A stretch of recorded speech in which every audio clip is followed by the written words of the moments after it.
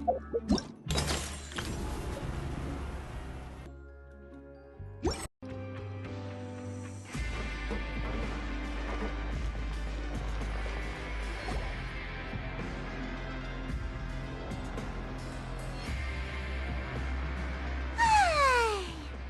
for a little rest after breakfast. This is the life. Wait a sec. Isn't something important supposed to happen today? Oh, today's our big day! We're supposed to leave the Fortress of Mirapede!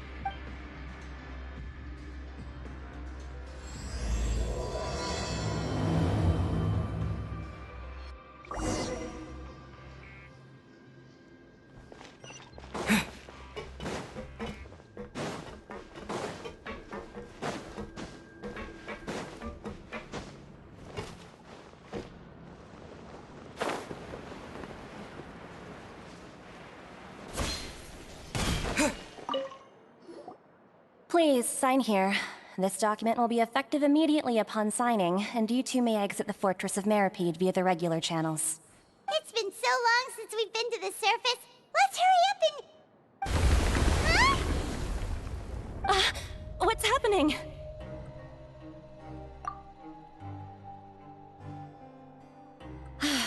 I'm fine, thanks. But I wonder what that tremor was just now. Let's go ask the Duke.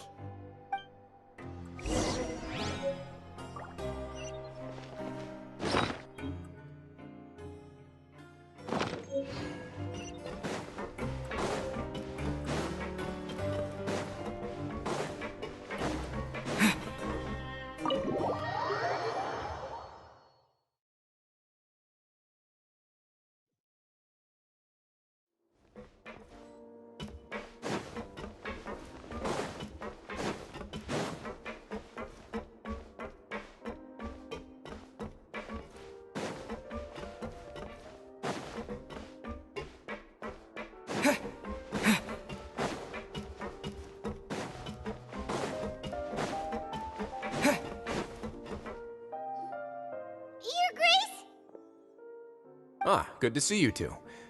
Is there something you wish to see me about? Yeah, what was with that earthquake just now? Ah, that. The tremor didn't originate from the seafloor. In fact, it seems it came from the surface. Over the years of serving as the warden here, I've developed a sense for distinguishing between what occurs on the surface and what occurs underwater. Besides, the seal that Monsieur Neuvillette set in place won't fail so easily. So the fortress is okay? If you recall our last incident, if there really were a problem, there would be crowds of inmates in a panic right now. Huh, you've got a point. Okay, seems we need to get back up to the surface and ask about what happened. By the way, do you know what day it is today? I believe today is this month's pipe cleaning day. Wait, seriously? Aha, yes.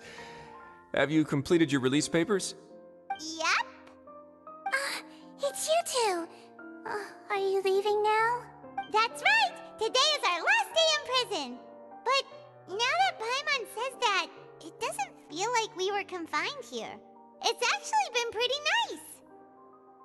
Oh yeah, Paimon feels fond of this place now. Then be sure to come back and visit. I'll miss you. If you've signed the release papers, then you're free to go. The guards will escort you out. You're not going to see us off? I knew you'd ask. All right, sure. Let's go. Well, you actually agreed. No worries, you must be busy. Paimon was just joking. Ah, so you do have a polite side, I see. After being down here for so long, I imagine you must feel like you're lacking companionship. Shall I come along too? Yeah, don't worry, we'll come back to see you. Paimon really likes the cafeteria here. The chefs sure do know how to make good grub. I hope you won't be here as convicts the next time I see you. We'll do our best to stay out of trouble. Well, it seems our work in the Fortress of Mirapede is finished. That's the end of another chapter in our journey. And since we should probably go report to him now. Next up, the Palais Mermonia. You're going to see Monsieur Nervillette? Please pass on our kind regards. I'm sure just your regards will do, no? I believe it would be the polite thing to do. You're right. I've heard the Palais has been terribly busy these days. Tell him that I hope he hasn't been overwhelmed by the recent string of troubles.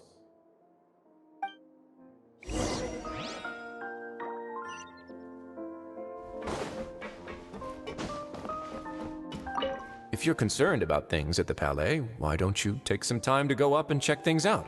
I believe you should still have some vacation time to spend. Thank you for being so understanding. It means a lot. It's been some time since I've gone to the surface. I must say that I've started to miss it a little.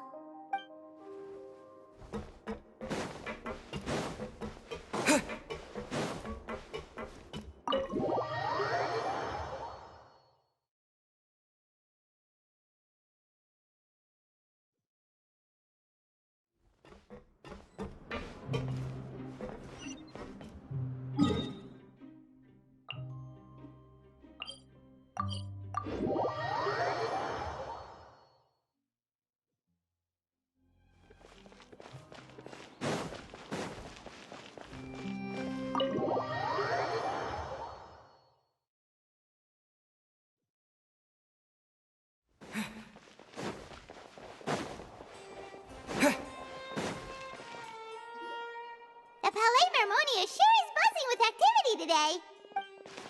Halt! Huh? Oh, it's you two. Apologies. Monsieur Nervillette did say you'd be welcome at any time. Excuse me, would you mind helping me take a look at this report? I'll be right there. Sorry, I've got my hands full here. You can see yourselves in. Everyone's so busy. Seems a lot has been happening.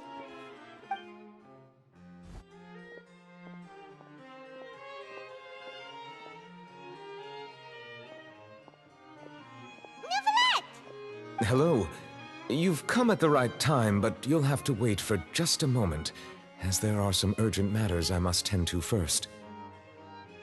In the meantime, please, have a seat. If you'd like to have something to drink, let the Melusine outside know.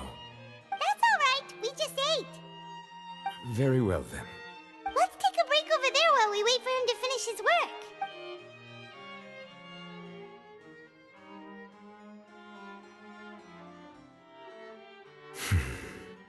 All right. That should wrap things up for now. Are you done with your work? Yes, sorry to keep you waiting. Today should be the day you were released from the Fortress of Meripede, and it appears that you've managed to complete all the release paperwork. That's right, and we came here to see you right away.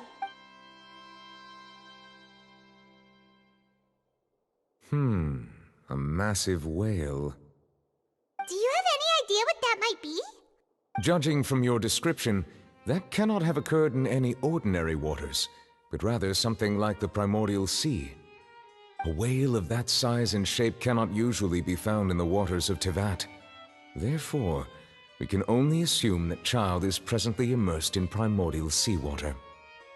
Immersed in primordial seawater? But how? And is he okay? Most people wouldn't be capable of entering in the first place. I'm not completely sure how he could have gotten there myself. Yes? What is it? Ah, right! Paimon felt it too! We asked the Duke and he said it wasn't from underwater, so we figured you might know something about it. It turns out that I have just received a report about this particular matter. In fact, that's exactly what I was busy with a moment ago. The source of the tremor was here on the surface near Poisson. After the shaking stopped, the water levels in the Poisson area rose at an alarming rate. The water levels rose? Oh no! What about all the people there? Fortunately, the water levels only rose for a short period of time, and have already returned to normal now. However, I still have a bad feeling about the whole phenomenon. If the change in water levels is connected with the leaking primordial seawater, then the situation in Poisson may be much worse than it appears. Navia should be in Poisson, right? We need to go check on her!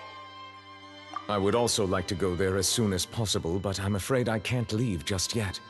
We must immediately formulate disaster prevention plans for the surrounding coastal areas to avoid potential catastrophes. I'll have to ask you two to go to Poisson first. I'll meet you there to check on the situation once I've finished things here. There's no time to lose! Let's get going! Please be careful.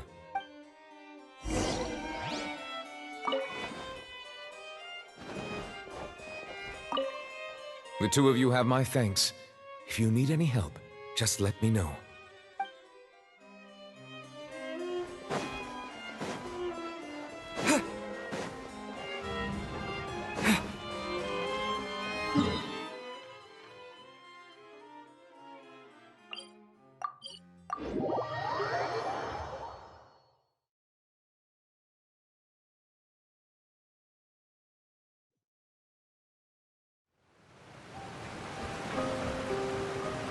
Oh no!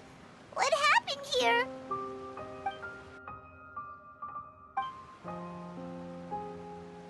Navia should be around here, right?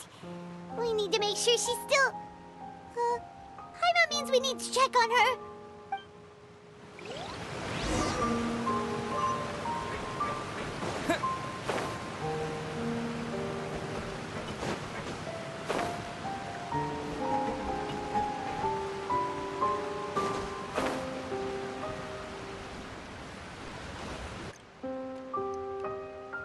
We haven't seen a single soul all the way here. Oh, this is getting scary. What will I ever do now? Look, there's someone on the roof over there. Just stay put! We're coming up! Watch your balance! All right, just hurry!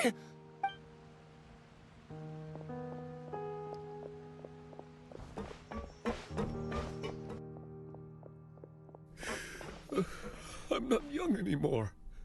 How will I survive on my own? My Desiree!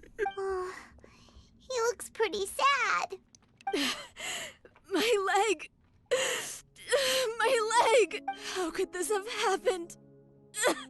It hurts! Just hang in there. Help is on the way. You can hold my hand if it makes you feel better.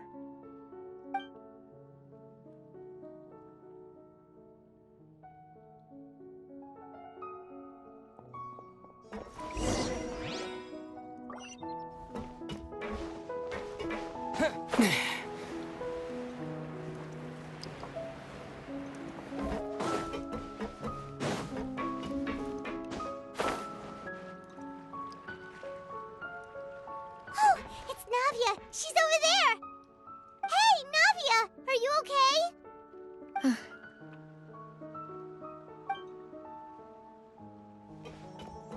You're here.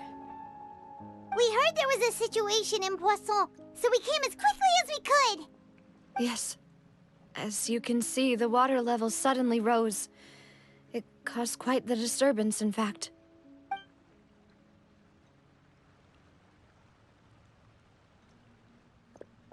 Demoiselle! There was a wounded resident next to a building southeast of here. We've already transported him to safety, but we've run out of medical supplies. He's wounded?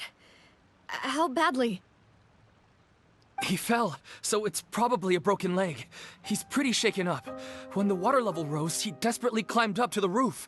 Once the water receded and he saw the ground, he became terrified and eventually... He jumped down then. Find the leader of Squad 1 and tell him to take the wounded resident to see a doctor. He should know where to go. Understood. I'll take over his search and rescue mission in the meantime. All right. You'll be in charge. I'm sorry. Where were we? The situation in Poisson? Ah, right. Allow me to explain. A little earlier, we suddenly heard a loud noise. At first, everyone thought that something might have exploded in the waterways. But before we knew it, water started pouring out from everywhere. The rushing water seemed a little odd, almost like the unique color of primordial seawater. Some people didn't realize the danger and thought it was just ordinary water, leaking from somewhere. Everyone on the street who happened to be close to the water didn't have a chance to escape. As those who realized what was happening started to flee in a panic, desperately trying to get to higher ground.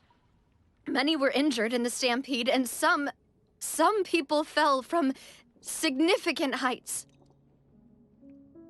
The Spina di Rosula initiated rescue operations as quickly as possible, but there have been a lot of casualties. Fortunately, the water began to recede after some time, and the chaos came to an end. The water that flooded the area contained primordial seawater, so the lower levels of Poisson are still hazardous. To ensure everyone's safety, I've asked the people there to leave as soon as possible. No one knows if this could happen again. All we can do for now is try our best to help evacuate the residents. We still haven't completed the head count, but we'll have some numbers soon. How awful. And all of this just came out of nowhere. It was quite frightening indeed. I only wish that everything that just happened was a bad dream. Is there any way we can help, Navia? Thank you for being so willing to help in a moment of crisis like this. You don't know how much it means to me. I really can't express how grateful I am. Don't say that, Navia. That's what friends are for.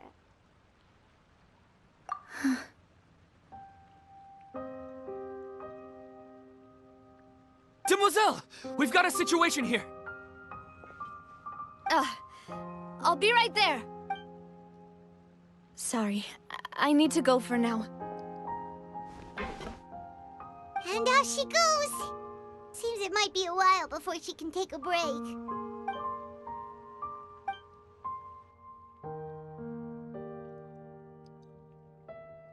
Okay, the wounded are being tended to, and we finished a preliminary head count.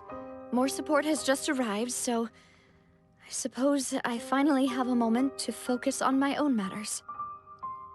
Of course, we should remain ready for anything, and continue doing our best to rescue others.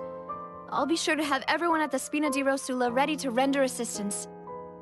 Traveler, Paimon, would you two accompany me to my father's grave for a moment? Huh? Right now? Thank you.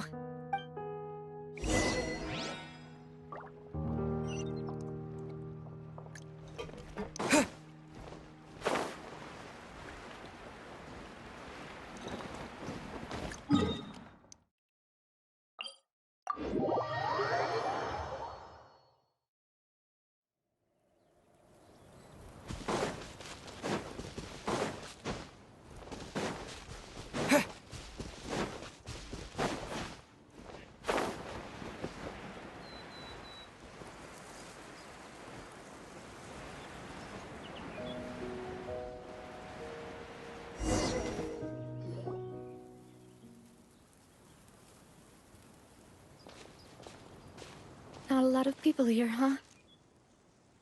Well, given the time of day and the whole situation in Poisson, Paimon doesn't think there'd be a ton of people here visiting graves. Right. That's how things are now. The living are so exhausted that they've no strength to spare any words for the dead. Navia?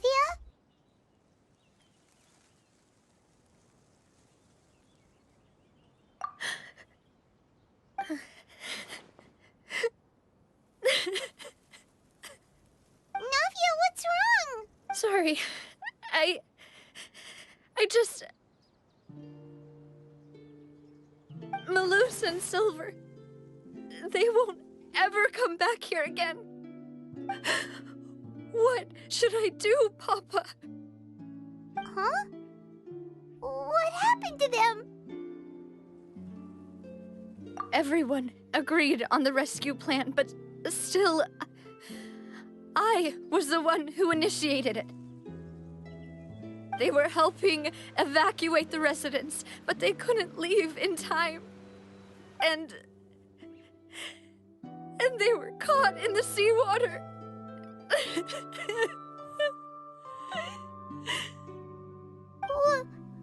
What should we do? I've known them for so long. And I know they weren't afraid. But I could at least hold a funeral for my father. And I know where he rests. But as for Malus and Silver, they're just gone. I just can't.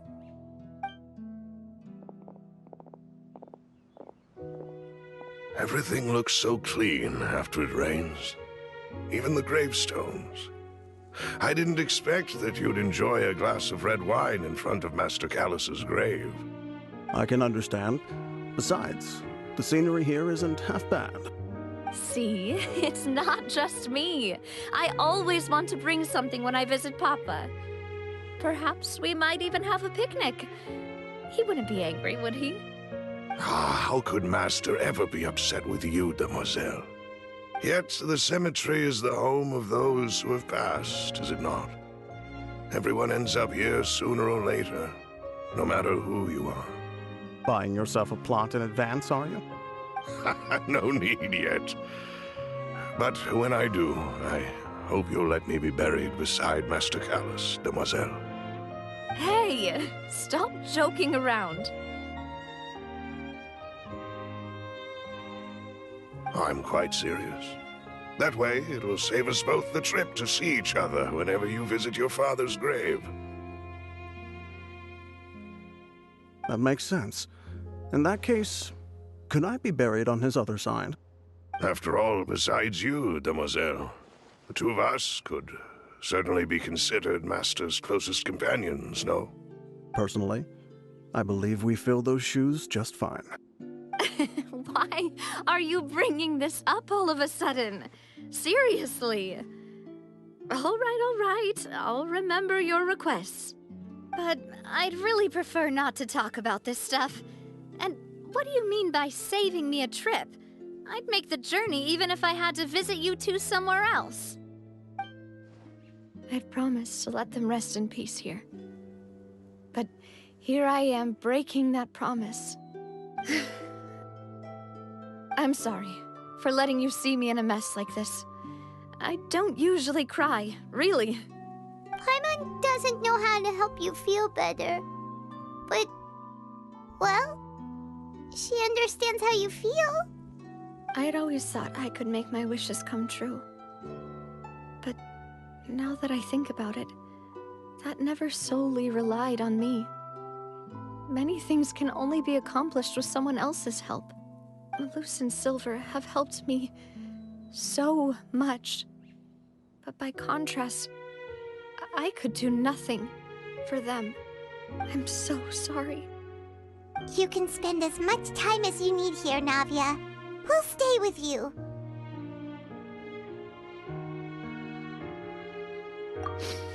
Thank you.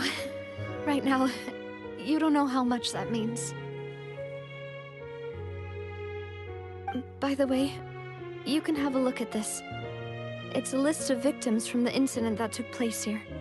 Obena, Khan, Burnett, Giverny, Francine, Karina, Daisy Ray, Joinville, Julianne, Esson, as well as Malus and Silver. So, everyone else is safe. But still... It's okay. I know what you're thinking. And you're right.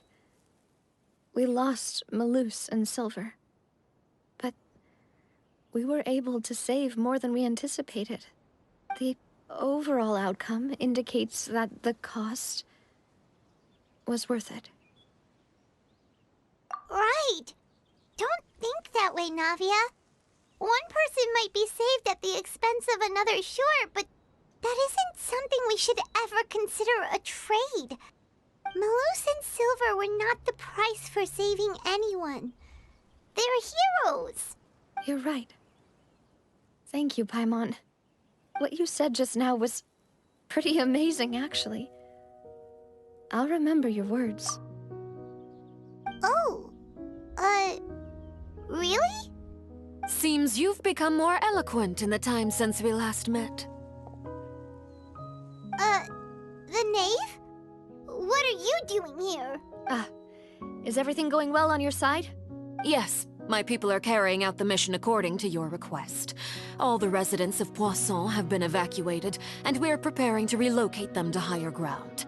As for these supplies, we have everything taken care of. There is no need to worry. Thank you very much. Wait, do you two know each other? We just met recently. Right, Miss Navia?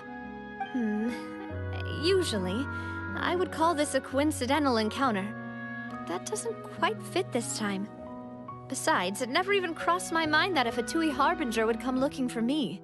Thanks to the Knave, Spina di Rosula received generous support from the Fatui, which allowed us to complete the rescue and evacuation work so quickly. Mutual aid is essential to fostering positive developments. We were already in the area, in any case, so it was nothing.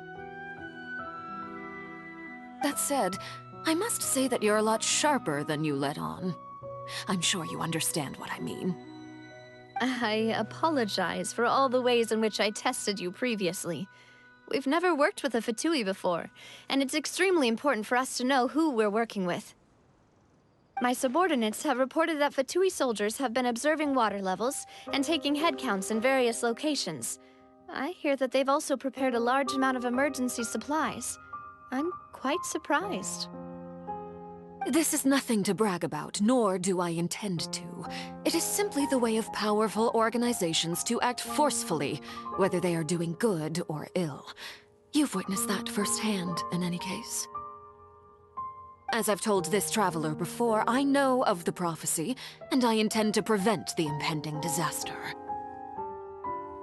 Lending your organization a hand was a natural first step in accomplishing that.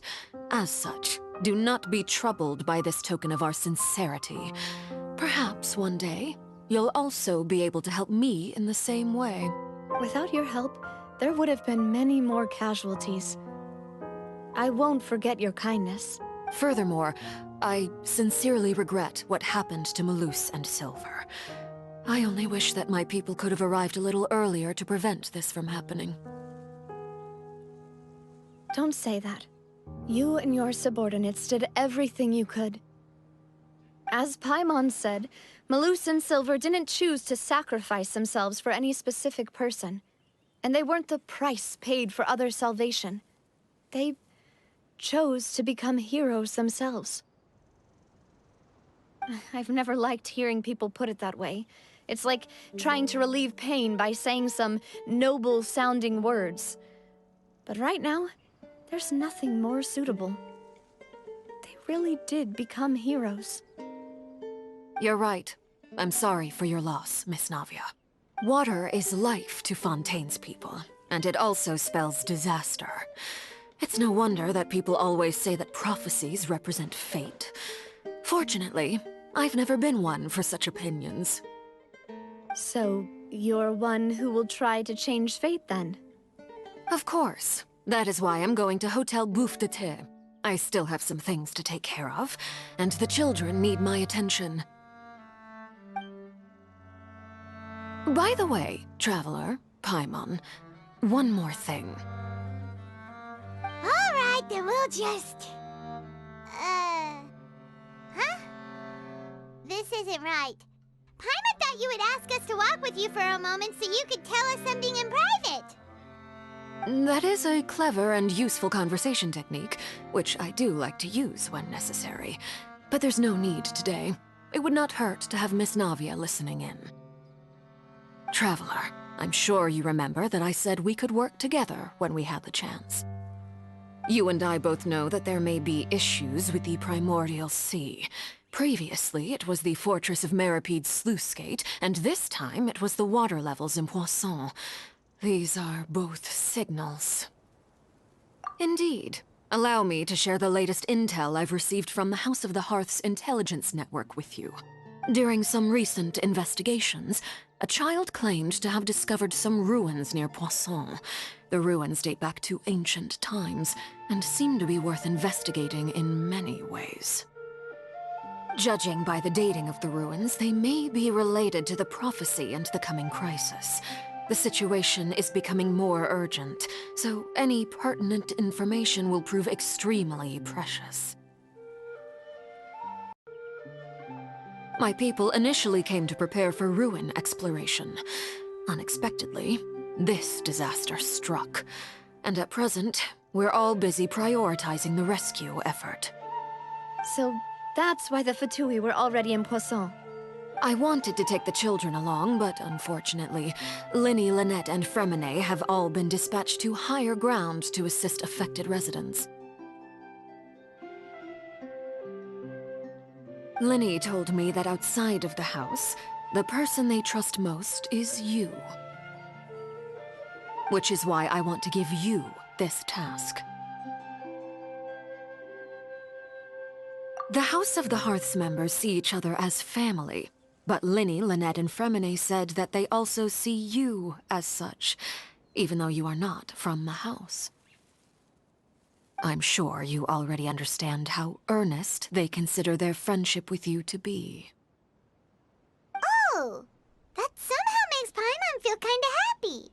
The intel I just shared about the ruins could fetch a high price.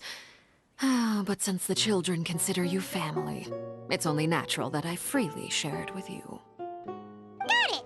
So all we gotta do is go to some ruins, right? We can handle that. Excuse me, but may I tag along? You wish to join, Miss Navia? But are you sure you're up to exploring some ruins? You need to rest.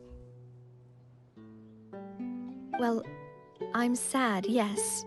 But I can't just go back and plop myself into a chair by the roadside and do nothing. There's no point in being depressed while we still have a disaster on our hands.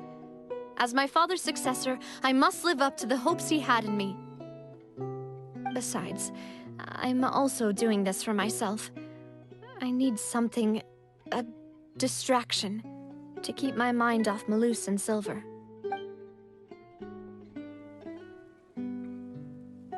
Since you put it that way, I have no objections. What do you say, traveler? All right. The ruins are to the south of Poisson. Here's the map. Okay, the three of us will handle it. Come on, let's pack up and get going.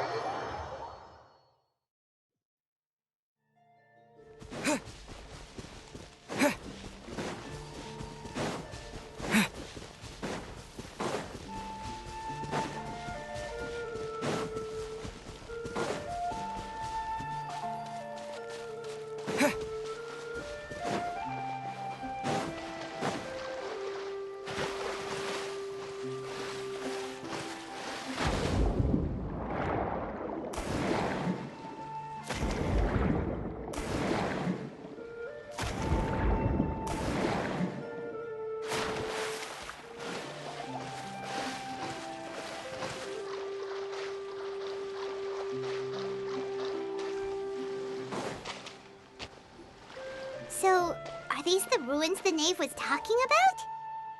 Whoa, talk about old. They seem to be pretty ancient, all right. Let's go in and have a look. Just be careful.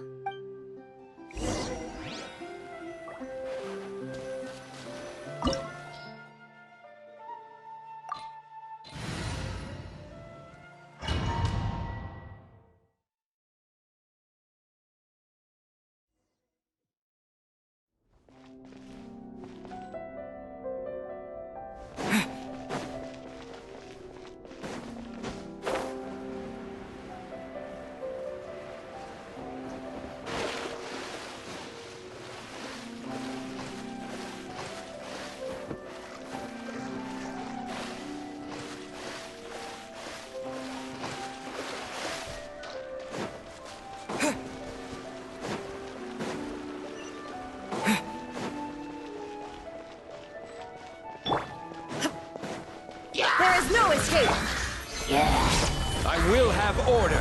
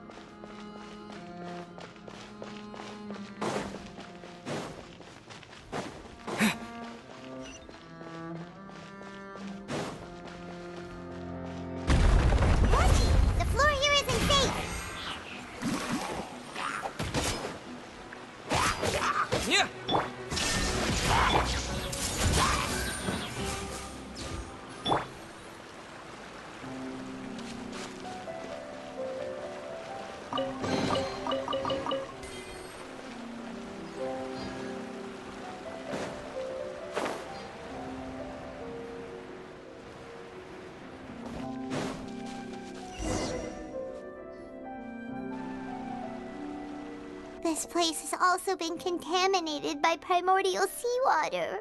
Yeah. And a lot of it, too. A Fontainian would most likely dissolve the moment they fell in. Right! You can't go down if there's primordial seawater. It's too dangerous, and it won't be any help for you to just stay here.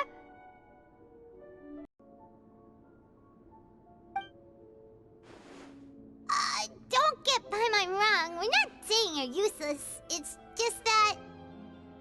No, you're right. I can't do anything in this situation. I'll leave this to you.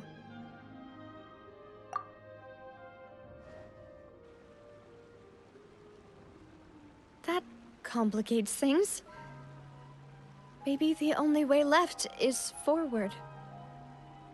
In that case, do you want to wait for us here? The water levels here are unstable, and there's a chance the water will rise. So staying here wouldn't be safe either. I'll go together with you. Perhaps we'll find the exit just up ahead. All right. Come with us for now then, but please be careful.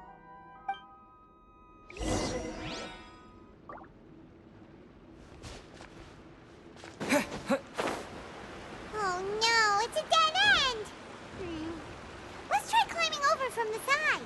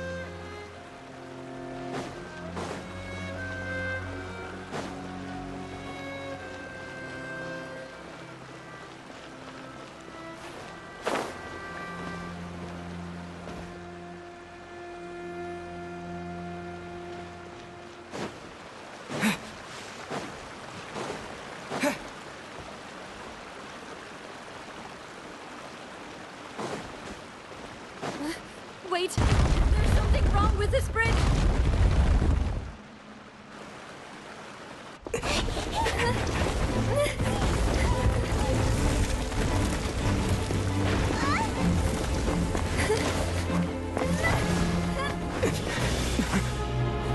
Novia!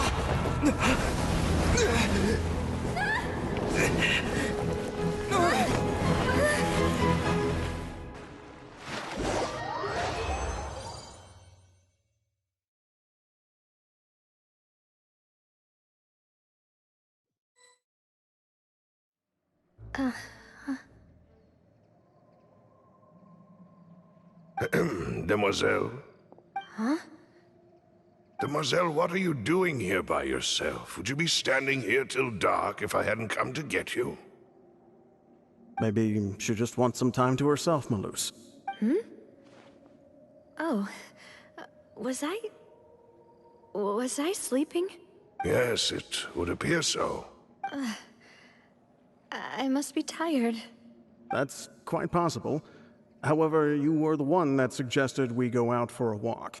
Oh, right. I nearly forgot.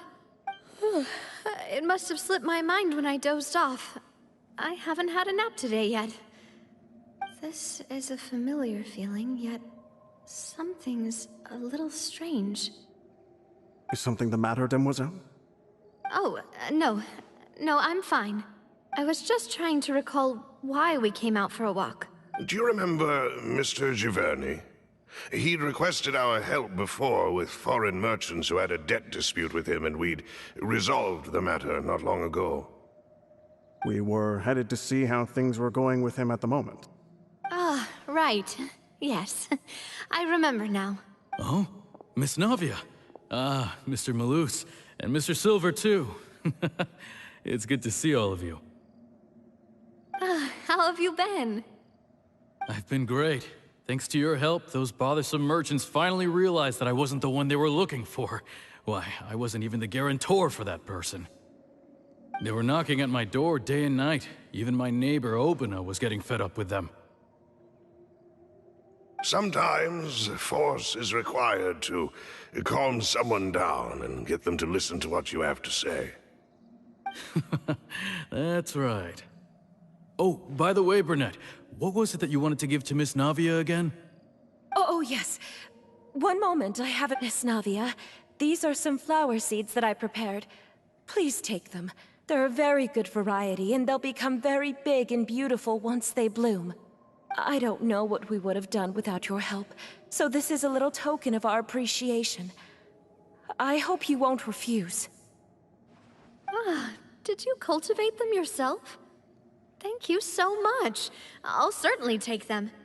Malus, we do still have some empty flower pots at home, right? Why, we can have as many pots as you'd like, Demoiselle. Perfect. In that case, we'll swap out some of the decorative plants for some of Mrs. Burnett's flowers. Very well. Wait. Something seems to be off here. Excuse me, madam. If I'm not mistaken, your name is Burnett, correct? That's right. Is something wrong? No, it's nothing. This is the first time we've ever met, but your name seemed familiar to me. I must have heard it when I was discussing things with your husband previously. I've heard this name before. Sometime recently, I'm sure of it. And why are there so few people around here? We must mind the time, Demoiselle. We still have important things to attend to today. Huh? We do? Well, now, did you forget? Miss Navia, here you are. I've been looking for you. Please, come to the Opera House. Your trial is about to begin. My trial? Wait, why would I need to go to the Opera House? Yes, she's right, Demoiselle. It's just about time now, so we should get going. Oh? All right then.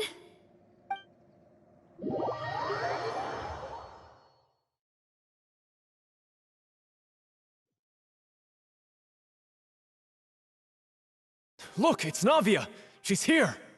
And her two attendants are with her! Goodness, everyone's finally here. There sure are a lot of people here to see the trial. And they all seem to be oddly excited about something. Karina, Desiree, Joyville, Jolien, Essen. Why are so many people here? And why do I have no recollection of this case? And as for the judge... huh? Where's Monsieur Neuvillette? Please sit in the defendant's seat. Don't worry, Silver and I shall accompany you. All right. But are you sure you can stand behind me? Typically, it wouldn't be allowed, but today is an exception.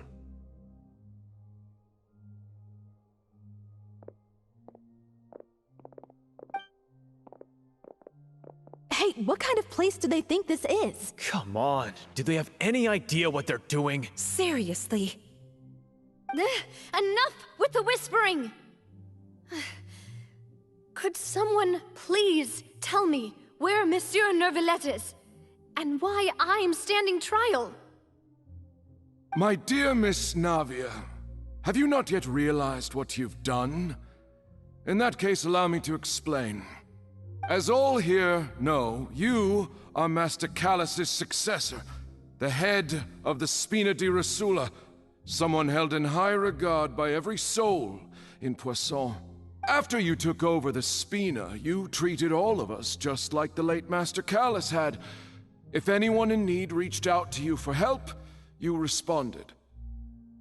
Not only you, but your butler, your subordinates, nearly everyone in the Spina di Rosula fought for the well-being of those in Poisson. Wait a moment. Aren't you just proving that I'm a good person? Yes, correct. Absolutely right. And that is why you stand accused. You have helped so many people get through so many difficulties. You are one with us. We are inseparable. We are one big family, all of us who are from Poisson, inextricably linked. And with you being so important, we couldn't possibly do without you. Therefore, this fair and honorable court shall declare you guilty, and you shall stay here. You will be together with us forever. Huh? What are you saying? Everything you have said is correct. I have indeed done a lot for my hometown, and I would be willing to be with you all, but what is the purpose of having me stand here like this? Ah, well, if that's what you think, then I have no further comments. How wonderful, Miss Navia! I know all these people. Why are they laughing? I seem to remember now. Yes, I get it. This trial is... Wait just a moment. This isn't right! Malus? What was that, Mr. Malus? Our conclusion is very clear and unanimous. Let the court judge her now. She's guilty! Stay here, Navia! You're one of us! Demoiselle, don't admit guilt. This trial means to keep you here forever. I wish to exercise my right to defend Our Lady. Mr. Joinville, you only know of Navia's goodness, but nothing of her utterly independent mind. She was born a free and independent spirit. She has never been tied down by anything. Indeed, even the death of Master Callus couldn't stop her. Her actions cannot serve as proof that she identifies herself as part of any group.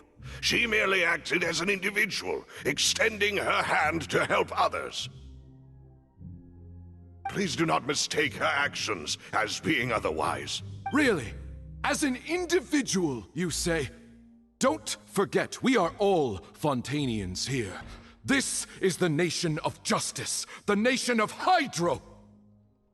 Even if Miss Navia only voluntarily rendered her assistance, that doesn't change the fact that her beautiful soul must return to everyone.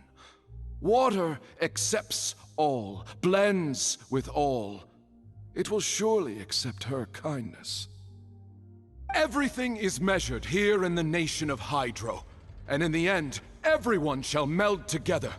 Thus, when a unanimous opinion emerges, that opinion represents justice. Now I speak for everyone. Our opinion is consistent. Navia should stay. We and Navia are one. And you would call this justice? Preposterous. You are merely jealous that Demoiselle still has a chance to exist as an individual. Have you forgotten how much you all once longed to become individuals, to become independent? Do you mean to defy our justice? If your justice is flawed, then why should we acknowledge it? As you said, we can also have our own justice. Silver and I shall defend Demoiselle. And that is how we will enforce justice. Ugh, my head. Demoiselle. Silver, it hurts. My head is spinning. All I can see is stars swirling in front of me. I remember now. Everything that seemed odd from the very beginning. Karina, Desiree, Joyville, Jolien, Essen, and Mr. Giverny and Mrs. Burnett, who we met earlier. Even Malus and Silver. I don't want to admit it, but they're all dead. Don't be afraid, and don't admit guilt. We will protect you to the very end. Absurd! Who are you to say that she cannot be judged? We are the majority, and in the nation of trials, the majority is absolute justice. We are the will of all. Don't let them escape! We shall keep Navia here with us! Mr. Malus and Mr. Silver, must you be so stubborn? How could the two of you possibly hope to stand against the collective? Do not resist. This judgment is fair and just. Navia belongs to us. After all that happened, she should not be left alone in Poisson. What are you saying? No more excuses. He says we're jealous. Jealous? How could she possibly be an independent individual? What's with these people? Who's jealous of her? She belongs to us! Miss Navia, she... Silence! That's...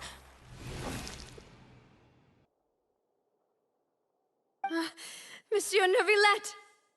Such commotion is prohibited in the court. The accusations you just presented are nonsense and cannot constitute a proper trial. The court will adjourn for the rest of the day. In this, I shall hear no objections from any unauthorized party.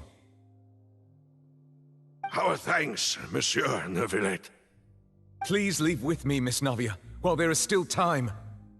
But... Go on now, Demoiselle. This is your only chance to leave this place. What, can't bear to leave us behind or something? Malus. My apologies. I couldn't resist making one little joke once I realized that this shall be our last goodbye. Malus... Silver... Quickly! You must come now! Goodbye. Farewell.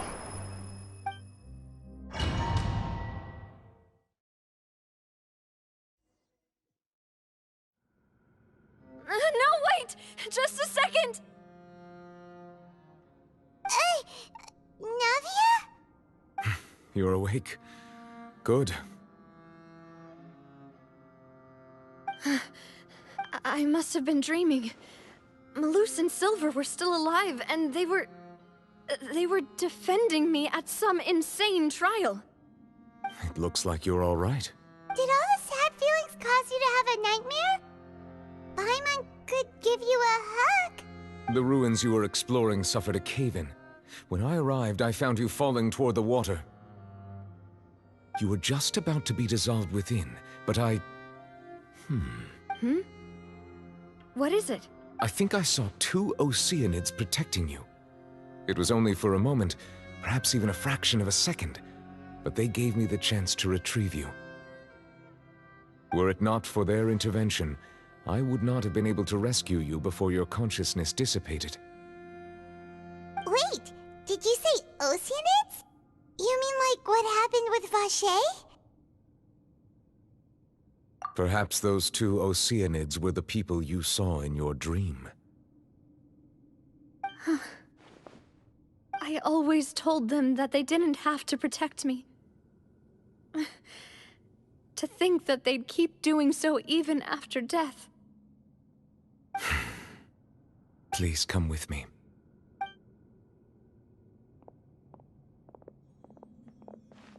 Neverlet, are you okay? Hmm? Oh, I am quite all right. Perhaps there's something we could chat about? Why do you look so stiff all of a sudden? Oh, Paimon knows. You're the type who feels awkward when there's nothing to talk about, right? I merely thought that we should give Navia some time to herself. Huh? Why didn't you just say so then? Don't you think it's even more awkward to call us over like this and then have nothing to talk about? I suppose so. Ah, Sigewinne. I hope all is well with her these days. Her work in the Fortress of Meropide has not been too much for her, has it? No way, don't worry. She's doing fine down there. She's an amazing head nurse. I see. Well, that is good. I have always worried that Sigewinne would need a lot of time to understand the world of humanity, just as I have. Oh, and the Duke also says hi. Even though Sigewinne made him do that. He hopes that you haven't been overwhelmed by all that's happened lately. Thank you. I have indeed been busy lately, and I also hope that everything is going well in the Fortress of Meropide. He still doesn't know what to talk about. Let's chat about something else then. So, Neverlet, you're probably quite the swimmer, huh? Yes, of course. This isn't going anywhere. Let's try something else. How did you find these ruins? Did the knave tell you?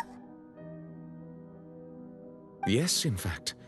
I had arranged to meet you in Poisson, but when I arrived, I discovered that the Fatui were helping the residents evacuate. They had even transported a large quantity of supplies to the area. Amid my astonishment, I ran into the knave, and we had a chat. She informed me that she had asked you to investigate the ancient ruins here. Yeah, we originally planned to meet up with you, but we thought you might still be busy with all those official documents. We didn't think exploring the ruins would take very long, and who would have thought you'd wrap things up so quickly?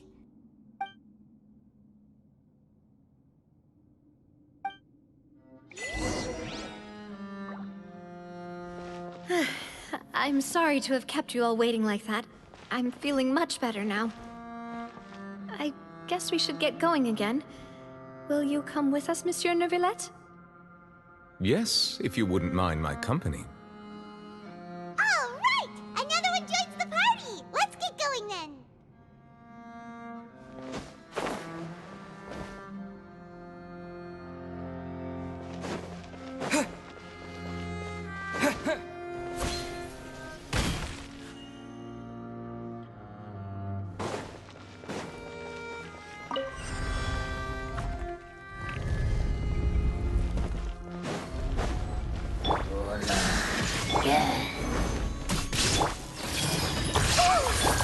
Order guide you.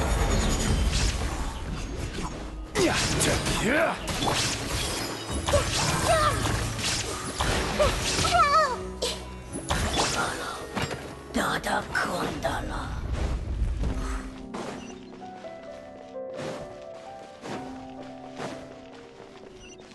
Oh no, another unstable path. Watch your step.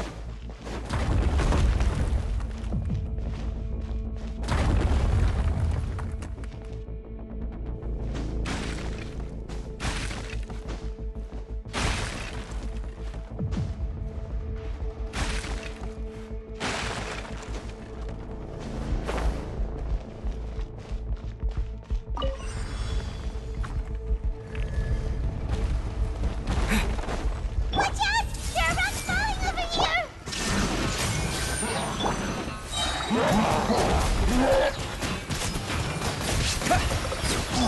Everyone hold hands! Illusion shattered!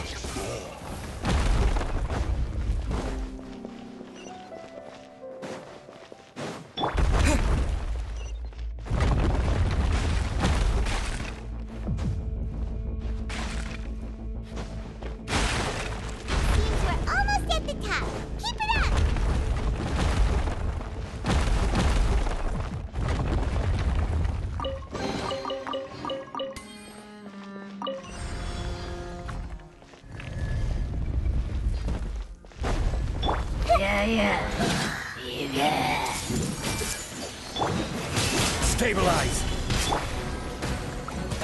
Water jet! Shine down! Wipe out!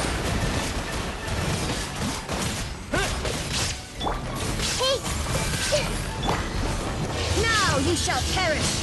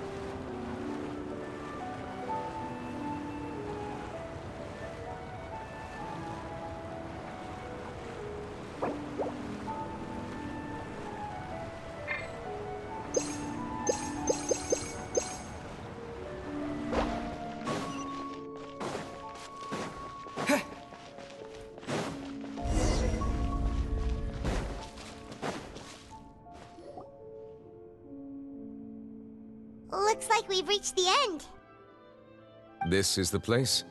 There should not be any other hidden spaces in the vicinity. The path sure had some twists and turns, but it turns out that this place isn't actually that big.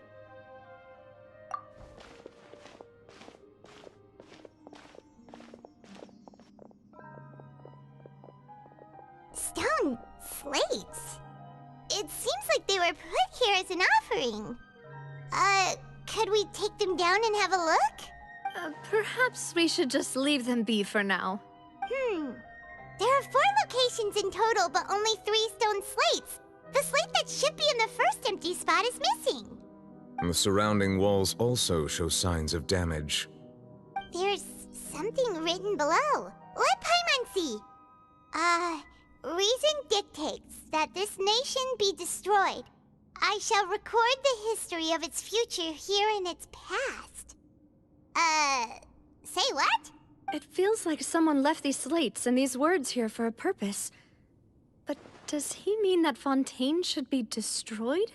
That would fit the circumstances dictated by the prophecy, yes. Indeed, the slate's contents correspond to it.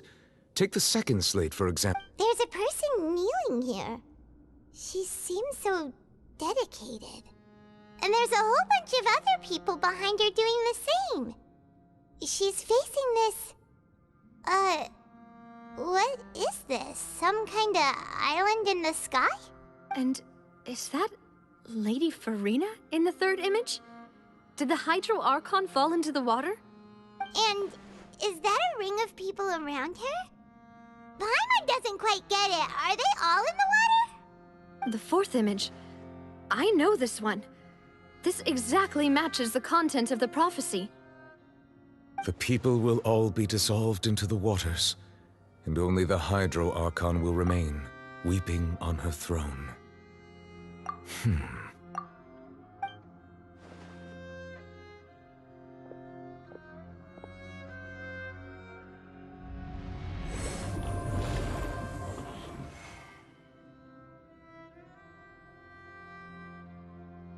More information should be hidden in these slates, but I fear I cannot easily uncover it, most likely due to us missing the first slate. I am very sorry. Don't blame yourself, Monsieur Neuvillette. Deciphering ancient stone slates isn't one of your duties. Ooh, Paimon's getting the chills just looking at these slates. This says that it's the history of the future, right? That means the prophecy's sure to come true. I really hope it doesn't mean that.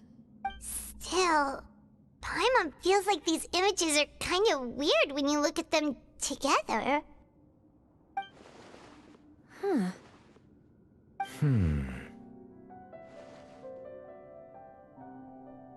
That's right! If the images are in chronological order, shouldn't the fourth, the waters drowning Fontaine, come before the third, where the Hydro Archon herself falls into the water? And yet the order is reversed here.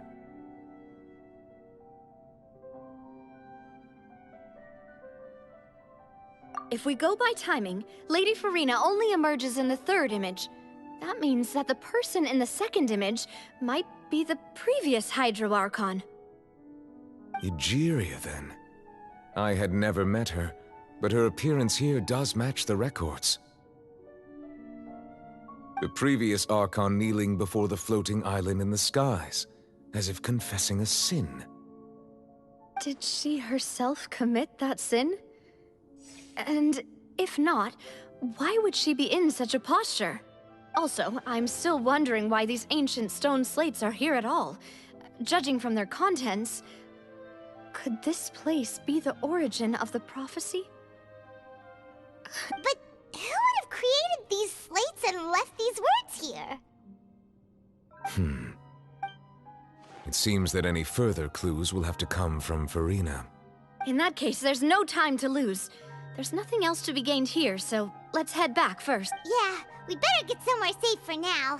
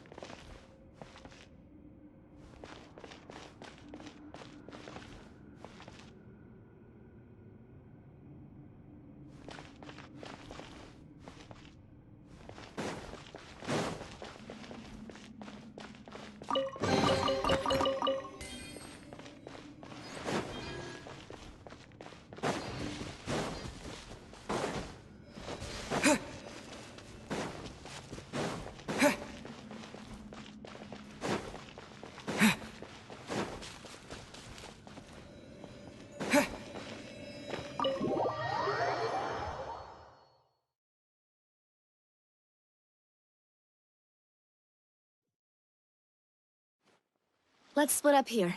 I'm going to check on what's happening with the Spina. You know how it is. There's some things you just need to be there for yourself.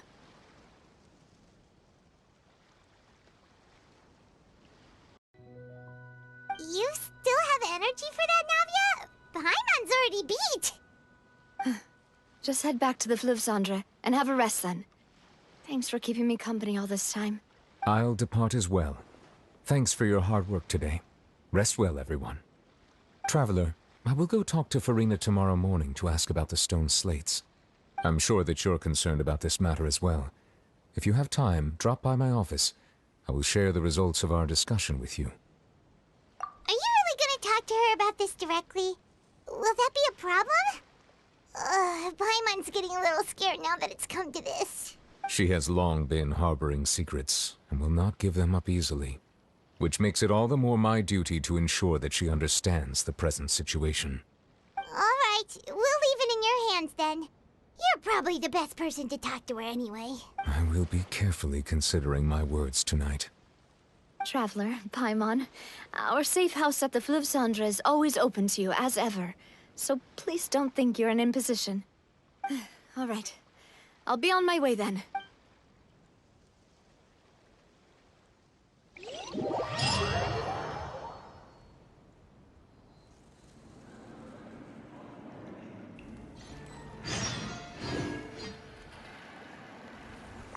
We're finally back! Welcome back. We've got a special menu prepared for you two tonight.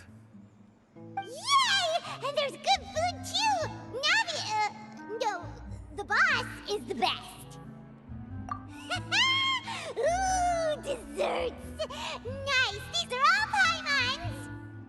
Paimon's already starting to forget what happened today.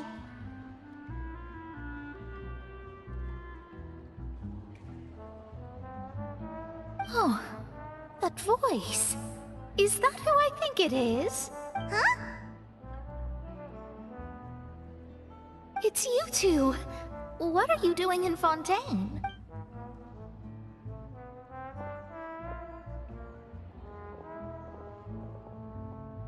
Mona?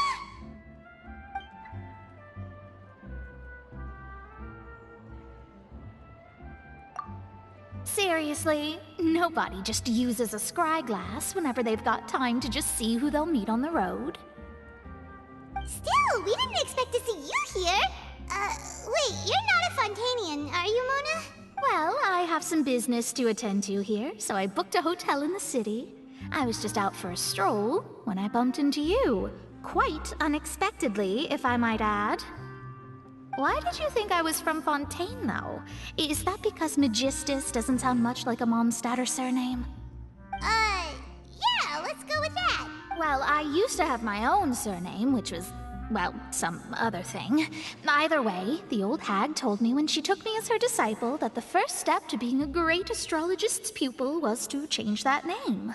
There was nothing for it, really. She really is amazing at astrology, so I changed my name to what it is now according to her wishes.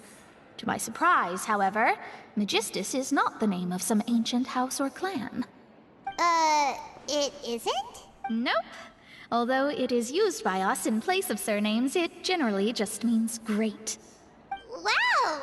Imagine including a boast in your name. Wait, are you gonna have to put that into your genealogy as well? I reckon so. In any case, I'd give my disciple a name like this as well, if I were to take one. Astromancer Barbeloth Trismegistus. Whoa, that's a long one. Does it also mean great or something? My name means Mona the Great Astrologist.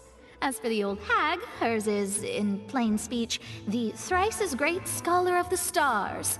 Just take it as a title specific to astrologists. Thrice as great? That's so petty. I know, right? That's just how she is. She used to call herself Magistus, actually, but when she took me in, she changed her name to Trismegistus. Talk about excessive. Magistus is thus the calling card of our school, so to speak, which makes it about the same as a surname. It's all right if you don't get it. You can look into it further should you need to study astrology more deeply. That sounds terrible! But anyway, you're not Fontainian, are you, Mona? You're from Mondstadt, right? Well, I was born in Mondstadt, yes. My parents migrated to Dornman Port, and I traveled with the old hag for a while, after which I settled down in Mondstadt City. Oh, that's a good thing then. At least we know you won't be dissolved by Fontaine's waters. Speaking of that, I'm sure you're aware that a bunch of things have happened here in Fontaine, right? I know you're not a local, but I'd avoid getting too close to any water that looks strange all the same. There's something ominous about it. Well, the water, I mean. That was the main reason, yes. Just a while back, the Steambird invited me to take part in a panel and speak about the circulation of the prophecy as an astrologist. The invitation was sent quite early on. I don't think anyone expected Fontaine to be in this much trouble. What do you make of that prophecy, Mona? Just tell us what you think as an astrologist. Your word would go a long way to make things more certain and less scary. What I can tell you is that I'm an astrologist, and that this prophecy concerns the fate of Fontaine, even that of all Tevat. Ascertaining this is akin to reading the fortune of the whole world. I'm afraid that this is not something that just anyone can do. If I could do it, you would no longer call me an astrologist, but a visionary. But on the flip side, the prophecy is so huge and powerful that it must surely come from a powerful visionary. Its contents involve the fate of the world. Disregarding it would be a mistake. A visionary? Sounds really powerful and all, but does such a person really exist? Of course. The old hag could do it, and I'd bet there are others amongst those Hexenzirkel colleagues of hers who could do something similar. Are you sure? All right, I'll help you. It isn't often that I see you with such a serious look on your face. I'll tell you once I hear back from her. Thanks, Mona. You're amazing as always. Oh, well, this is something only I can do after all. So yes, your praises are quite welcome. That's the greatest of astrologists for you! Of all the people we know, That's the spirit. Oh, sorry. I came to see what all the commotion was about. If there's anything you need, do not hesitate to inform the Spina di Rosula. Oh, whoops. Guess we were getting a little too carried away there. Well, I'll go tend to my own business now. If I receive any news, I'll be sure to come find you two again. And there she goes, quick as rushing water. And here we are with the Spina guy giving us suspicious looks. If Paimon hadn't spoken for you, it'd be you getting all the weird looks. The things Paimon does for you. That's more like it.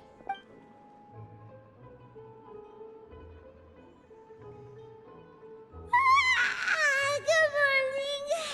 To be honest, Paimon's still feeling kind of sleepy. But it's time to get up, Traveler. We agreed to go see Neuvillette, so let's pack it up and get going.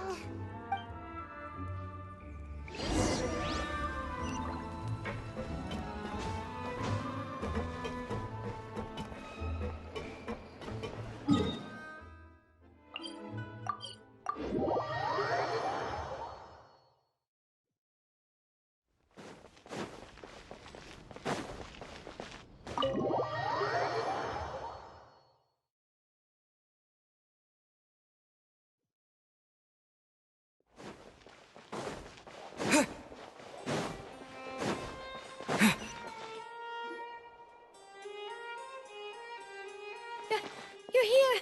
Finally! Is something wrong? Monsieur Neuvillette and Lady Farina, they seem to have gotten into a dispute. Please go see for yourself.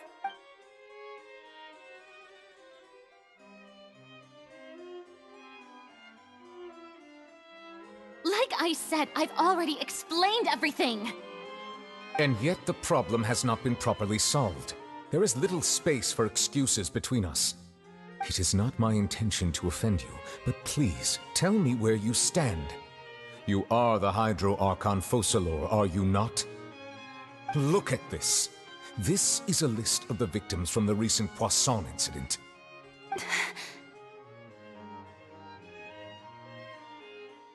You mean... they're all... We did not arrive in time to avert this disaster, and I will not have it happen again. I will say this once more. You must tell me everything you know. Yesterday, I found 3 stone slates in some ancient ruins near Poisson. Do you know anything about those? Seriously? You're questioning me like this is a court case now. I don't know anything about that. But you found them in some ancient ruins, you say? That's correct, which is why I came to ask you some questions. There should have been 4 slates, but one of them was missing. The other 3 featured different images that seemed to correlate to the prophecy. The prophecy? The second of these slates depicts the previous Hydro Archon Egeria kneeling before a floating island in the sky, as if confessing something. Do you know nothing of this either? I don't. I've never seen such slates. I'll ask you again. Do you really have no information regarding the previous Archon? My deciphering of the slates indicates that the Hydro Archon Egeria once had to confess to, or apologize for, a certain sin. If anyone would know about it, it should be you. All gods don't have the same secrets, you know. She was herself and I'm me. Is it really so strange that I know nothing? I understand your concerns, but I'm sorry. I just don't have anything to tell you. Forgive me for saying this now, Lady Farina, but I have long known of your various secret investigations into certain matters. There are several indications that you have been investigating the prophecy on the sly. This is not strange in itself, considering that you are the Hydro Archon. But it is strange that you should also claim to not know any of Egeria's secrets, as well as do nothing following your inquiries. You have never been as superficial as you have presented yourself to be, nor are you a fool. And yet, your behavior is very inconsistent.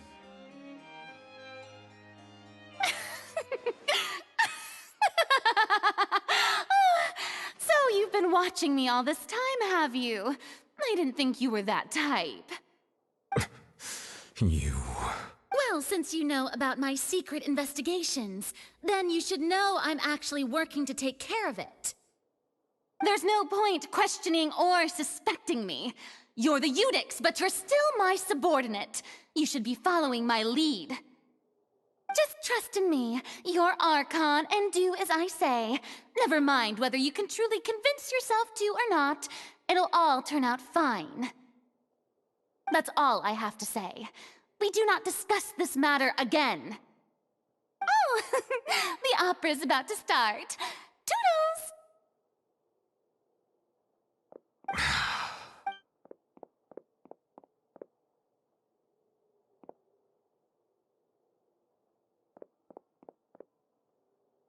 Did Farina not notice us standing by the door? Wonder what's up with her. She was smiling. Huh. She didn't seem in the mood to care if we were listening in or not. I assume you've been outside for a while now? Oh! You noticed! Seems Farina didn't even realize we were here. She was in a great panic, though I cannot discern the reason. Our discussion reached impasses time and again, a state of affairs that we cannot allow to continue. Still, I do not understand. Dialogue is the basis for understanding, so why did she keep refusing to engage? Everyone in her inner circle has noticed that she is hiding some secret. The issue is her attitude. I fear that she will not reveal anything unless absolutely forced to. We may have to create a situation in which she will have no choice but to speak. Oh? Normally, people will only reveal the truth when standing trial. Perhaps we must have the Hydro Archon experience just such a scenario. But Farina's seen so many trials, and she's really good at dodging questions. How do we make sure that she won't just slip away at the first chance she gets? We will need to consider this thoroughly, join forces with various parties, and then do what we can. If at all possible, I would prefer to recuse myself from this affair, but we must prevent the prophecy from coming to pass. This may be cruel to her, but all Fontaine is in crisis. The information a god possesses is too precious, and so we must take a chance on this. But who will lend us their aid to do such a thing?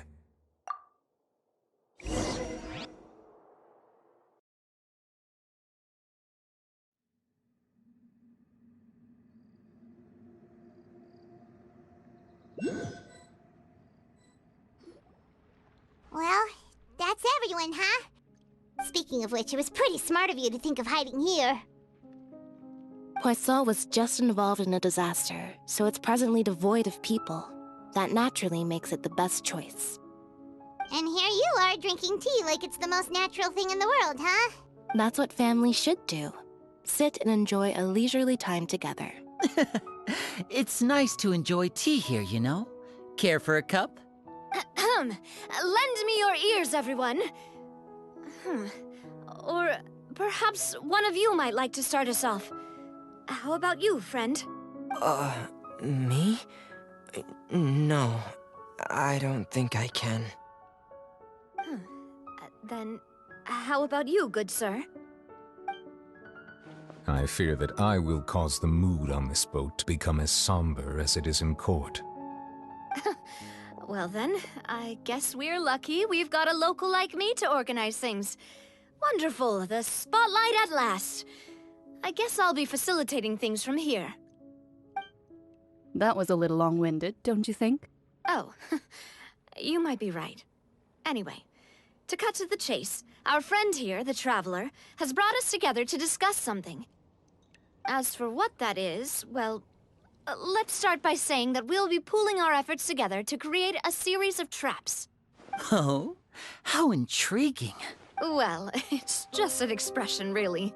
One that I just learned from Chlorand, and used on the spot. So, let's invite her to explain in detail. A round of applause, please. Huh? Didn't you say that you would be facilitating this? Oh, come now. Your work doesn't involve much public speaking, right? This is a good chance to practice. You might even pick up some fancy oratory tricks to impress your boss with in the future. I see. And what does my boss say? He is glad that you consider him your boss. Do go on.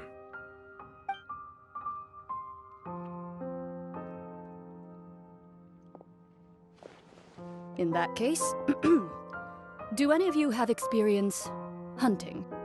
Not that I recall. Fremine and I once used a wooden stick in a basket to catch wild rabbits when we were younger. As for Lynette, oh, right. You were sick that day, weren't you? I've also gone diving to catch some fish before. Does that count? I'm afraid not. You may or may not have heard, but Fontaine once played host to a group known as the Marechaussee Hunters.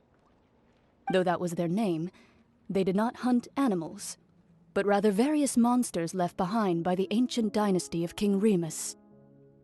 Today, Fontaine's monster population has already thinned greatly, so the hunters have blended back into society, taking up arms in other lines of work. They even left a unique methodology of hunting in their wake. A trap comprises of the following components: bait, a trigger, and a containment device. Sometimes a lethal implement will also be necessary to deal with the prey. So, if we were to build a trap together, right now, what would you choose to build it with? For me, I would prefer something basket-shaped. Pigeons and rabbits will see the bait and naturally enter the snare. Our line of work requires a deft hand, and we're some of the best in the industry, so you can count on our techniques. You used some of those techniques while moving the people of Poisson, didn't you? My subordinates mentioned that you even performed some magic for the bawling children. Yes, and I even managed to gather some intelligence in the meantime. I'm quite the multitasker if I do say so myself. I'm afraid I can't claim that as my strong suit. I prefer more stable methods, like placing bait in the water and waiting for the fish to come within reach. That's the kind of method I would count on. Calm and steady. Exactly the kind of person who would catch loads of fish. And I can be their assistant. With discretion, I'm sure. I'd probably use some sort of mechanical animal. Papa once bought me some small clockwork squirrels, mice, and such. When placed in the forest, they can attract others of their kind. I remember that you liked those too, didn't you? I did. And that would be a good way to go about it. If they're realistic enough, animals of the same kind will follow them all the way to the trap. What about you, Monsieur Neuvillette? I fear I do not have any related experience. That makes sense. You usually solve problems directly, without the use of any such tricks. But I do have one more question for you, Monsieur. If we were to create a trap now, how would you design it? I would like for it to be effective, but bring no harm to the prey. A more gentle trap would be ideal. Kind, as always. However, our intention doesn't necessarily change the containment device and the type of implement we need. If we wanted to kill the prey in one strike, we would need a powerful implement. However, that also goes for prey that must be captured and safely contained. Wait, why's that?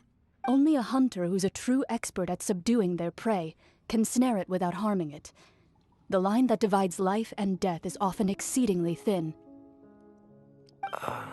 So are we going hunting together? We hadn't thought of seeing ourselves as hunters. It kinda works, but maybe it's still not the best metaphor.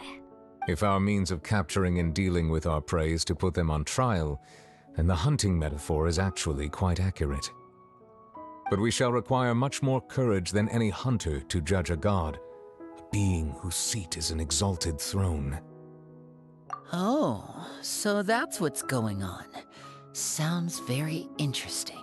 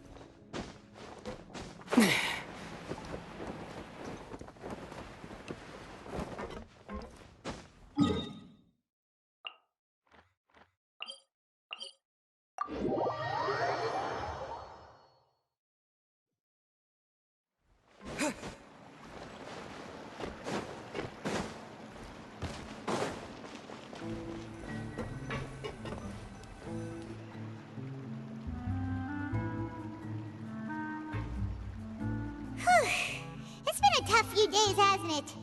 So much has been happening. Paimon didn't think the meetings would go on for so long, but everyone seemed pretty fired up, huh? Paimon thought they'd be at least a little frightened. Well, Fremine was, now that Paimon thinks about it, but everyone else just looked a little surprised. Well, it's hard to say. Paimon doesn't have any experience with this sort of thing. But with you around, Paimon sure will do great. After all, you're the most reliable person in the world, aren't you? Did you just pour some tea? Paimon didn't notice you doing that at all. Then what's that? Paimon's never seen that cup before. Don't be frightened. I'm just joining you two for tea. I merely refrained from saying anything till now. Who's that voice? But there's no one here. Ah, have you forgotten me already? Wait, you are familiar. You're the voice we heard from the sky in Sumeru. The voice from the sky, I fear that description is wrong. Though, not completely wrong. You're feeling lost now, just as you were feeling previously. I sensed that confusion and thus came to you. Guiding people is an irresistible hobby of mine, after all. Consider me a passerby, just accepting a commission from my friend's disciple on a whim.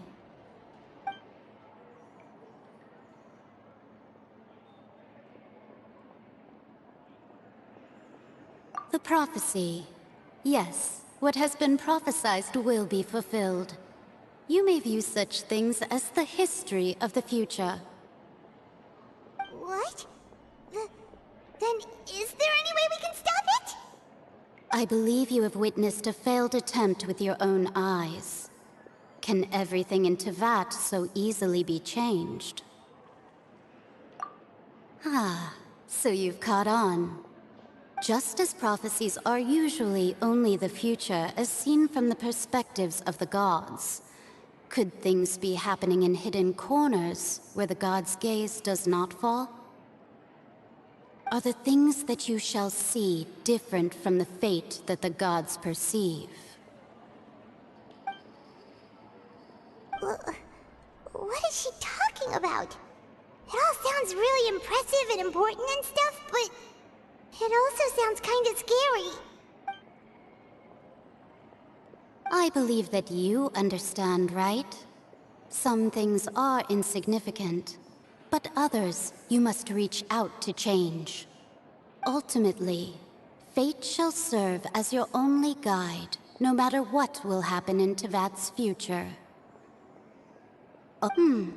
This was good tea, by the way. Thank you for your hospitality. Well, that'll be all for today. The voice. It's gone.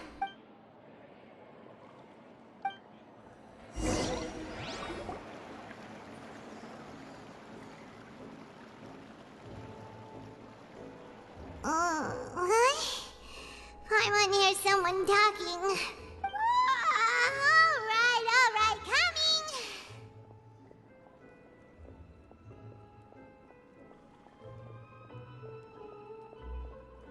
Hey, it's you who's getting lazy, okay? Well, I see I've walked in on some lively banter. Mona! Fine, just fine. I went to take part in that Steambird panel. It turned out to be more interesting than I... Not all Fontainians are pessimistic about this. One journalist mentioned that sitting around and waiting for the end to come would be wrong, and that they should make their own rescue preparations. I agreed, so we had a brief chat with her. Did she have pink hair by any chance? Why, yes! It was Charlotte. You remember her, right? That daredevil journalist? I'm in full support of her view. Prophecies are very important, but how can people allow their lives to be commandeered by just a few words? That's right! Paimon's glad to hear something sensible for once. Ah, yes. About what we had discussed before.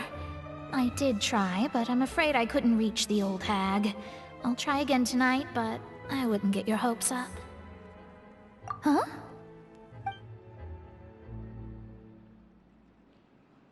Goodness gracious. Are you serious? She said that even the god's gaze has blind spots. Pretty bold if you ask Paimon. Most people would believe the gods to be all-knowing, right? The Hexen Circle members are certainly anything but ordinary. As for the mage named N, the old hag has mentioned her a few times. She said that N's sense of direction is incredible, and that she loves guiding those who are lost. But I've never met her, and if she were still alive, she'd be... well, suffice it to say that the hag's at least a few hundred now, and N's been around for longer than that. Whoa. The Hexen Circle sounds like a scary group. But they must really stay in shape to live so long. Their abilities alone are pretty terrifying. If she came to see you personally, then the problem you're facing must truly be of great importance. Well, it's not like Paimon could understand anything she said. Yes, she was quite cryptic, but I suspect she means that there is still a way to turn things around. She didn't say when or what that would be, though, so... perhaps it is something that you cannot know right now. Traveler, Paimon, are you two all right? Oh, we're fine. We're just a little down right now. It kind of feels like the end is coming, you know? I see. I feel that same sense of desperation, too. I guess you could consider me someone who has often, but even so, I still hope for, and believe in, miracles. Astrology is eternal and rational, but fate may not be. It is cruel, but it can also be beautiful. Perhaps that's what En was trying to tell you. Not to lose heart, and to believe that what you are seeing playing out before you is not yet set in stone. I did originally think of steering clear of all this, but I couldn't. Even if this is all futile, I still wish to help everyone. If we don't struggle to the last, then how can we face the end when it comes? Huh. You do have a point. There I go, talking about astrological principles again. Sorry about that. The moment I start talking about work-related stuff... I need to get going. It was worth trying to comfort you, even if only a little. I believe that you'll help those who are struggling in the same way I did. I suppose that might be why we always seem to meet by coincidence. Paimon feels kinda moved by what Mona said. But also kinda sad, too. Hey, Traveler. Paimon suddenly feels like going outside for a walk. Let's go. Let's walk around the city, shall we? There's a few spots we always like to walk by.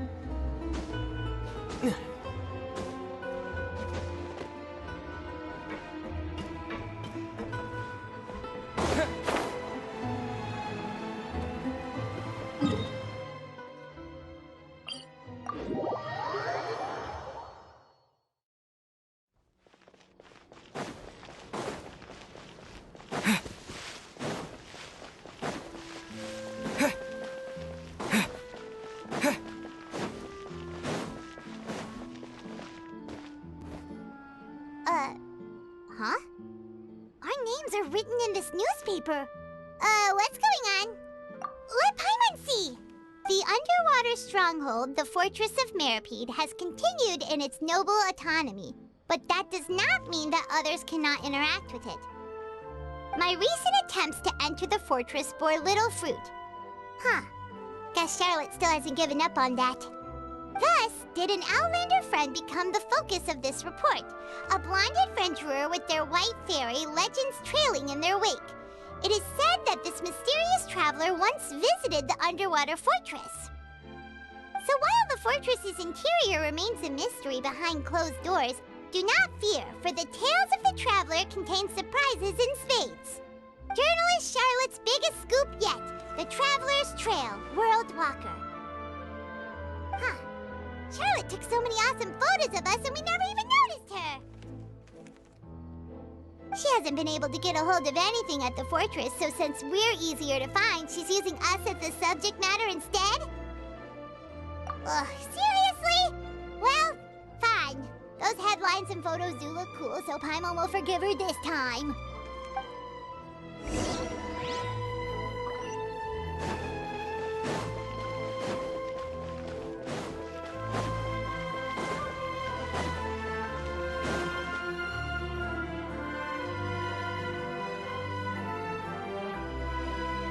We're here! Paimon's hungry. Should we go in and get something to eat?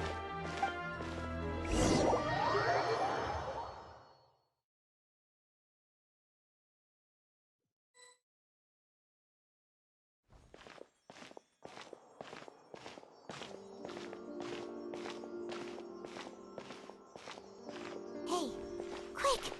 Look! That's the limited edition, only 16 slices a day cake! It was so delicious the last time we tried it! Despite the tense situation we were in, let's give it another go! Paimon's sure it'll be great! One slice of cake, please. Someone showed up after all!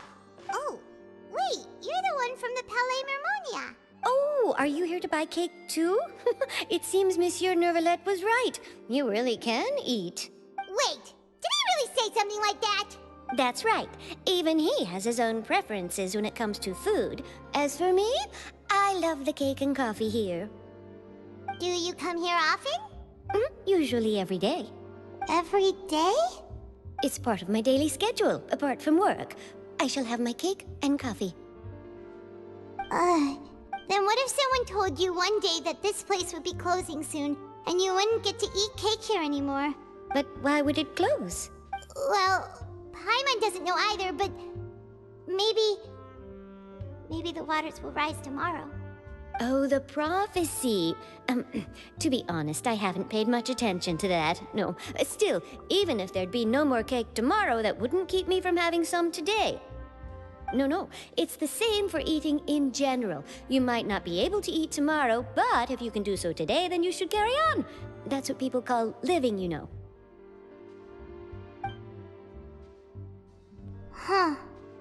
Don't be sad. Excuse me, could I have 2 more slices of cake to go? These 2 slices are for you. Sijuin said that this kind of expression you're making is what humans call being sad.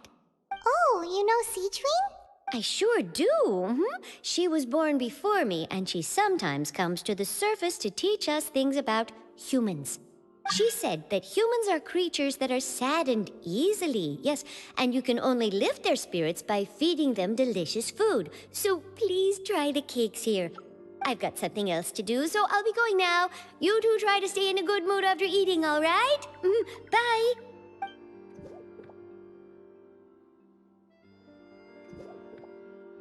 And there she goes. All right, let's dig in. Paimon's sure this cake will be delicious. It's more delicious than last time, and the flavor gets even better with a sip of tea. It sure would be nice if we could come again tomorrow. Sure would be nice if we could always eat delicious food here.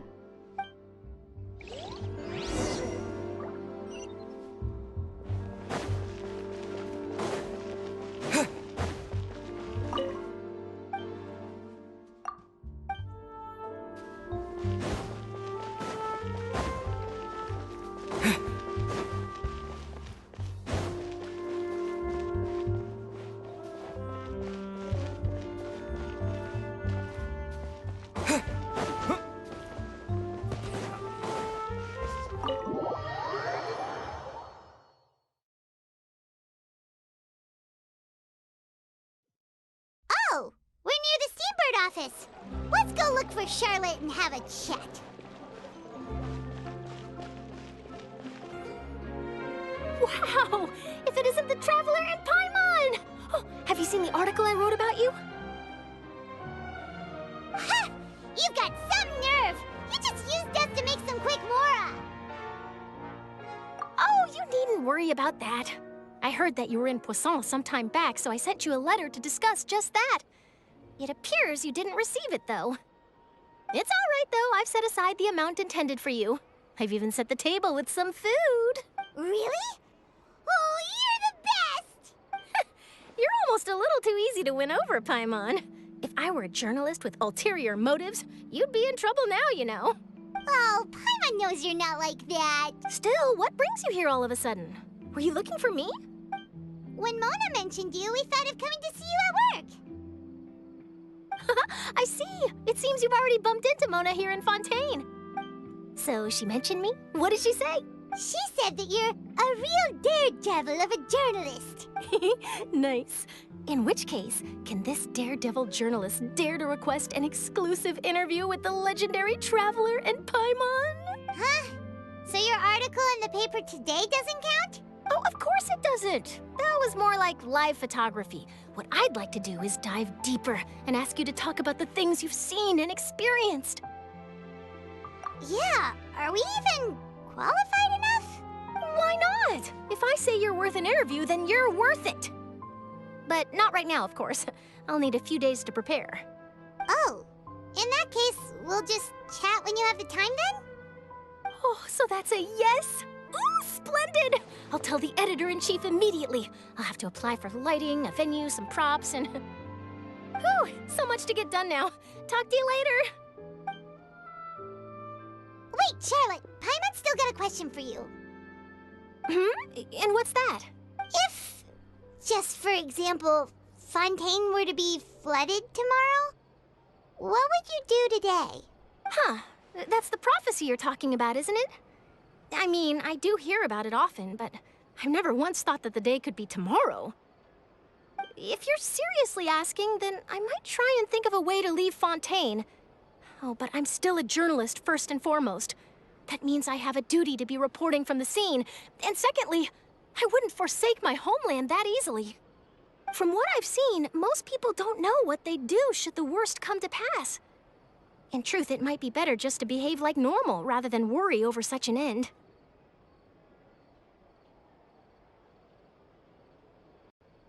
So in all likelihood, I'd probably still be prepping at the office for that interview of ours. I know what you're thinking. That sounds a bit sad, but I've always believed that it's best to do what you enjoy. Just think about it. If this nation really were to be suddenly destroyed tomorrow, but I still successfully finish an exclusive interview with a truly unique person, then the story I would wind up writing would truly be timeless. And then do you know what I'd do? Well, I'd write that story, send it for printing, and use messenger pigeons to get copies out to the various nations as soon as possible. I'm not a dreamer, nor am I a workaholic, but I do love my job, and I'd be proud of leaving such an article behind. I guess you could say that I was born to be a journalist. But anyway, that's my answer. And on that note, I'll get back to my preparations. That's so nice. All of a sudden, Paimon actually kinda envies her. Anyway, let's go and take a look at the sea, shall we?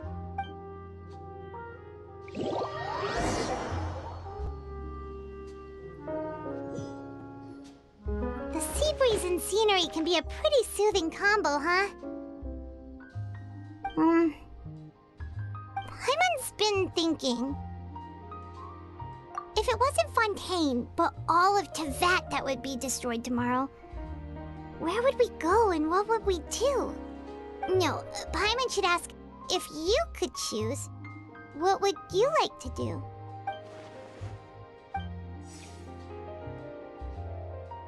We've always been moving to the next destination, so we haven't spent much time thinking about these kinds of things. We didn't have to either, with us always being on the road and whatnot. You mean, still traveling? Huh. Wait, isn't that what we've always been doing?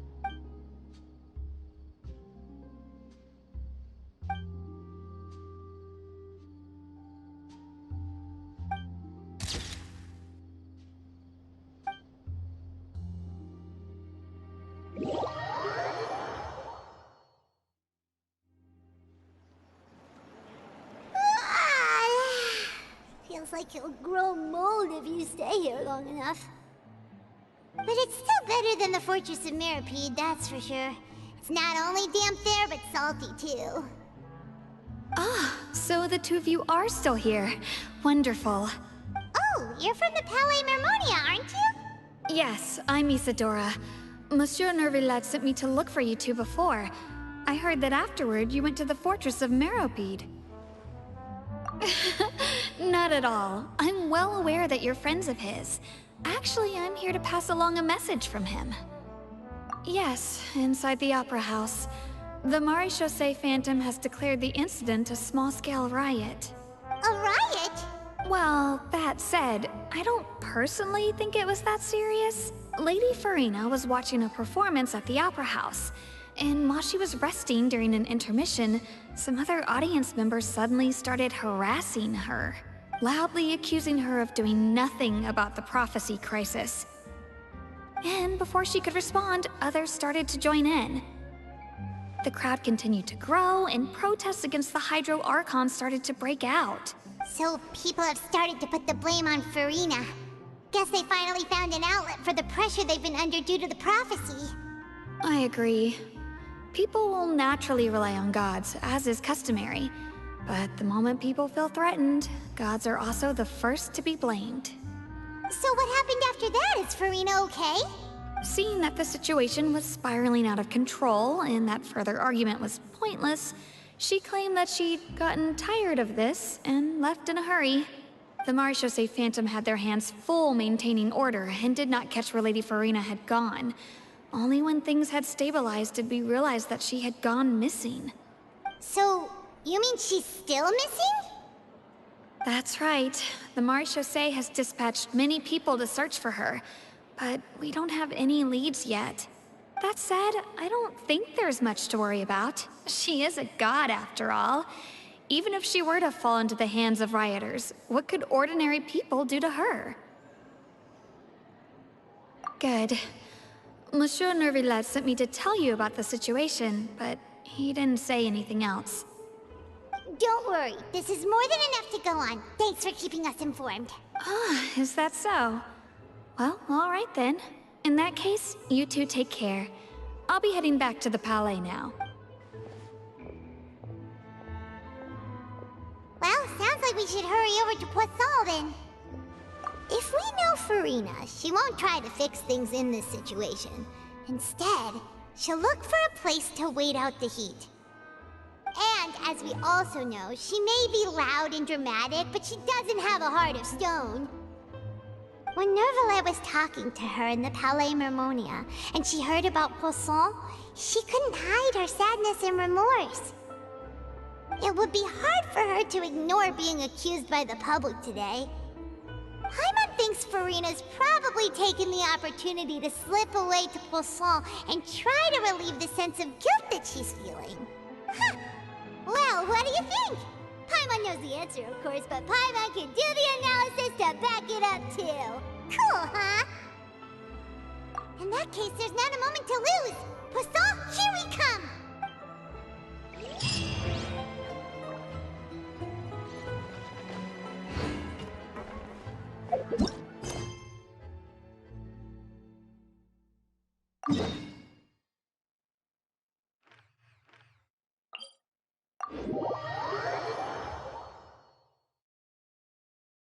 This place looks deserted.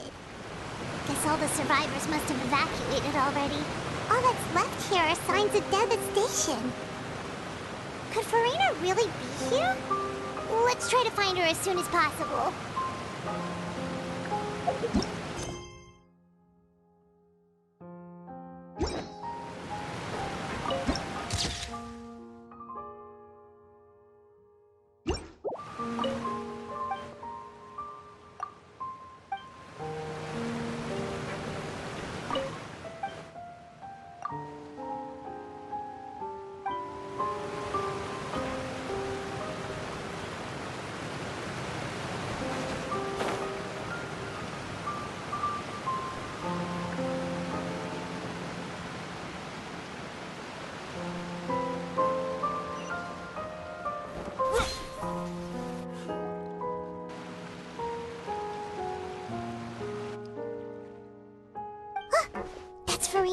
over there! She really is here all on her own.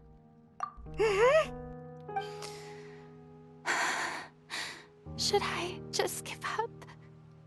This is all meaningless. What was meant to happen did happen after all. Everyone's dead. I'm sorry. I am so sorry. Give up, Farina. There's no point in holding out. I'm sorry. But what can I even do other than to repeat meaningless apologies over and over? Who's that? Don't worry, Farina. It's just us. So it is you, blonde traveler from another land. Why, I almost thought you were someone from that mob of my ignorant subjects, come to kneel and beg for my forgiveness. Farina, you were crying just now, weren't you? The tear stains on your face are obvious. What do you mean, tear stains? Oh, I remember. The show at the Opera House earlier this morning was so moving. I'm still trying to process it. Who did that uncivilized rabble think they were, disturbing my enjoyment of the arts? They even dare to tout their Archon. I must teach them a lesson.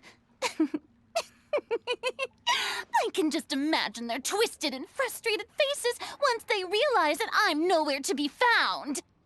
Oh, and I'm sure Nouvellette and those people from the Maréchaussée Phantom are freaking out right next to them, too.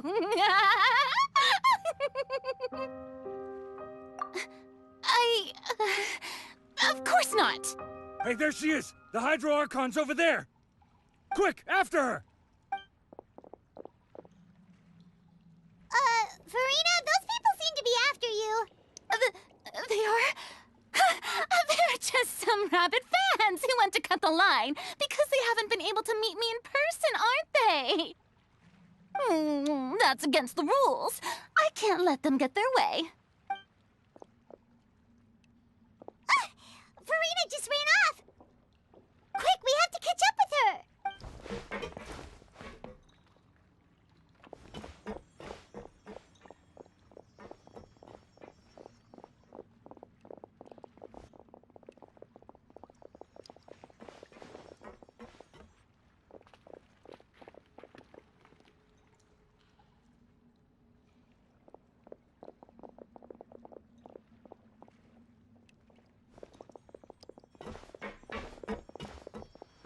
This should be the place, right? Hey, Farina! There's a good hiding spot over here. Quick, come to Paimon before the rest of them catch up to you. What is this place? Hurry, they're almost here! Fine, fine. I suppose haste is warranted. Lead the way.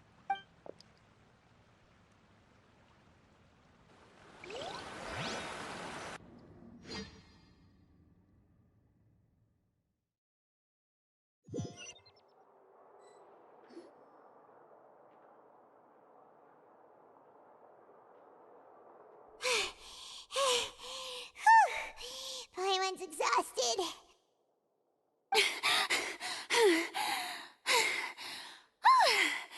I'm so tired. I totally thought they had caught me. No, I mean, I merely gave in to the sheer enthusiasm they displayed.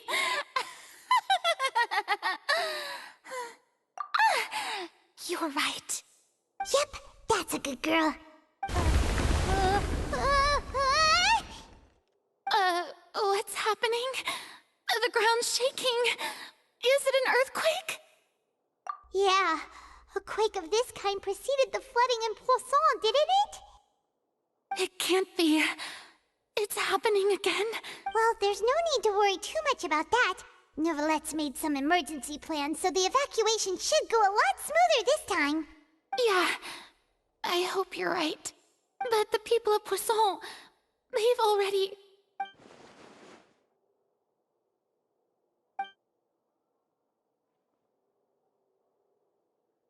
It's true. I've been investigating the prophecy for hundreds of years. I once had informants all over Teyvat, searching for clues and feeding information back to me. I've tried all kinds of ways, too, to hold back the sea. Anything to keep the coastline from advancing. But all my efforts proved to be futile in the end. Really, the truth has been clear to me for a very long time. We cannot make an enemy of the divine. No matter what we do, the will of the heavenly principles will have its way, and the prophecy shall be fulfilled. Give up. I do love the sound of that phrase. It would mean finally coming to terms with fate, but also for me to finally be free. Indeed, I've thought about giving up so many times, especially after we almost lost Poisson. Fate is really unreasonable, isn't it? It has no heart and obeys no rules. The prophecy has only just started to come true, and so many people have already lost their lives. But just now, it all became clear to me. I still don't have the right to come to terms with fate on behalf of everyone else. As long as the final moment hasn't come, it's still not too late. Don't worry. I will keep hope alive for everyone until the very end.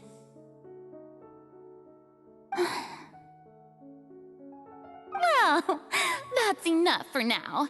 I got the impulse to play the stricken maiden, but honestly, considering my rank and station, that wasn't a good fit at all. Don't take any of what I just said seriously. How could I possibly let Fontaine fall to the whims of trivial prophecy? Come on! Paimon could have sworn you were actually being honest just now.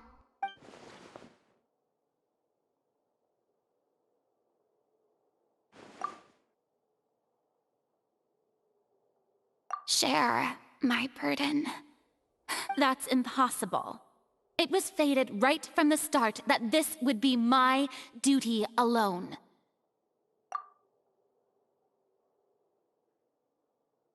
A witness. Yes, I've heard that you came to Teyvat from beyond the stars, yes. In other words, you never belonged here. And if Teyvat is, in its entirety, a show on a stage, then you're just a spectator, aren't you? If that's the case...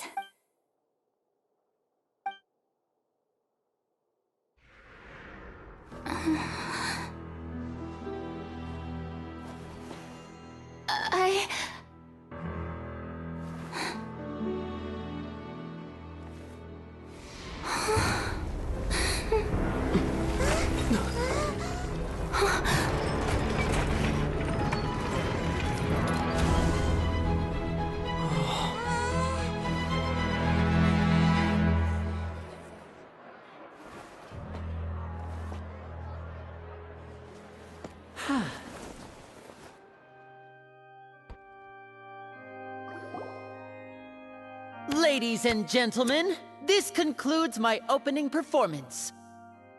Now, without further ado, we may proceed to the trial of our god. So this is what it is. Yes, you deserve praise for the effort you took to raise the dramatic stakes. Do not forget, however, that I am Focalor, the god of justice, the embodiment of justice itself. Does it not strike you as even the least bit absurd to bring the very concept of justice to trial? May I interpret these words as your refusal to stand trial? In that case, you will have the opportunity to defend your honor through a duel. You would draw your blade against a god?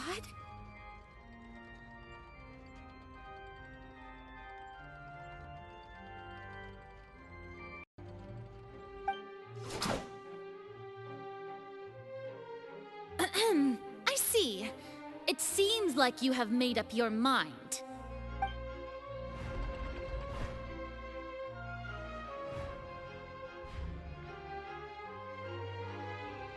Paimon can't believe it. She just surrendered. What the heck is going on? Did I just see an Archon surrender to a human? Wow, how utterly humiliating. Lady Farina, what is the meaning of this? Shh! It would seem that there has been a misunderstanding. To be clear, the raising of both hands is not always an indication of surrender. Looking for excuses again, huh? I raised my hands just now to indicate my acceptance of the trial. No duel shall be necessary. I will admit that I've been running away for a long time. I'm sorry, everyone. I was unable to protect the people of Poisson. It is my duty to stand trial for my crimes. You are not the only ones to be disappointed in me. I, too, am exceedingly disappointed in myself.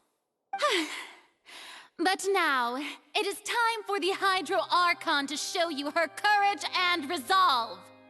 I, Farina, will use this trial to show the world the true meaning of justice!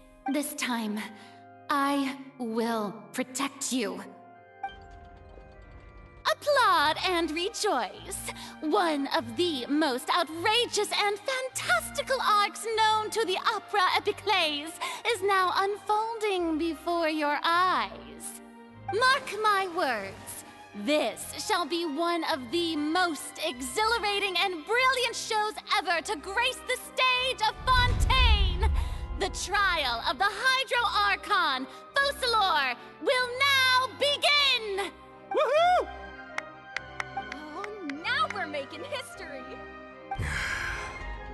Why does it feel like Farina just took over the whole thing? Like, come on! Didn't she just get forced to stand trial for her crimes? Also, even though she's still acting super dramatic, she is taking this seriously this time, right? All right, then. Who will be my opponent in this trial? The court asks the prosecutor to please take the stand.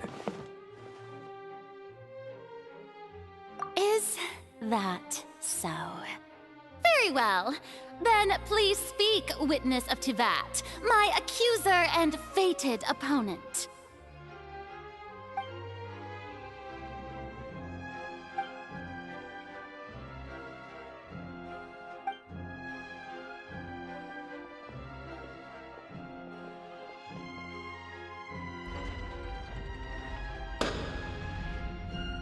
Also, please allow me to ask, as a final question before the trial begins.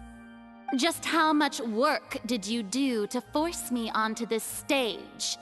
Well, we did do a lot of prep after the meeting that day. I can go over the tasks assigned to the Spina di Rosula, since they were rather straightforward and easy. Navia, the president of the Spina di Rosula. Most of the people who participated in the disturbance this morning were my subordinates. They changed into plain clothes and came to the Opera House as regular audience members, waiting for the perfect opportunity to incite insurrection against you. The people's resentment against their Archon has been building as more and more of the prophecy is fulfilled. A spark was all we needed to turn smoldering anger into a flame. Moreover, according to our understanding and analysis of you, when something like that occurred, you would likely flee the scene and head to Poisson by yourself. So, we arranged for a second group to lie in wait there. So, you mean, the ones who scoured the settlement for me were also from the Spina? And their goal was to force you to step into the giant magic box so you may personally participate in the greatest magic performance in all of Fontainian history. That's right. That house was a magic box, rather than someone's residence. As the super ultimate version of the setup that I used when I first performed at the Opera Epiclese, The volume of the box was increased by a whole order of magnitude, and the distance it traversed was the entire gap between Poisson and Areneas. Its cargo, of course, was an Archon instead of a human. My thanks, Farina. Without your help, we could never have pulled off such an extraordinary performance. You're welcome? Of course, this performance was only made possible with Father's support. The House of the Hearth spent a massive amount of labor in Mora to pull this off. We had to select a location, construct a giant magic box, dig a tunnel, and open up a path through the water. It was a lot of work for all of us. So, in other words, the earthquake that we felt within the giant magic box was just a normal tremor from the transportation of the whole house? That's right. It wasn't a sign of another disaster to come. Then, I can guess Nervillette and Cloran's parts. You gathered a crowd, prepared a stage, and made sure that the champion duelist would be immediately ready for a fight. Also that as soon as I appeared on the stage, the trial may commence without a hitch. Am I right? Yes, that is correct. Well, Clorand, I must commend you for your courage. Only the most outstanding champion duelist in all of Fontaine would accept a duel with an Archon without flinching. Thank you. As for you, Traveler, I suppose your role was to keep me distracted with conversation once you found me in Poisson. You'd make sure that I didn't notice anything amiss before revealing yourself as my prosecutor once we'd arrived onto the stage. Oh?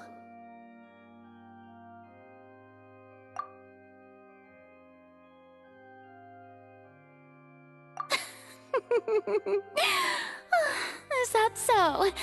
Then I suppose I must have missed my final chance. It's fine. It matters not. What's done is done. The stage is already set, so there's no reason to disappoint the audience. Let's see this trial through to the very end.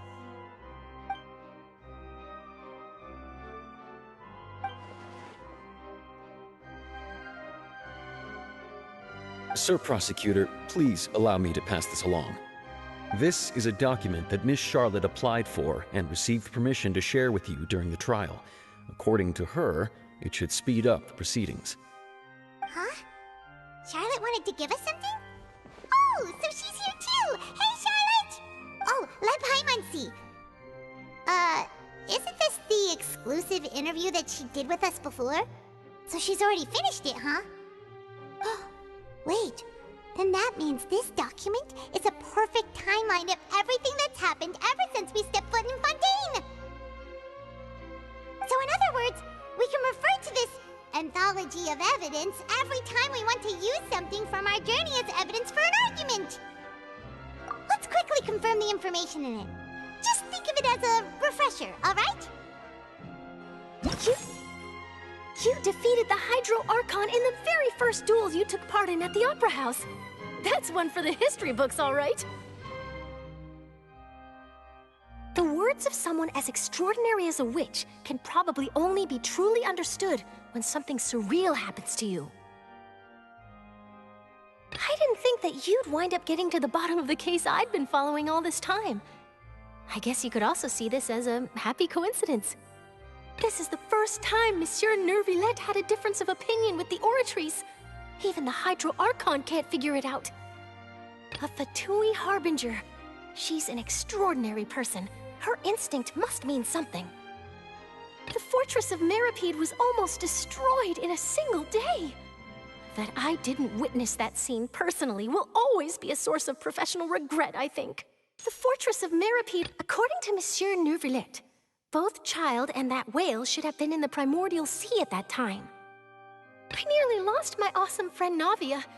To be honest, that still gives me shivers.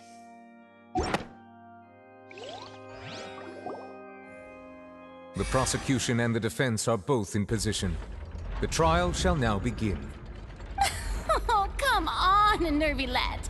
There's no need to repeat all the unimportant legalese.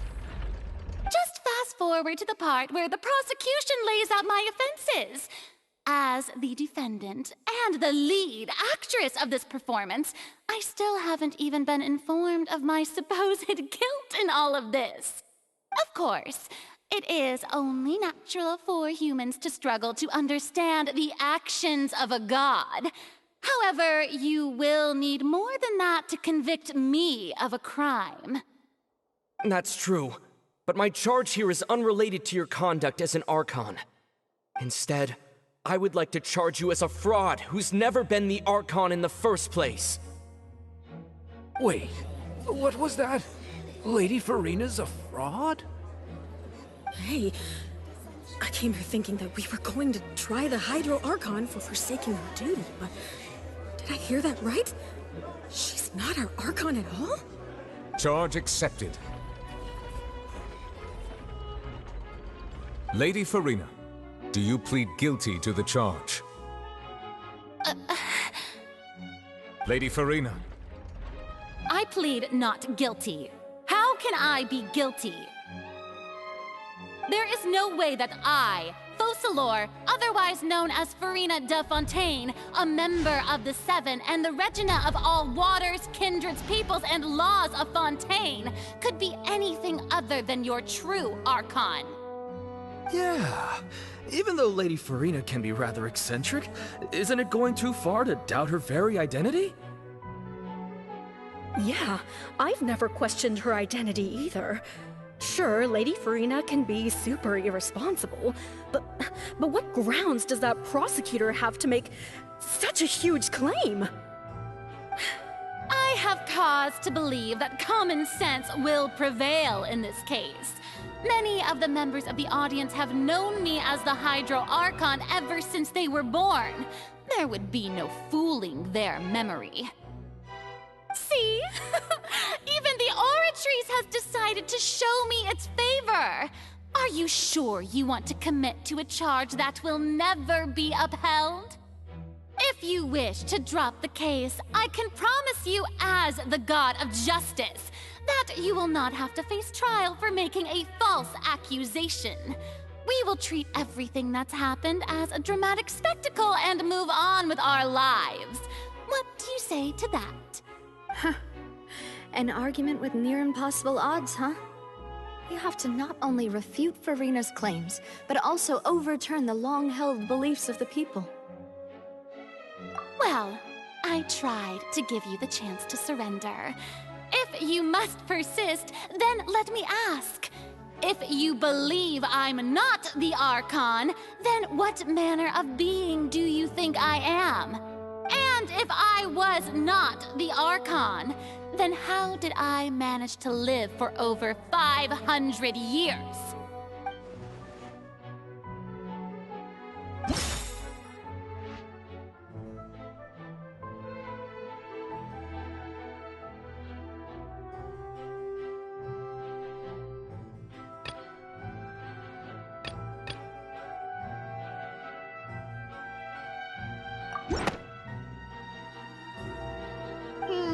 That doesn't sound right.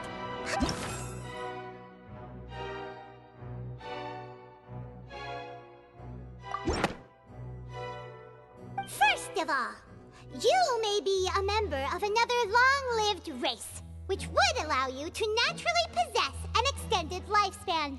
And second of all, even if that wasn't the case, there could be other ways to extend your life.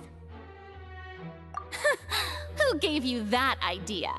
Was it the knave? You'd sink so low as to use a harbinger's words against me. A curse? I once thought it possible that the aura of an Archon might naturally resemble a type of curse. But in light of this claim, perhaps what I sensed was not your divinity, but a curse after all. You sensed it too, huh, Nervylette? Lady Farina is actually a human? Well, it is true that it's extremely difficult to tell humans and gods apart just by looking at them. It's not impossible.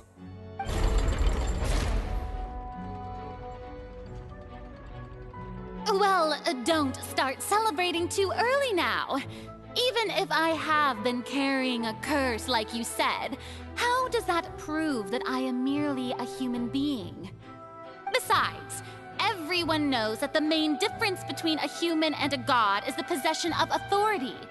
Gods can do what humans cannot. That's why they're worshipped as gods. For centuries, manifestations of my authority have served the nation of Fontaine. One need only to turn their eyes towards the Oratrice Mécanique d'Analyse Cardinal in this very opera house, or consider the indemnitium that is used in every aspect of life.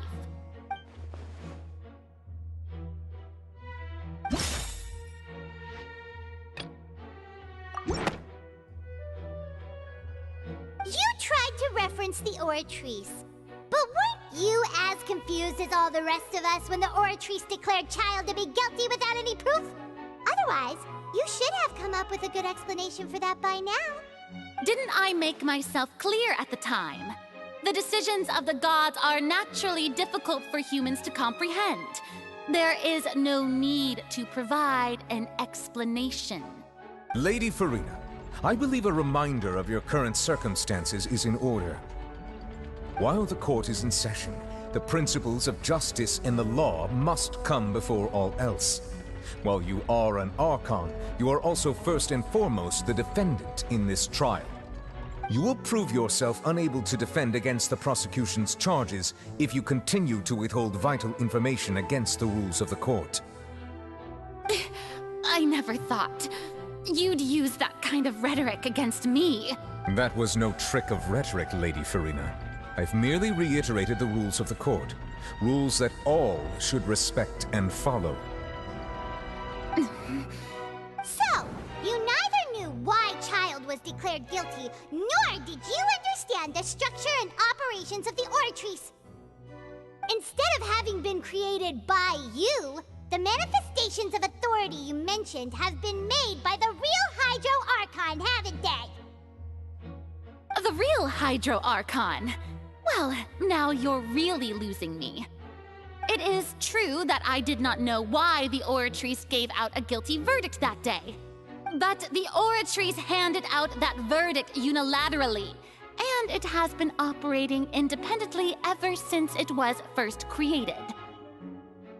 You can't argue that just because a divine creation is flawed, that the god behind it must also be no god at all. She's still throwing out all kinds of excuses.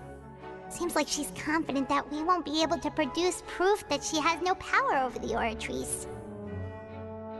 My power as an Archon. There are many ordinary citizens in the audience. How can I just carelessly demonstrate the formidable power of an Archon? If that poses a concern, I'm prepared to extend my protection to the audience. You don't need to go that far.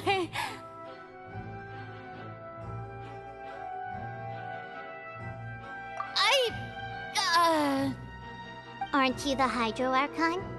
Or is it that you can't even wield the power of Hydro, much less the authority of a god? Indemnitium! Yes! It's all because of Indemnitium! All Archons derive their power from the faith of the people, and I've converted the people's faith in justice into Indemnitium! Thus did I give up all of my divine power to provide everyone with energy for their daily lives. Have you ever seen a more magnanimous god? Isn't that a huge stretch? Yeah, no matter how generous an Archon can be, how could they give up all their power? Can a god with no power even still be called a god? It seems like nobody's buying Farina's excuse. Hey, come now, everyone. Please don't stare at me as if I was a liar. I'm still the same Farina you knew, right? The one that you loved. Shouldn't you want to believe in me? Please? You've got to believe me! If what the prosecutor said is true, she really has committed a grave offense. Did she deceive all of us? And all of our parents and grandparents too? And all of our ancestors? Ever since they were born? Enough! That's enough! Tell me then, if I'm not the real Hydro Archon, then who is? If you have no evidence of another Hydro Archon's existence, nor can you find anyone who can back up their claim to be such, then what grounds have you to say that I'm not actually the real deal? Wow, she came up with yet another argument. How can we refute her now? Seems like she really doesn't want to give up.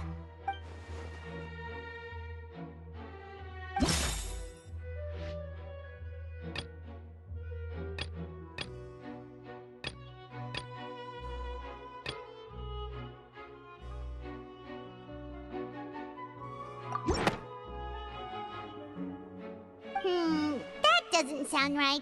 Paimon doesn't think this clue can be used as compelling evidence to build our case.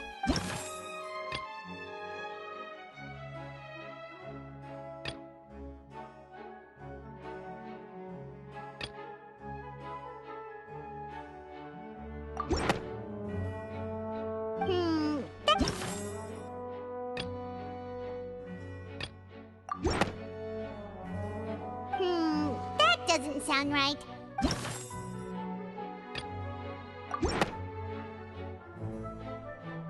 It has been established that all Fontainians can dissolve in water from the primordial sea. And that means... Since you insist on claiming to be a god and not a human, then there's a method that you can use right here and now to eliminate all suspicions of you being the latter. Miss Navia, please apply to serve as a temporary attorney for the prosecution before addressing the court.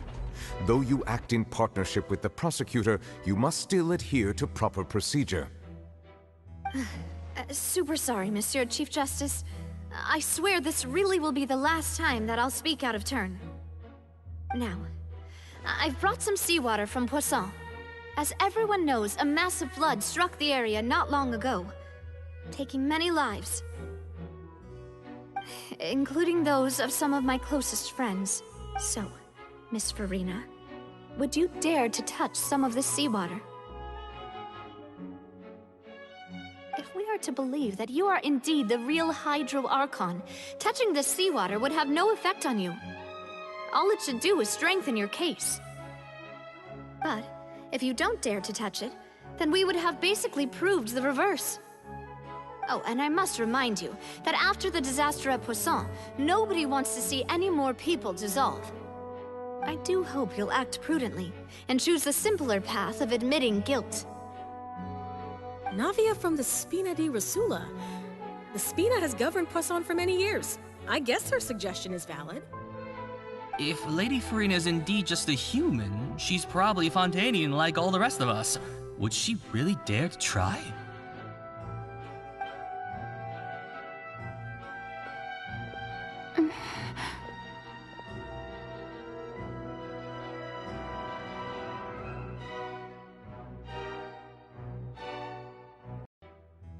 Lady Farina, this test has been unilaterally proposed by the prosecution. As it falls outside the realm of standard court proceedings, you possess the right to decline participation. Well, of course he had to tell her that. But refusing to participate is basically the same as a confession of guilt.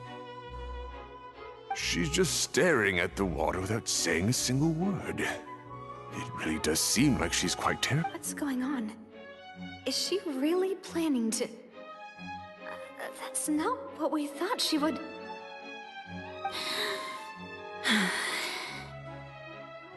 Due to the inherent risk of the test, Lady Farina, you may...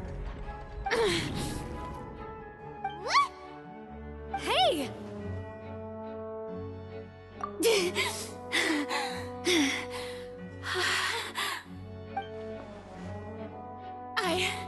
I'm fine! Look! Look at me, everyone! My hand is still here! I haven't been dissolved! Will you believe me now? I really am your Archon! I'm nothing like a normal human who would fall apart as soon as they touch this water! Really? Was this not the most obvious thing in the world? Miss Siegewin? If you are present, Miss Siegewin, please come forward and attend to the defendant. Siegewin? Don't be nervous. It'll just take a few seconds. That should be enough. Please announce the results of your evaluation to the court, Miss Siegewin. As everyone doubtlessly saw, Miss Farina was displaying symptoms of hyperventilation and flushed skin. These indicate that she was experiencing the adverse effects of exposure to primordial seawater. The extent to which she was affected is the same as other humans when exposed to primordial seawater of a similar concentration. Thank you, Miss Siegewin. Lady Farina, you may return to the defendant's stand. Oh, wait. What did she just say? I didn't get dissolved! Shouldn't that be enough to prove my innocence? Well, considering your tendency to run from your problems, we did originally prepare a direct sample of the seawater around Poisson. However, after extensive discussion, we exchanged it for a sample that is not concentrated enough to dissolve an actual human. After all, on the off chance that something entirely unexpected might occur, we don't want anyone else to lose their life to the sea. Yeah, so out of regard for Farina's life, you secured a low-concentration sample and asked the head nurse to serve as an expert witness. It's a great thing that the direct sample wasn't actually used. Farina could have... I can't believe... You...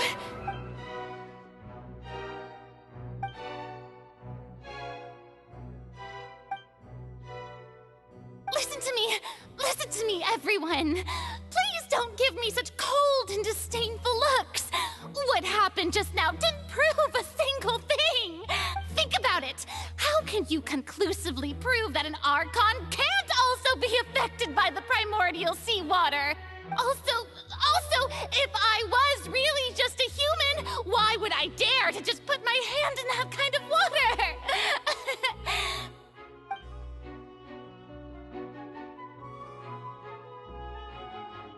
Please, everyone, anyone, just listen to me! I swear, I really am your Archon!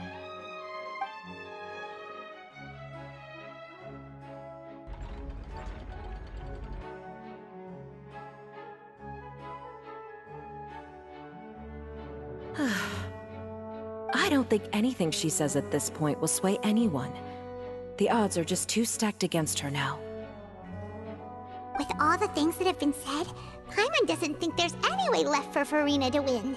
I believe the time for arguments and presentation of evidence has come to an end.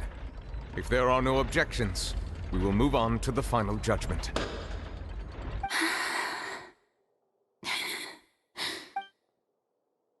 I don't think anything she says at this point will sway anyone. She's too stacked against her now.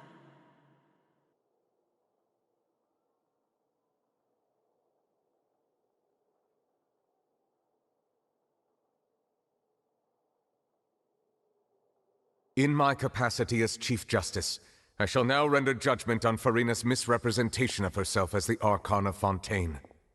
As a human who knowingly deceived her fellow citizens, Farina is... guilty.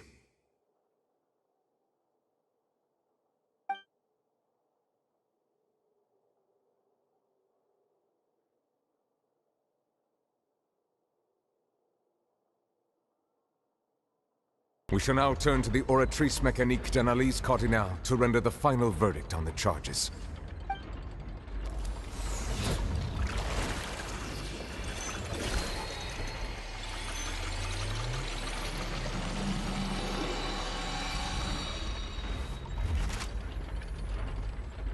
According to the judgment of the Oratrice Mécanique d'Analyse Cardinale, Farina is...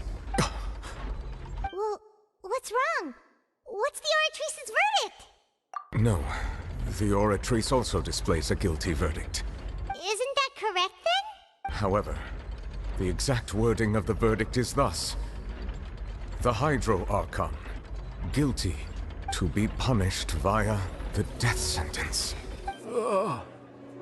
The death sentence? That's actually one of the available sentences? I've always thought that it was just a myth. The one and only time the death sentence has been handed out at the court, and it's been given to the very person we've worshipped as the god of justice? What an unexpected twist. Furina's been sentenced to death by the Oratrice? We just wanted to use the trial to show her the seriousness of things so she'd tell us the truth. How did things escalate this quickly? This outcome is indeed quite strange. According to Fontaine's current definitions of justice, as well as its recommendations for criminal sentences, is this sentence really appropriate for the crimes that have been committed? Yeah! Even Fauché wasn't sentenced to death by the Oratrice. You know, the real evil mastermind behind the serial disappearances case. Indeed. Not only is Furina's sentence overly excessive, the very point of our trial today was also to prove that Furina has never been the Hydro Archon in the first place. But now, the Oratrice seems to have deliberately invoked the title of the Hydro Archon. What does this mean?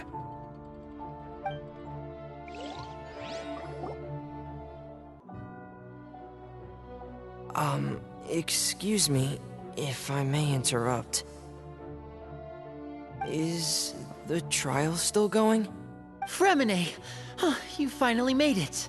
I assume this means you've completed your mission? Mm-hmm. Any mission Father assigns to me will always be top priority. Is that the first prophecy slate? Huh. So the knave privately arranged for Fremine to try and find the missing slate. I looked everywhere and finally found it at the bottom of the sea. It took me a long time to get around some dangerous stretches of water. But has the trial already concluded? Then doesn't that mean I've come too late? Oh no. Father will be disappointed in me. Thank you for your hard work, Mr. Fremine. Please allow me to review the record left on the slate. Traveler, I believe that you have already seen the other existing slates, and would like you to come here and confirm their contents. Huh? So what do you see? What is it?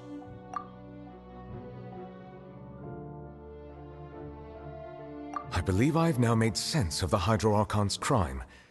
It has to do with Fontaine's lost history.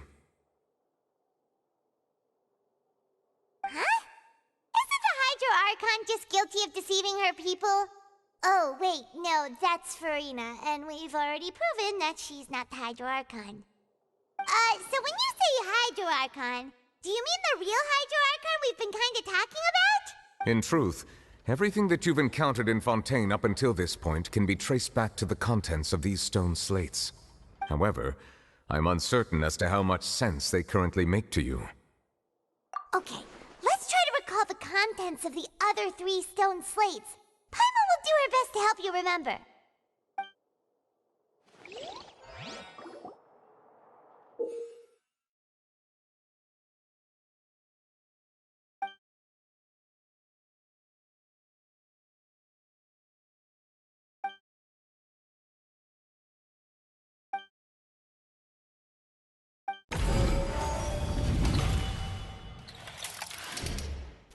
Stone slate describes what you just said. It seems to show the previous Hydro Archon using her divine power, and then the Oceanids turn into humans. Does that mean that Fontainians are transformed Oceanids? Oh, Paimon wasn't expecting that. But if Oceanids can turn into humans, then perhaps this process can be reversed as well. The second stone slate shows Celestia floating in the sky, and the Hydro Archon and her people worshipping it together. But the heavens still brought judgment down upon them. This must be the point when the Hydro Archon and the Fontainians were branded with their original sin. Does this mean that the original sin and the Hydro Archon sin are the same thing? The third slate shows the Hydro Archon sinking into the sea surrounded by many people. That reminds Paimon, didn't we also watch that happen to someone else? Well, the fourth slate is the prophecy the Fontainians have been talking about. People dissolving into the sea, the Hydro Archon crying on her throne, and so on. We didn't believe that such a crazy disaster could happen at first, did we? But after that incident, it was just a question of when and not if.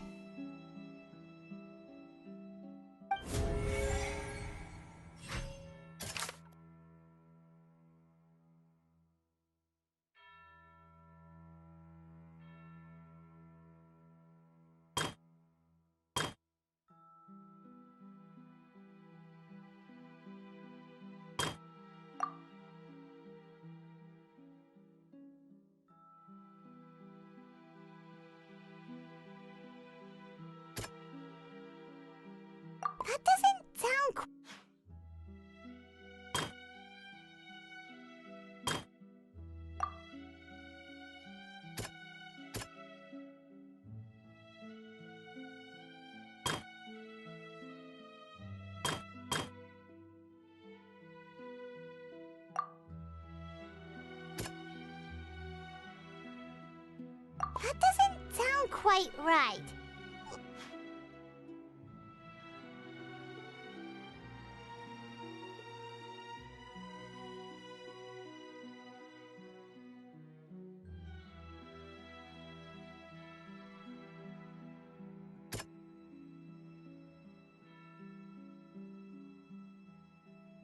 That doesn't sound quite... The prophecy from the stone slates found its way into society, but not many people believed it at first. The fortress of Meropide was nearly flooded with primordial seawater, which we know can cause Fontainians to dissolve.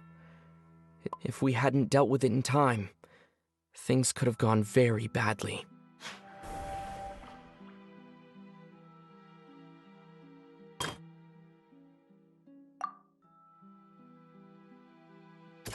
That doesn't...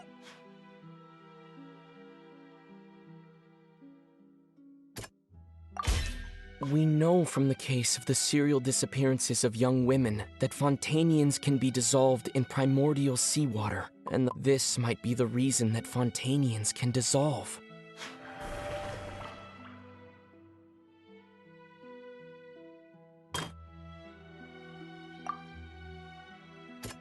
That doesn't sound quite right.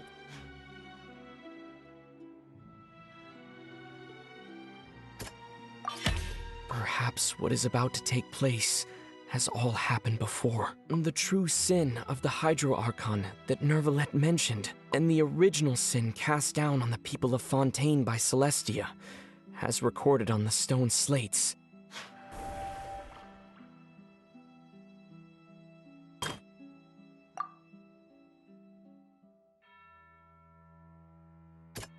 That doesn't sound quite right. That doesn't sound quite right.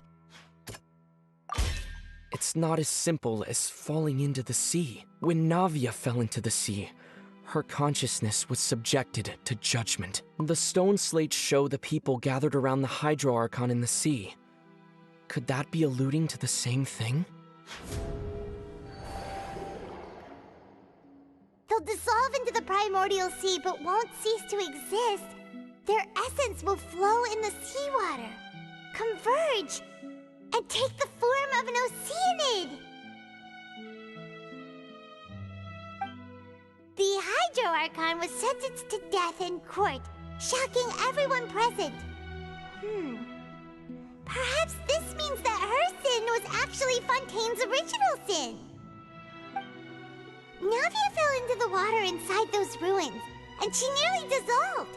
She was surrounded by the people of Poisson in a court within her consciousness. The eruption of the primordial sea at the fortress of Meropide was the surest sign that the prophecy was about to come to pass no matter what. The prophecy's contents can all be verified by recent events. If we combine what we know together, loads of truths should come to light.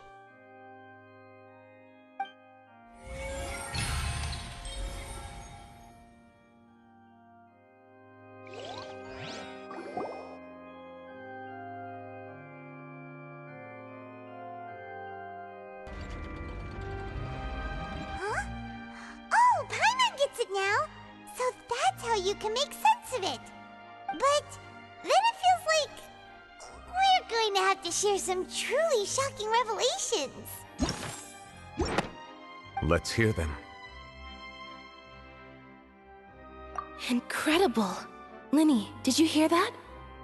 We're not real humans. All Fontainians were originally created by the late previous Hydro Archon, with Oceanids as their basis.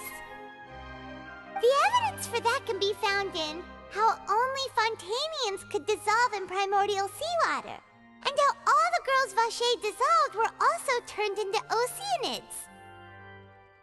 Oh, and according to Navia, when she was about to get dissolved, she also saw everyone gathered around for a trial, all of them in the shape of Oceanids.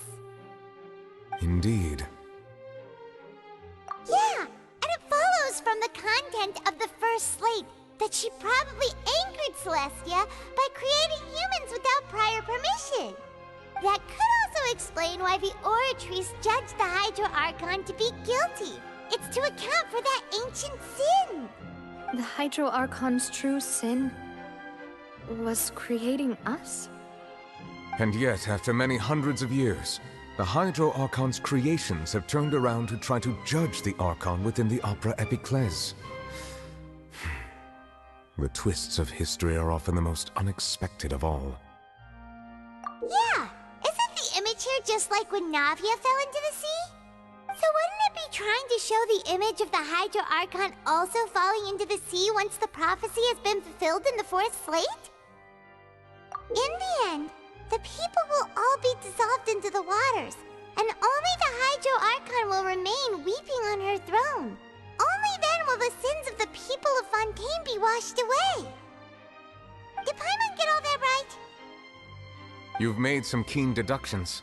I must say, given how much you still don't know, it is impressive that you've already managed to connect so many pieces of the truth.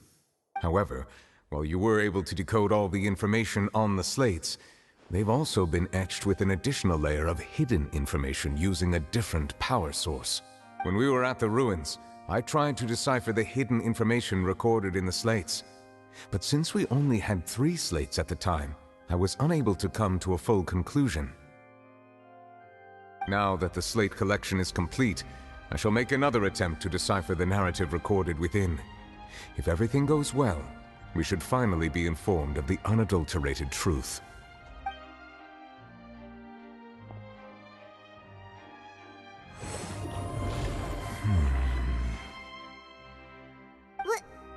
Well? Did you get it? I believe I should share this truth not only with you, but with all the people of Fontaine as well. I will try to briefly summarize it for you. Your hypotheses regarding the origin of Fontainians and the sin of the Hydro Archon were both correct.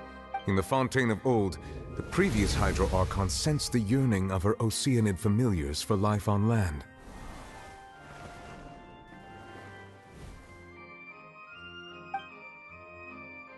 The Oceanids were enamored with the beauty and romanticism of human beings, and wishing to have those experiences for themselves, expressed to the Hydro Archon their desire to become of a similar kind. However, even though water as an element is intricately linked with the power of life, the Hydro Archon, as one of the 7, did not possess the authority to create a new form of human life. Not one to give in, she eventually found a way to create permanent humanoid bodies for her familiars by appropriating the power of this planet's primordial sea.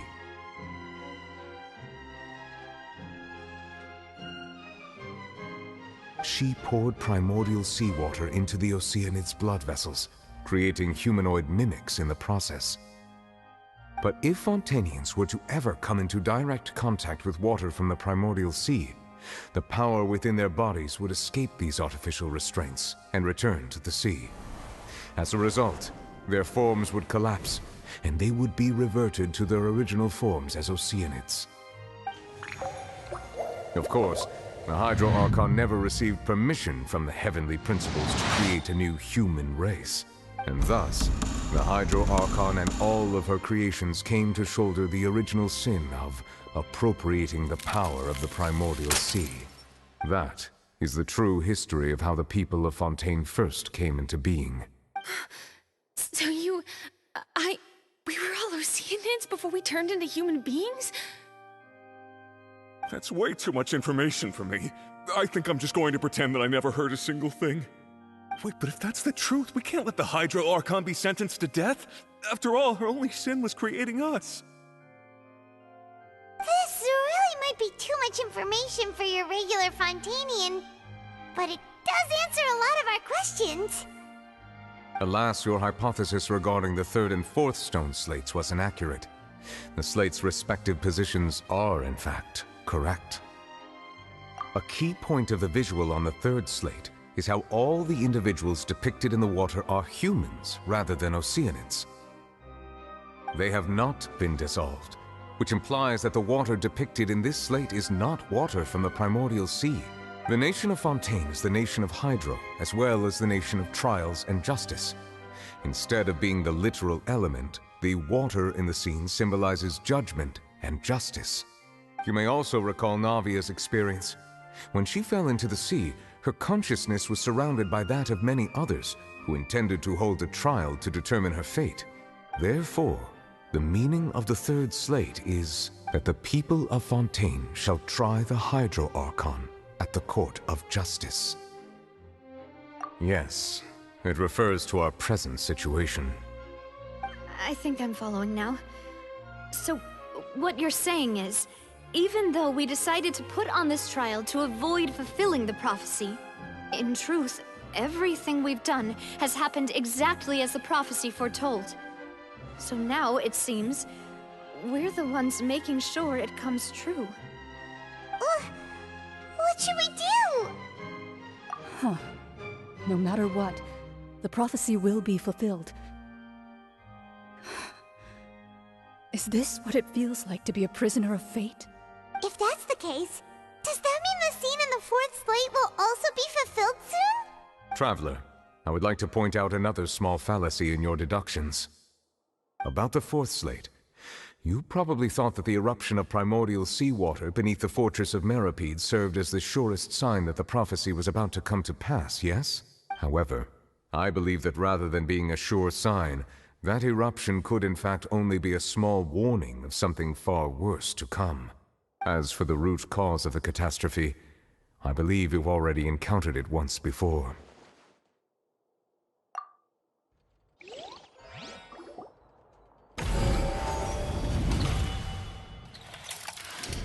This eruption was just a small warning of the things to come. We must find the root cause of the disaster.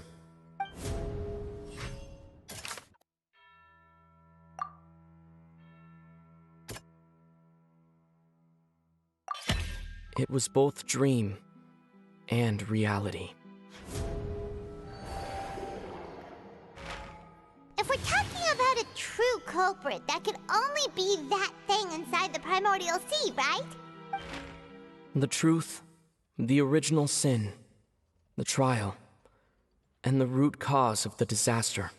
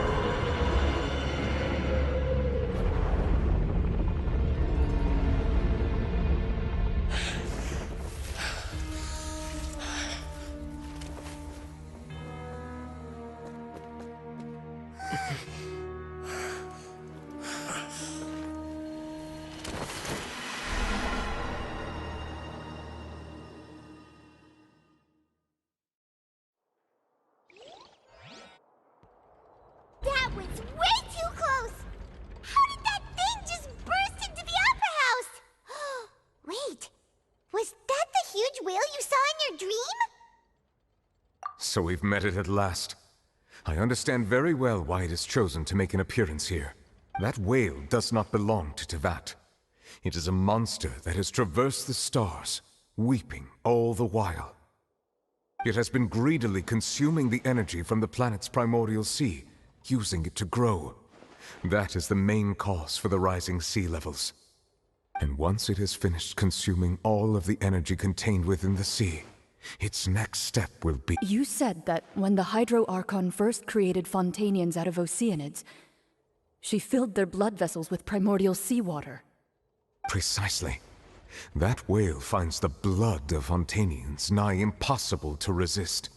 Therefore, when it left the primordial sea, it decided to make its next stop a packed opera house full of food. Food in the form of Fontainians. We just barely managed to push it back, right?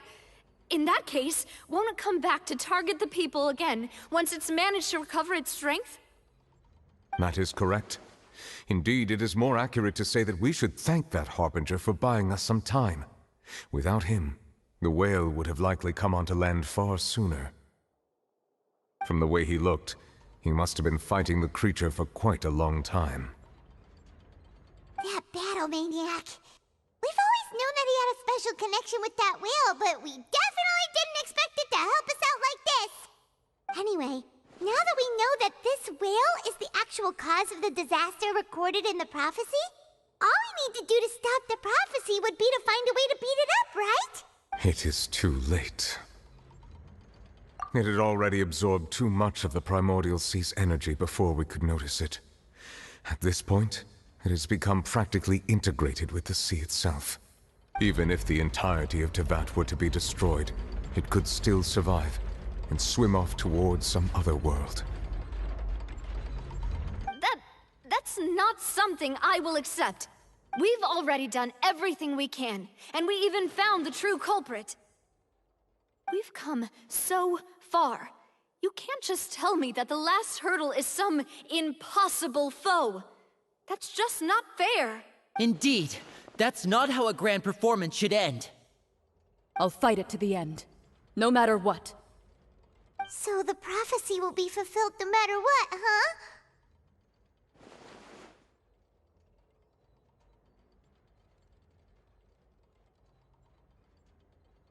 The prophecy.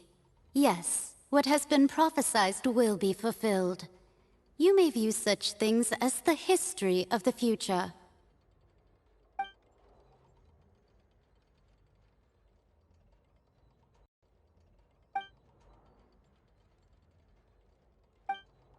Just as prophecies are usually only the future as seen from the perspectives of the gods, could things be happening in hidden corners where the gods' gaze does not fall?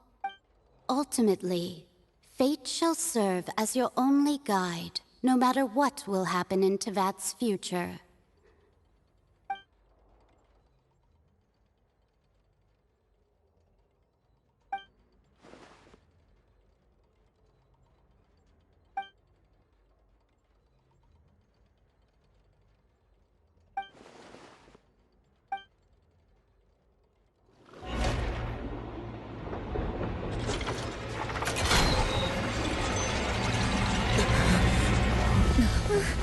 What's happening with the aura trees? I believe it is preparing to carry out the death sentence.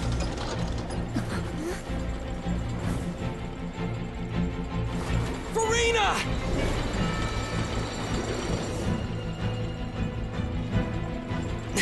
No, I still need answers.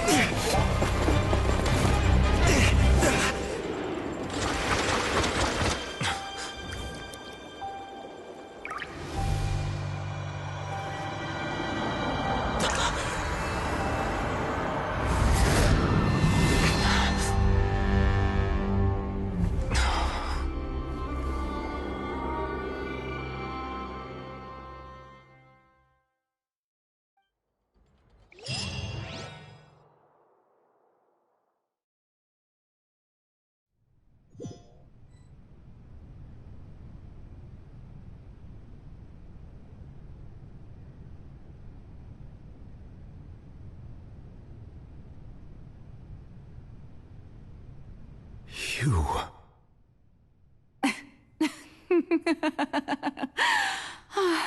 Sorry. That shocked expression on your face is just too amusing. I couldn't help myself. You are not Furina. Who are you? The sweet sound of bewilderment. Marvelous. A sure sign that my attempt to deceive everyone was a resounding success. But to answer your question, I am Focalor. You know. Focalor? Why did you deceive us? Oh, that wasn't my goal, of course. Goodness, no. But I had to fool everyone else too, if I was to stand any chance of deceiving the heavenly principles. Deceiving the heavenly principles? It's all because of that pernicious prophecy. Dreadful, wasn't it? Everyone doomed to dissolve. Fontaine condemned to be flooded. One was not amused. In fact, one was positively bemused when that problem was thrust upon me by my dearest predecessor. That's the former Hydro Archon Egeria, for the uninitiated. It hardly gets more disastrous than a preordained national catastrophe, now does it? She knew full well that the prophecy would surely come to pass. And as one of the seven, she also knew full well that one defies the heavenly principles at one's peril. So yes, as you have no doubt surmised, it was a rather impossible situation that I found myself in. I spent a terribly long time mulling it over, alone on the ocean floor.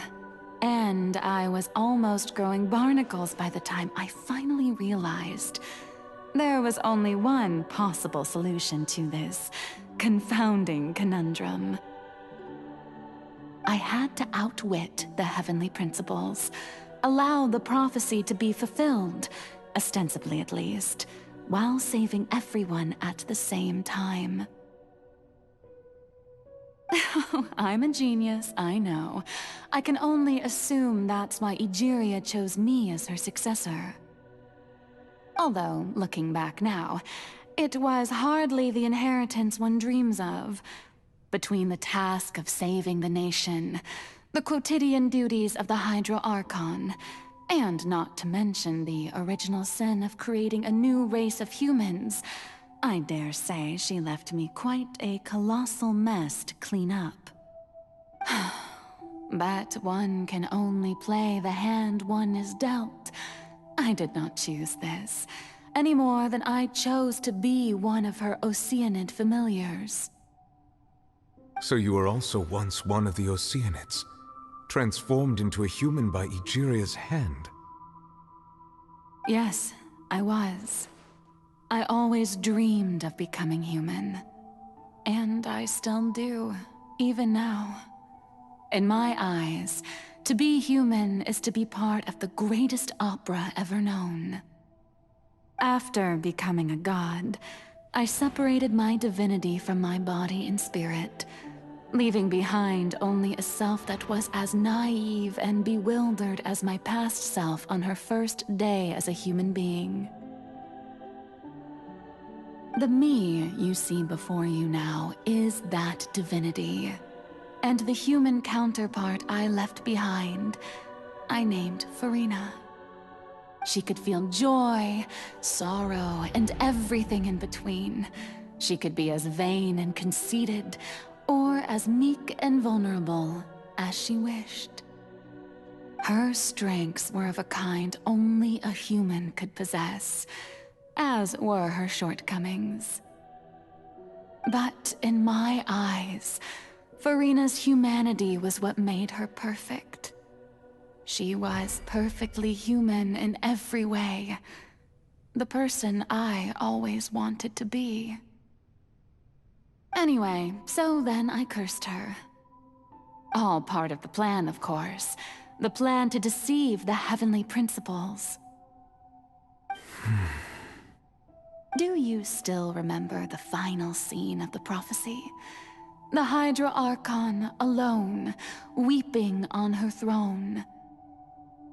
In order that the prophecy might appear fulfilled, I invited Furina to be an actress, to play the part of the Hydro Archon in the prophecy. Under the curse I placed on her, so long as I, Focalor's divinity, continued to exist, she could not die.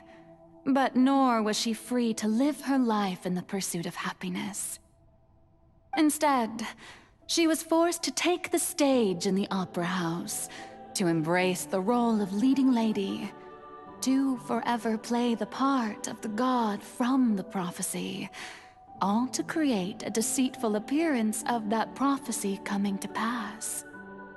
I suppose now you probably understand why your court is called the Opera Epiclese. But Furina is only human, isn't she? Even though she has had a long life, her mind is no stronger than that of any other ordinary human being. I cannot begin to fathom what she has had to endure. It has indeed. And although she is, in a sense, me in human form, I most definitely owe her an apology for it. It's been 500 years, and all along, she's been playing her part in the most unimaginably long, unbearably lonely, and agonizingly painful opera of all time.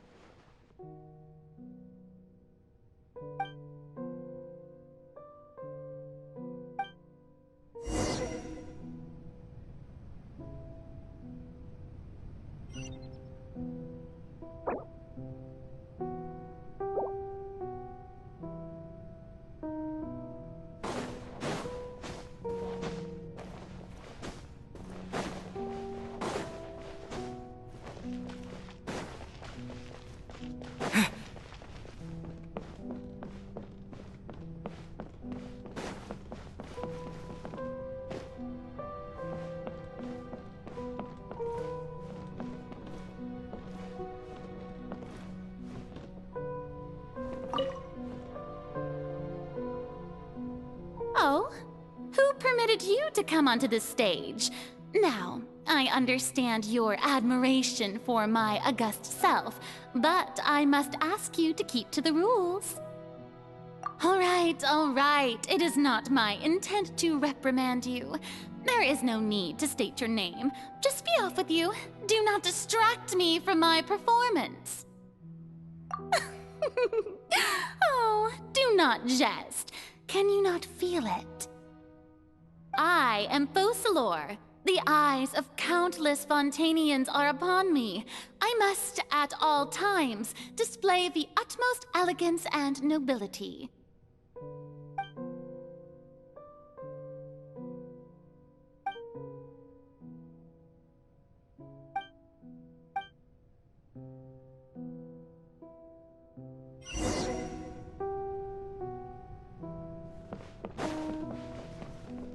Dear audience, the performance is experiencing a technical difficulty, but worry not.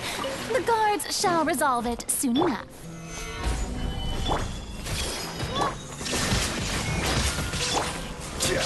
I will have order.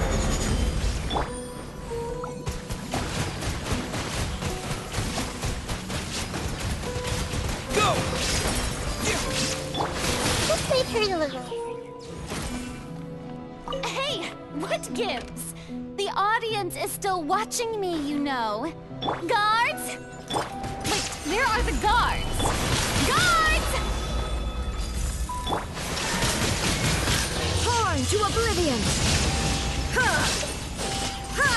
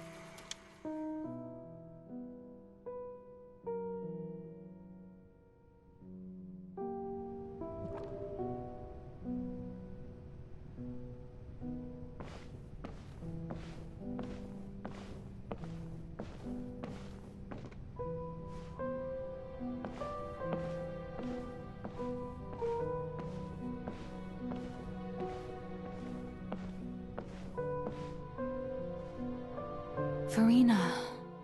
Farina. Huh? Who's that? Who's calling me? Where are you? Be not nervous. Be not afraid. I am before you. Wait a moment. You're near me? How can this be? Mirror you, huh? You know what?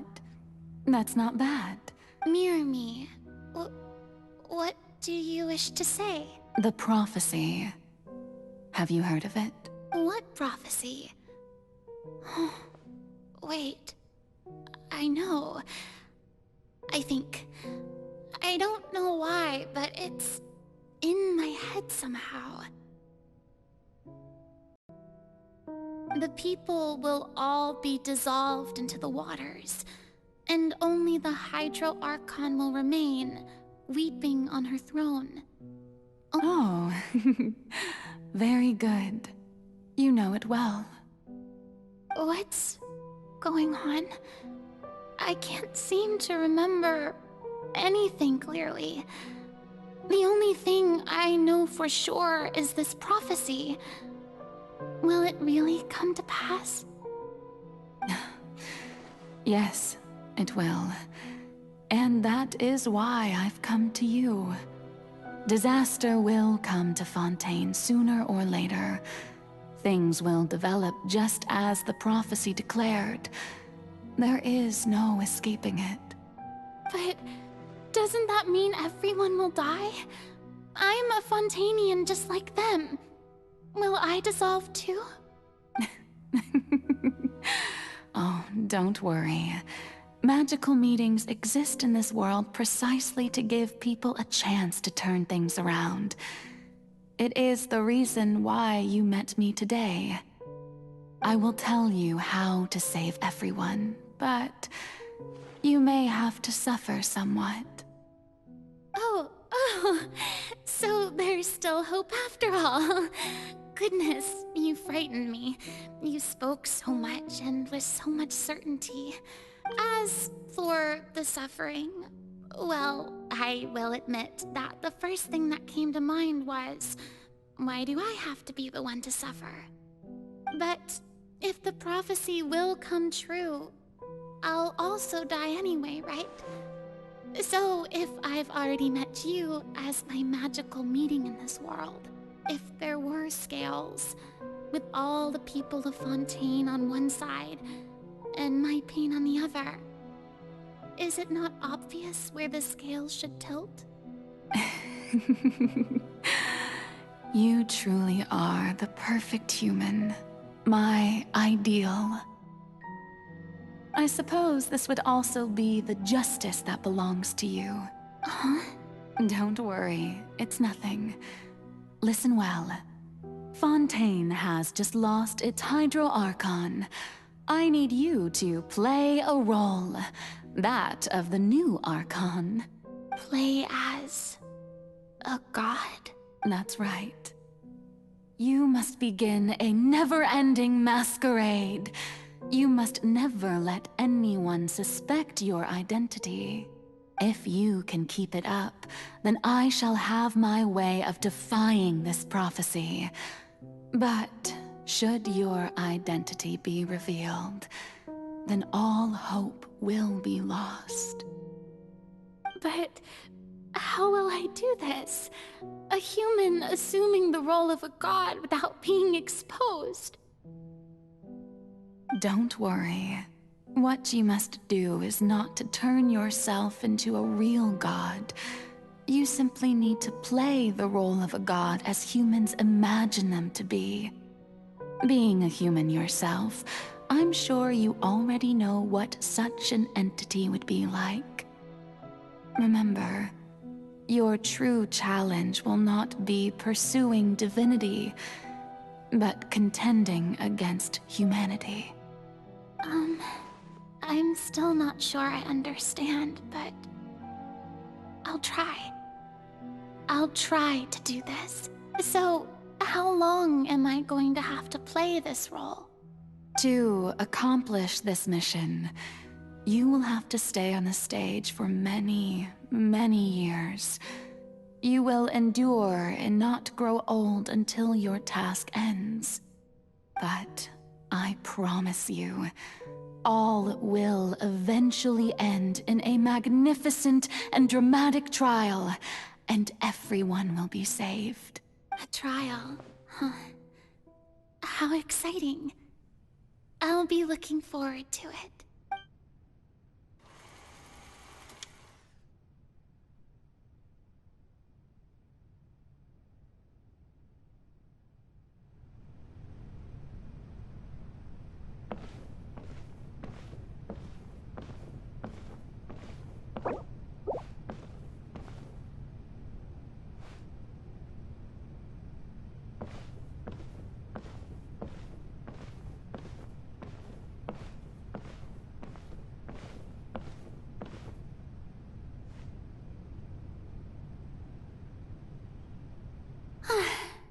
The Maison Cardinalise has announced my accession, but this is my first time facing the people. What should I say to most appear like a god? To be honest, I still don't know. Perhaps I should first try to act natural. Ladies and gentlemen, good evening, and welcome to the Opera Epiclese. I'm sure you've all heard about how I have taken on the role of Hydro Archon.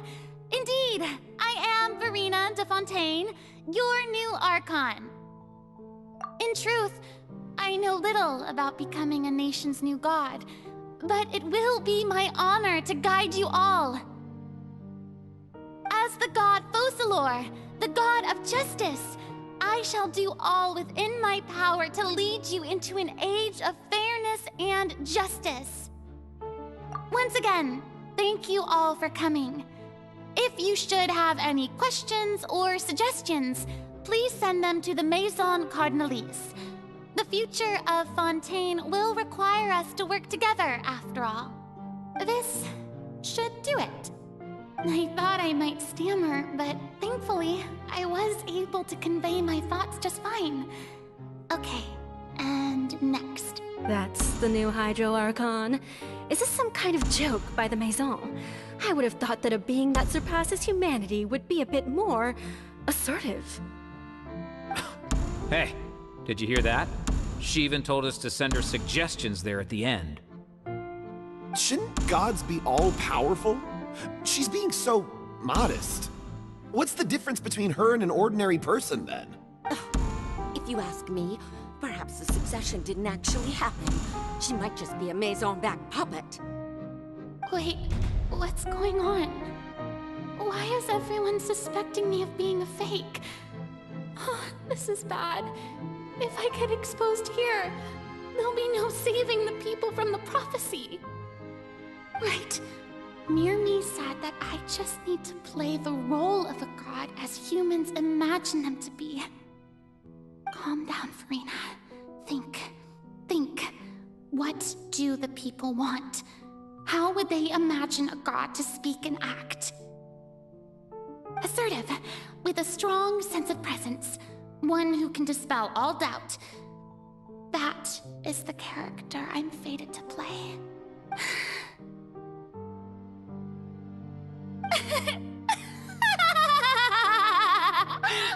Oh, very good, my people. Only ones such as you are deserving of my rule. Now, I was wondering, if some weak puppet were to one day come onto the stage and claim ownership of this opera house, would the children of Fontaine follow them? Well, it seems that you would all see right through them. Having passed my test, you are qualified to witness wondrous trials alongside my august self, here in this opera house. You may consider my previous act a door gift of sorts. I thought it was a debut that suited the atmosphere. Now then, let us be reintroduced. Ah, so that was just a performance. How could I have forgotten that we were inside an opera house? quite shocking, to be honest, but I suppose it's a better look than before. Such a fascinating and bold deity. How wonderful! Our future may yet be bright after all.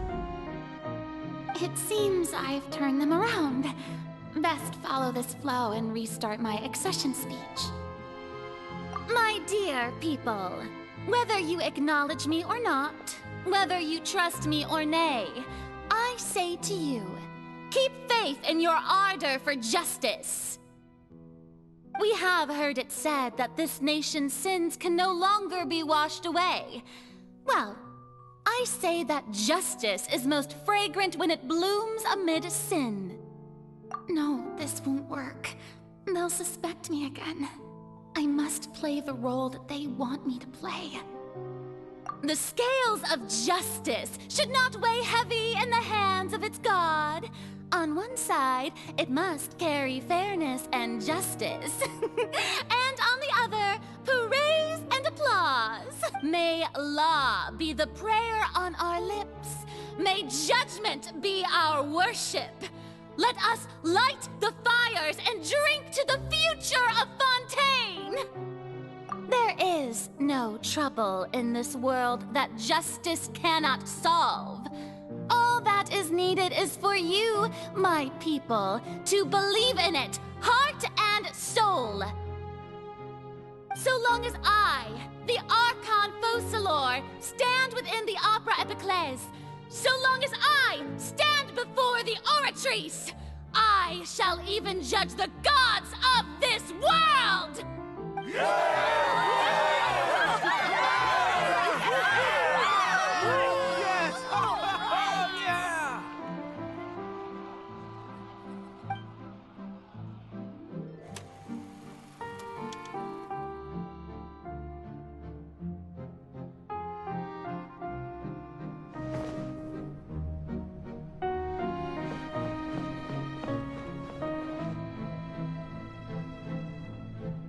Lady Farina, here are today's case reports, as well as a summary of the follow-up for your perusal. Come now, was I not just at the Opera House in person? Leave these kinds of things to Neuvillette. Besides, none of these trials were the one that I'm looking forward to the most. If I may be so impertinent, what kind of trial are you truly looking forward to? A magnificent, dramatic, and wondrous trial. A trial to end all things. How could you hope to understand? That's true. I fear I lack the ability to grasp your divine thought, Lady Archon. No need for fright, and do not take what I said before too seriously. Go now, do your duties. The trial I await. It will come one day.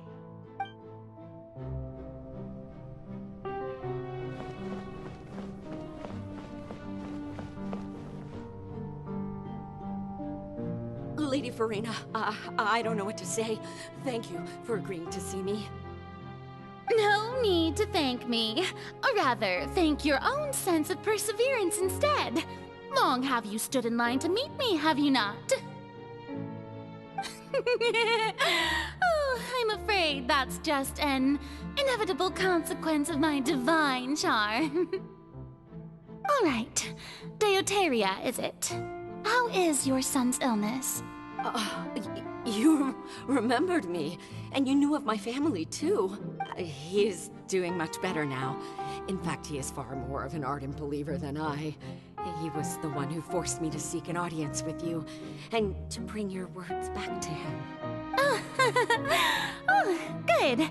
Very good.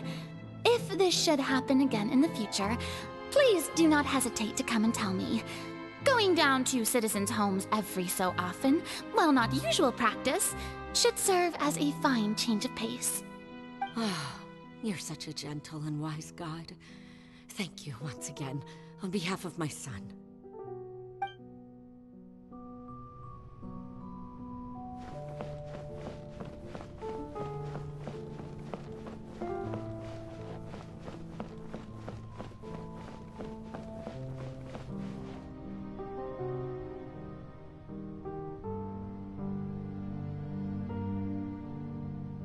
Lady Farina, here are the latest hydrological reports. As for the specific parameters you asked to take note of, I'm afraid things still don't look good. I see. It's as I thought then. As your god, I did already expect this, but I wanted to see how far your human wisdom would allow you to analyze it. All manner of signs indicate that the prophecy will still come to pass. Forget it. That's not something you need to worry about right now.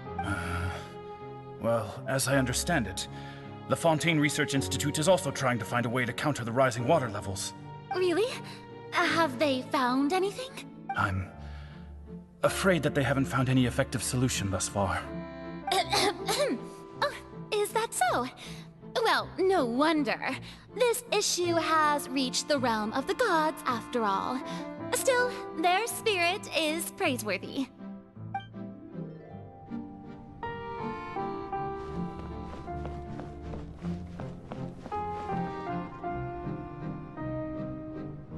The day is finally over. I haven't had a moment to breathe this whole time. But it's good to see that everything's getting on track. There are no longer any voices of suspicion. Maybe this is fine. I just need to keep going, and everyone will be saved. Alright, Farina, don't think too hard about this. You need rest. Tomorrow's a new day.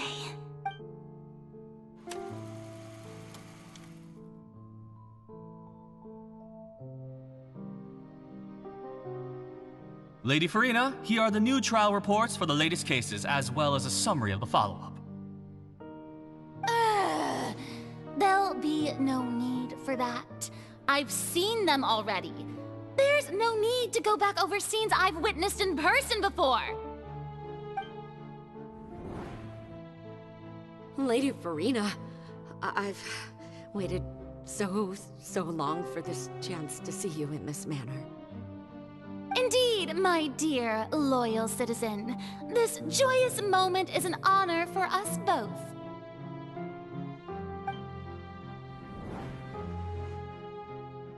Lady Farina, we're detecting significant hydrological anomalies near Poisson. Understood. Keep monitoring. Keep me informed should anything come up at the Institute.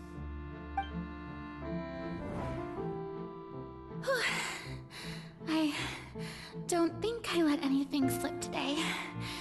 I must show the people that there is nothing to worry about. I just don't know when these days will end. I feel utterly exhausted.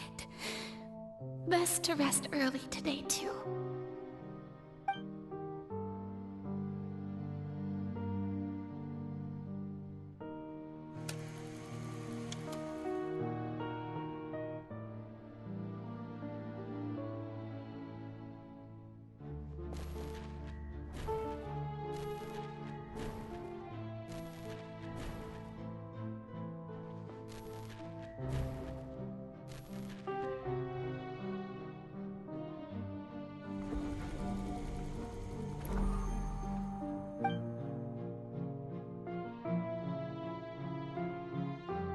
Lady Farina, it's like a dream being able to speak with you up close like this.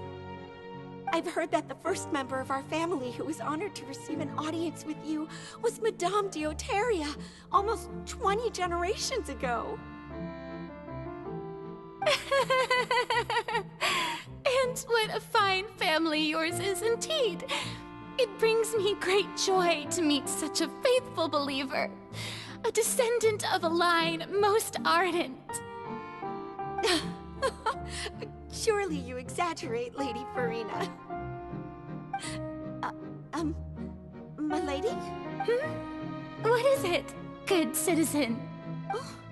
Oh, are you crying? Uh-huh.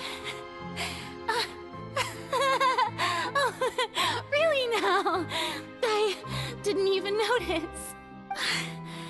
This must be the overflow of hydro from my person. Well, can't quite help being the god whose dominion is the waters, can I? No wonder. No wonder. A manifestation of your power, then.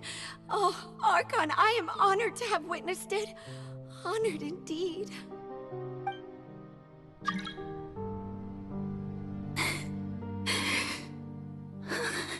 So interminable. So lonely. Just how much longer? Hundreds of years must have passed by now. Perhaps the show must go on for hundreds more. I never imagined that it would hurt so much. Have I reached my limit?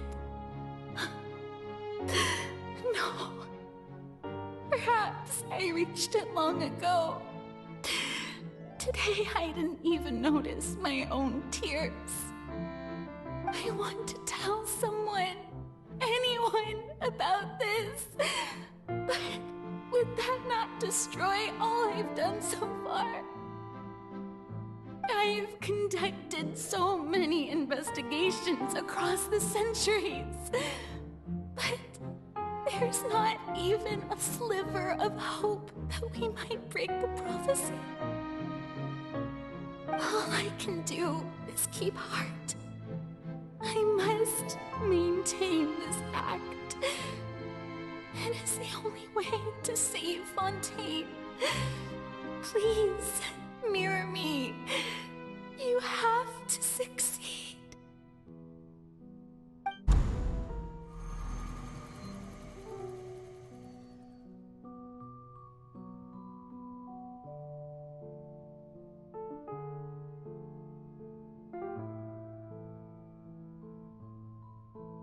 Farina, you don't have to shoulder this burden alone. Although I don't know what you might be keeping from everyone. Your people are more than willing to share your burden with you.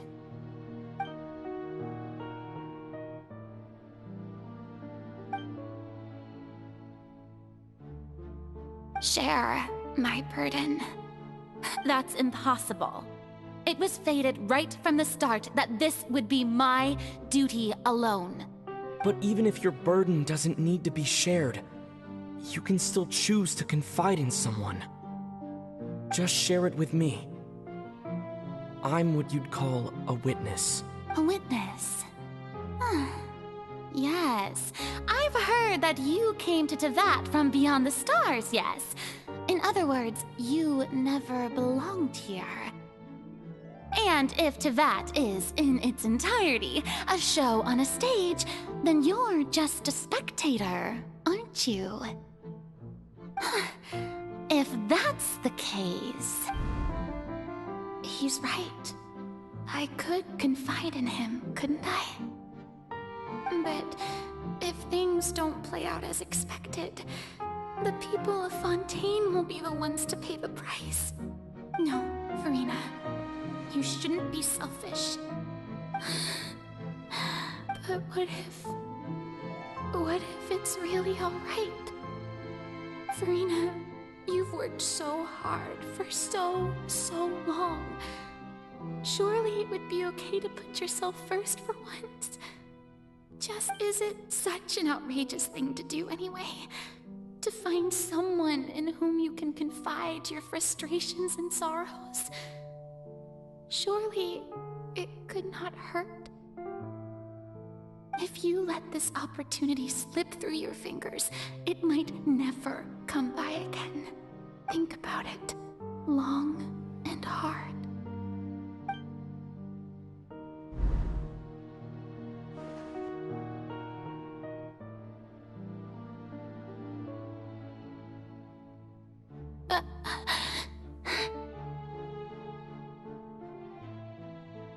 No, I have nothing to say. I am Farina, the Archon of Fontaine.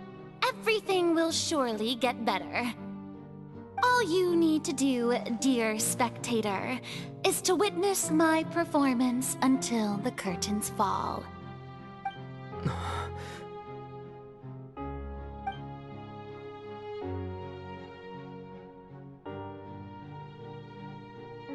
Fine.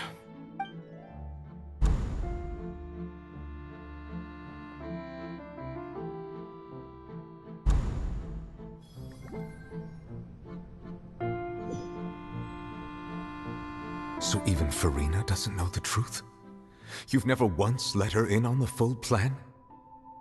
Yes, it had to be done. To deceive the heavenly principles, you must first deceive yourself. She did very well. If she had let her resolve falter even once in these 5 centuries, Fontaine would have been doomed to the most tragic fate. It seems that trusting humanity was the right decision after all. I believe that I understand how your deception works, but that is only half the truth, is it not? How would you build on this foundation to save the people of Fontaine? That is the most important thing. Ah, good. Of course, the Iudex of Fontaine has pinpointed the crux of the issue. I'm sure you've long sensed that the Oratrice is no simple machine, yes? I've always suspected that it had its own consciousness. And Lenny did mention that he heard a human voice within the core chamber. It now seems that that person was you, hidden within the machine all along. Am I wrong? And then I became one with the Oratrice, taking Fontaine's gnosis with me. Yes, it would seem so, wouldn't it? Alas, your understanding of this device still lacks sufficient depth. In truth, it is no enactor of justice. It is, in fact, a device created to kill the god of justice. I beg your pardon? Oh, you have it. And to be more precise, not only will the Oratrice take down the god of justice, it will also take down the divine throne upon which she has been placed. I mean, did you think I would be the sort to enjoy peaceful repose while Farina suffered? My work over these last 500 years has been to constantly accumulate indemnitium within the Oratrice. But really, some have already discovered that only a small fraction of the energy generated by the device was ever used to provide power to Fontaine. The vast majority had to be, accumulated to enact this death sentence. It was all a part of your plan then? Both the trial and the sentence? Indeed. This power, accrued over 5 centuries, could have sustained Fontainians for millennia had it only been used for that purpose. Almost all of it has now been stored within the Oratrice. But only power of this magnitude could hope to destroy the Hydro Archon's divine throne, shaking the rules established by Celestia, and breaking through the institution that is the Seven. So the Oratrice's call for death was for neither Farina nor Focalor, but for the Hydro Archon. The destruction of that divine throne. If I do not misunderstand your intent, you must be... Returning what's rightfully yours to you, of course. In other words, this was all done to return the authority of the Hydro Archon to the Hydro Dragon of this planet. But...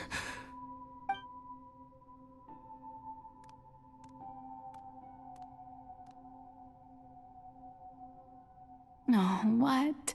Getting sad again, are we? The authority of the ancient dragons shall soon be yours once more, O Hydro Dragon Sovereign. And this is the face you make. All you've done throughout the years is just so you can sacrifice yourself at the very end. I've never quite seen it that way, you know.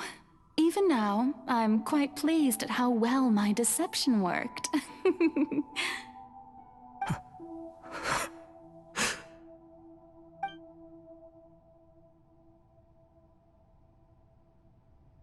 Hydro Dragon, don't cry. I must say, had it been within my rights, I would have loved to judge the heavenly principles themselves. Were they not guilty of essentially the same crime? Egeria stole the power of the primordial sea, and the heavenly principles stole the power you ancient dragons possessed. I, for my part, am the god of justice.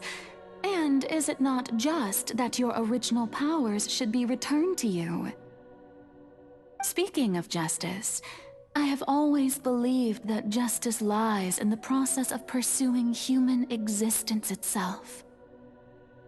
So, if the theft of the primordial sea's might was Fontaine's original sin, then, leaving matters of procedural right and wrong aside, the descent of the Fontainians as humans and their right to exist in this world would be Fontaine's original justice.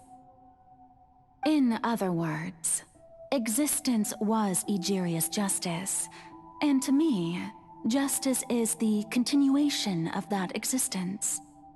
Defying the prophecy and ensuring that Fontaine's people shall live on. That should be the justice enthroned over all others. At this point, we, whether it be myself or all other Fontainians, have shouldered the burden of this sin for far too long. Iudex Nervillet, the highest judge in our land, when you regain your full power as an elemental sovereign, what verdict shall you pass upon us? So when I was invited to the court of Fontaine to serve as Iudex, I see now that that was your idea too. At last, I now understand the true purpose behind this position. In the beginning, I was uninterested in human existence. But these 5 centuries of living alongside them have gradually brought about mutual understanding between us. And I have even attempted to feel as they feel. You are a devious one, Focalors. Things being as they are, surely you know that I could never declare them to be guilty.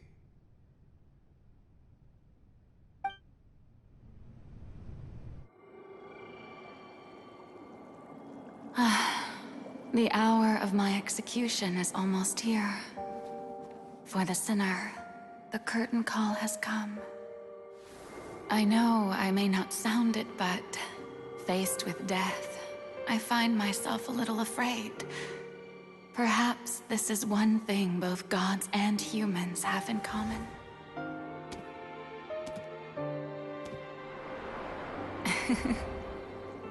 Farewell, Nervillet. I hope you've enjoyed the part you played these 500 years.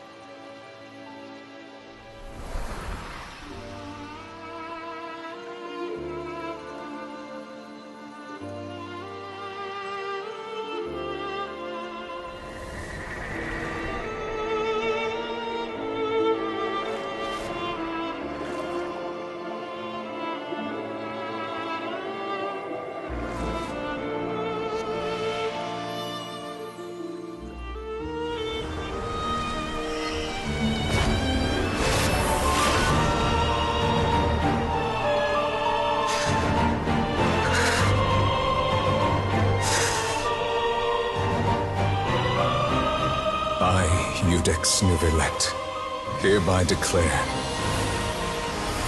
people of Fontaine, your sins are forgiven.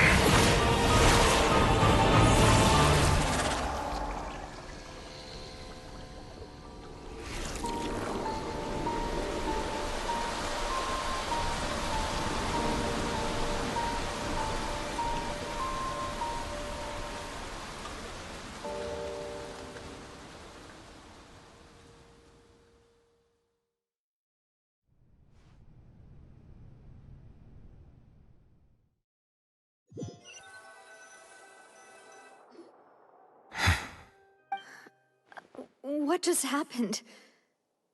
Has the death sentence been carried out? Was that bright light some sort of misdirection? I have a feeling that something huge just happened. But since we're all still alive and haven't been dissolved, I assume whatever happened was good for us. It's time to end this. We must mete out punishment to that beast. Didn't you say just a moment ago that it can't be defeated? I have gained the strength sufficient to deal with it. Through certain means, I now have the ability to separate the power of the Primordial Sea from that creature. We should seize the opportunity to pursue our quarry. Traveler, now that the oratories can no longer function, I require an executor to help me mete out justice. The root of the calamities befalling Fontaine, the beast that enacts the prophecy. Its name is the all-devouring narwhal. Come with me, traveler. The hour of execution has come.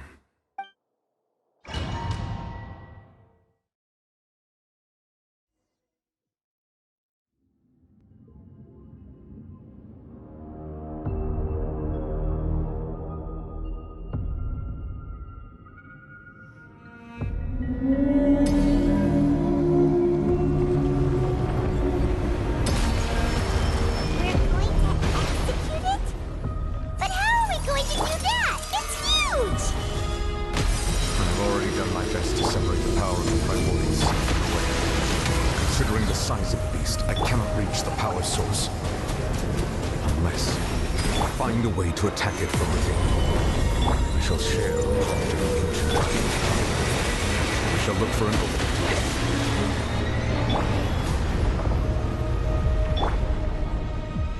I can feel its sorrow turn into hostility. Yeah! Go! Make yourselves at home. Hey! Now you shall perish! The all-devouring narwhal cannot resist its instinct to devour. Continue to trigger its hostility. Chance will present itself. This is order!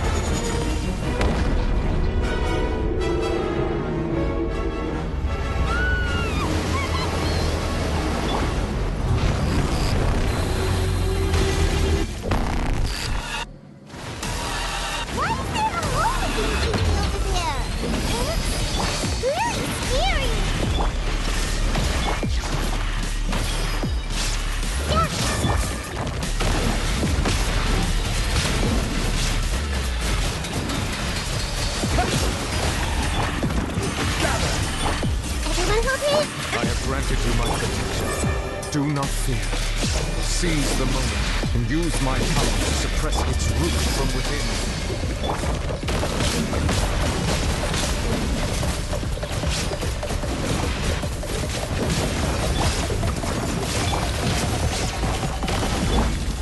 Wipe out! Share my knowledge!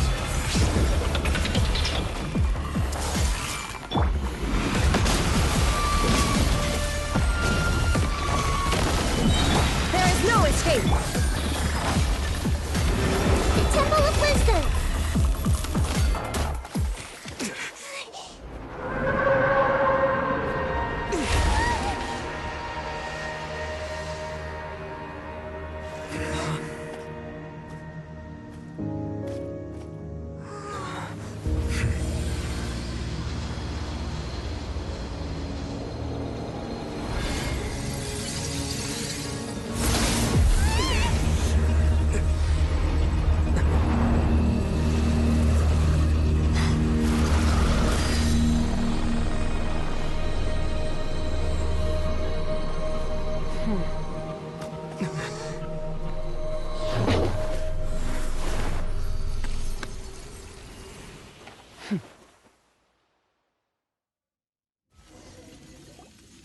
thanks for helping with the cleanup.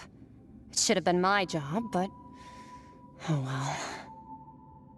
It was just supposed to be a short private training session for me. I didn't think that my disciple and my master's pet would start brawling in the meantime. Well, actually, I had a feeling that it would happen at some point, but they bumped into one another earlier than I thought. What a blunder. I suppose I'll have to swing my sword 3 million times as penance. That power. Who are you exactly? Paimon has an idea. From what she said earlier, she must be Child's master. Skirk, right? It's just that he gave us the impression that she was the less talkative person. I simply did not have anything to say to the weak. But you, on the other hand, managed to defeat the all-devouring narwhal without using power from beyond this world. So you may speak to me as equals. I have to agree. It's a strange use of a planet's primordial waters just to raise an all-devouring narwhal. That kind of power is wasted on it. It's not cooperative. It eats too much. And I have more important things to do with my time than pet sitting. The only thing that creature has going for it is its looks. All in all, it fails as a pet. Miss Skirk? I think you might have missed the point. The point being? Well, being that this pet almost destroyed an entire nation. So what sort of person is your master? Well, Child's master's master. Wait, is that right? Oh, right. So you don't know him. Sorry, I assumed you did. His name is Sertologi. Huh? I am unfamiliar with that name. Huh. So Master isn't sufficiently famous. How should I describe him then? Have you heard of the name The Fowl? The Fowl? Still nothing? Well, how about the Visionary? Vetterfalnir then? Or Gold Rhine-daughter? Ooh, that one we've heard! Rhine-daughter's part of the Hexen Circle. She's Albedo's mom, right? Oh, so you do know that name. To be honest, I also heard all of those names and titles from my master. I don't know, but I suppose you understand now, yes? My master is likely a similar sort to Rhine-daughter. They are both pursuing some form of perfection. Wait! Didn't you also mention a visionary person? Paimon didn't quite catch their name. Actually, never mind that. I believe it expedient to inform you that the all-devouring narwhal used up nearly all its strength fighting you. Such roiling hydro energies will prove difficult for the planet's deep seas to digest. As such, the Fontaine back on the surface has most likely been thrown into chaos. In other words, the prophecy that you've been fretting over should now be in full swing. What?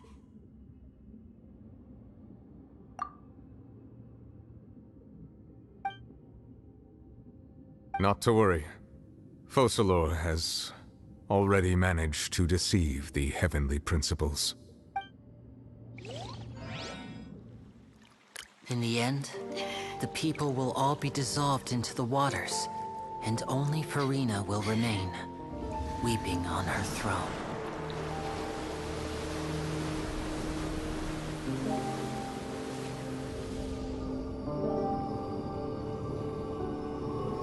Only then will the sins of the people of Fontaine be washed away.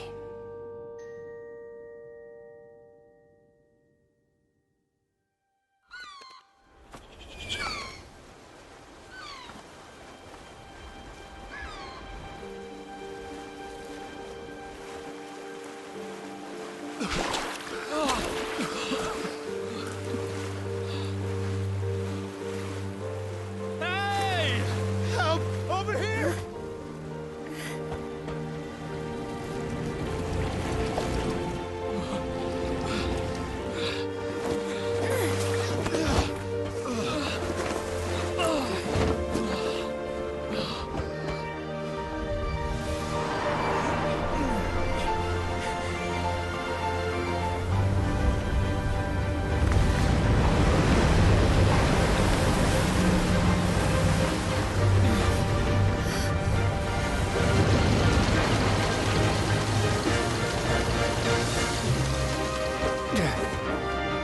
Lands, initiate emergency rescue!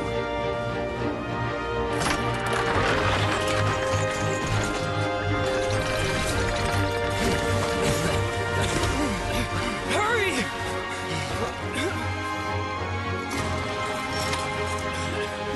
Hey, lend a hand!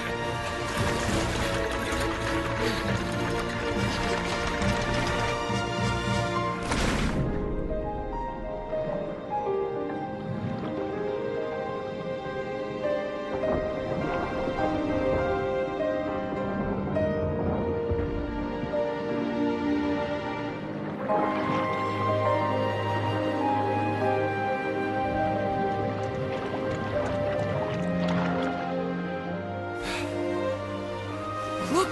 The water's receding!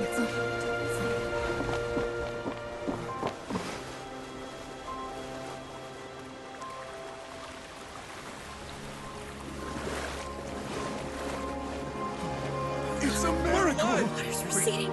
We didn't dissolve. The prophecy was wrong. The prophecy was wrong.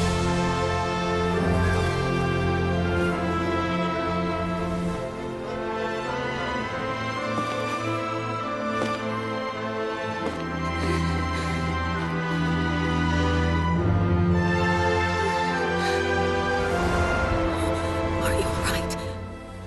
Yeah. We're saved. The prophecy was wrong.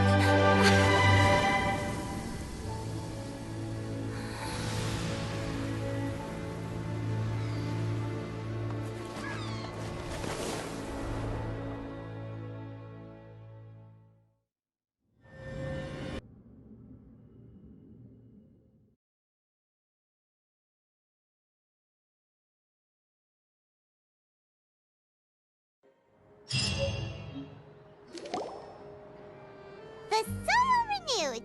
The Suite de Rasula talks post-disaster rebuilding. I recently visited Poisson to meet with Miss Navia, spokesperson of the Suite de Rasula, and we spoke about Poisson's present and future. Old soil can still give birth to new bloom, Miss Navia stated. Hope is like seeing a small cookie when you're starving late at night. You just need a little of it. Skyship Winglet, lunar brain of the Fontaine Research Institute. The various disputes that have arisen on account of Mr. Edwin have suddenly become a shield over the Institute, with Jurier turning out to be a once-overlooked hidden gem.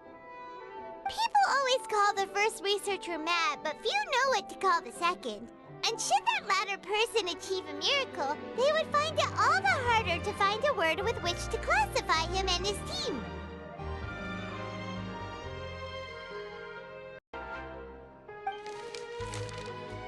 Wow! Paimon barely recognizes the people in the reports. Are those really Jurier and Navia? They sound like real big shots. What do you think? Pretty enthralling, huh? The Steambird's idea was pretty simple. With the disaster just having passed, we would print a free edition packed to the margins with good news to calm people down. The value for these big scoops lies in their inevitable follow-ups. We'll publish further reports and go into the stories behind those people. Edwin's assistant, Jurier, created a true flying ship, while Navia is leading people in the reconstruction of their home. I'm sure that these stories could draw even your well-traveled eye. Paimon's curious too! Wait a minute. Didn't we watch everything happen from start to finish? What's there to be curious about? And that's exactly why I'd like you to come conduct interviews with me. You're the best incubators of news, if you haven't noticed. And also, with you around, I'm sure I'll get to see that Duke.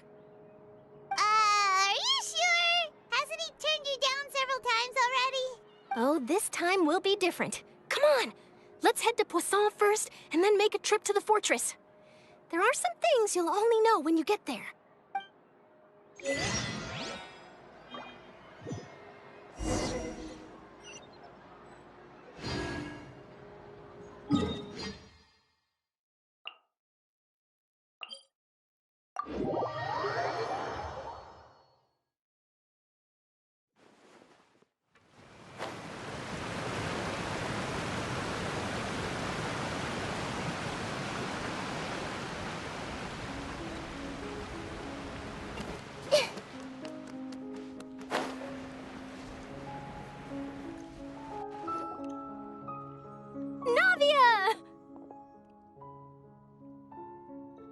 Oh, it's you.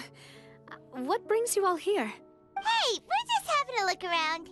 I'm here to update myself on how things are going here. Oh, the Fatui are here too. Let me introduce you. This is Mr. Garunt Snezhevich. He represented the Knave in sending us a large amount of supplies, and is helping with our work. Our residents are hard at work as well. Thanks to everyone, work is progressing nicely. We've lost a lot of people, but we're moving forward. That will have to be enough. Hello, Miss Charlotte. I'm a big fan of yours. I especially like that article you wrote last year about Fontaine's stray cats. But if you don't mind, could you not emphasize our role too much in your report? It's not charity we're doing here. We just happen to share the same interests as the Spina. I get where you're coming from. I'll keep it as simple as possible. Or would you be willing to feature as friendly neighbors? That would be fine. Thanks! Oh, you're back too. How are things? We finished laying down the construction materials. It'll be another hour before the workers are able to go over there. Huh? You're here too, Clorand? Well, her reputation's greatly risen after that whole duel business with Miss Farina. So she's here in Poisson to wait out the heat. All right. She really came here to help me out. There's too much to consider in the reconstruction of Poisson. The Spina has need of more decision-makers. And, well, I do already happen to be connected to Mr. Callis. Oh, wait just a moment. Do you mind me asking a few questions? You know, about how you felt before the duel, about what it was like facing down a god. There's lots of exciting material there, I bet. Forget it. I'm sure you can find a better theme than that, Miss Charlotte. I see you're the same as always. Couldn't you do me a favor, for Navia's sake? Well, if we're talking about doing things for my sake, you might as well just take a few more photos of me. Or of the Traveler. It's better than wasting time persuading Clorand, at any rate. Of course I will. I'm not gonna let him off that easy. All right, then everyone who wants to be in the photo, gather up. And smile.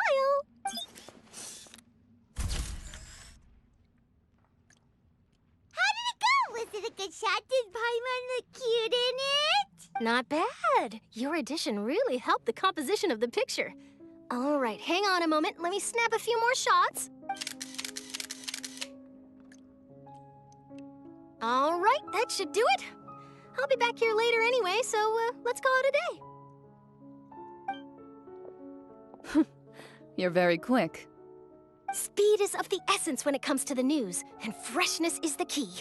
Also, not to brag, but I'm pretty good at building connections. Who knows? I might eventually get that interview with you after all, Miss Clorand. Wow, you really do have that never say die spirit. I'm impressed. I'll hazard a guess that this is how you got that interview at the Fortress of Maripede. Whoa, you're well informed. Let me make a guess too. I asked Sijuin who told Monsieur Nervillet, and he told you, right? That's a very complete information chain. In truth, all Monsieur Nervillet asked me was, when did the fortress become so friendly towards the media? I told him that it was best not to speak too soon. There's no guarantee that Ridsley will make a personal appearance. You're right. I've got to treasure every moment I have with them. In which case, I'll be making a move first. Stay safe now. And tell me if you hear anything interesting. I'll treat you to afternoon tea in exchange.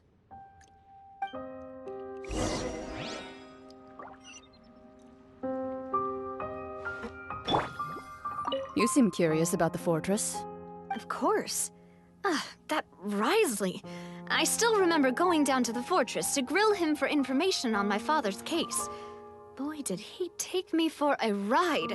Without telling me anything, of course. But he did invite you to tea, didn't he? 2 large pots of it, in fact. It was good tea, though. I have to agree. The tea there is very good.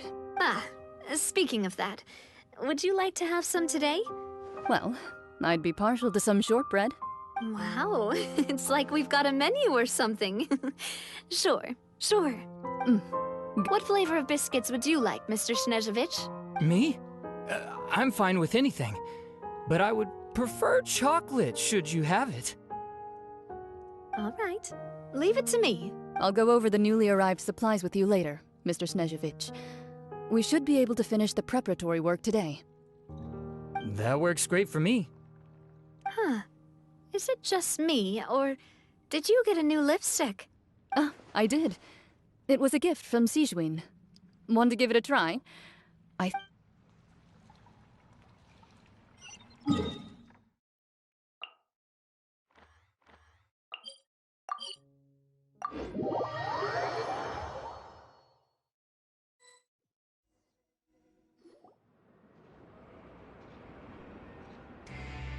Wow, guess we're here again, huh? There's a real nostalgic feeling to this place. Looks like you've been missing us. Duke! Did you come all the way to the entrance to greet us? Of course. I'm here to welcome you and our dear Miss Charlotte, whom our good head nurse recommended to me. It's an honor to finally meet the much-rumored Duke. Thank you for consenting to my visit to the fortress, sir. No need to thank me. But that said, I shouldn't be the focus of your interview. I trust you recall our agreement? Of course, of course. All right then, this way.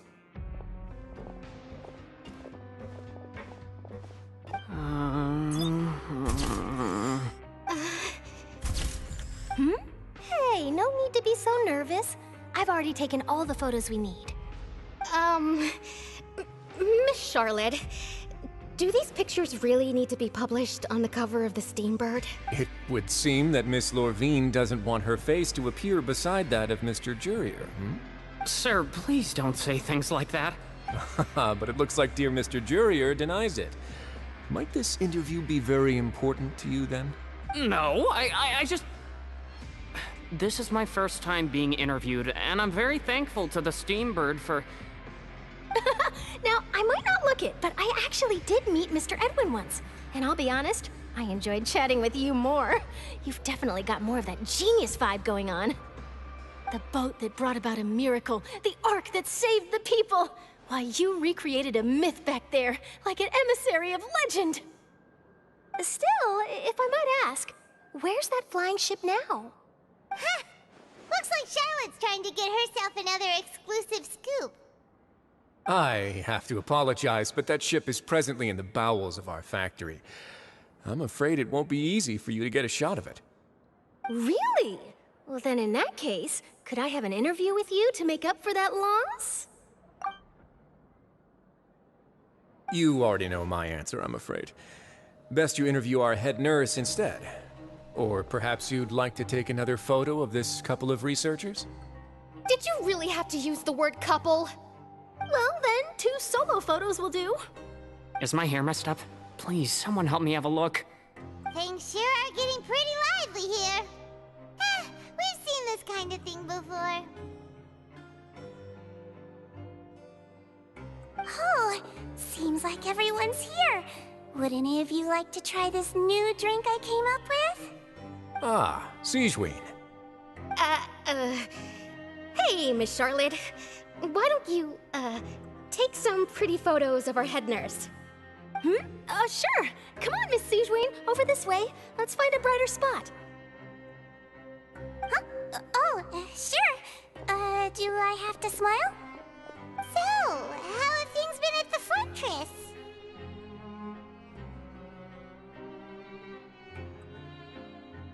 Same old, as you can see. Fontaine's undergone some changes, but this place is still more or less the same. Other than that flying ship, it got a tad too much attention, I think. That's why I decided to let the interview go through. We should direct more public opinions toward the behind-the-scenes heroes. Am I right, Mr. Jurier? Miss Lorvine? You're too kind, sir. I believe that you too should have your day in the sun. Not that you would want that, which is a pity. I'll just leave the spotlight to you two.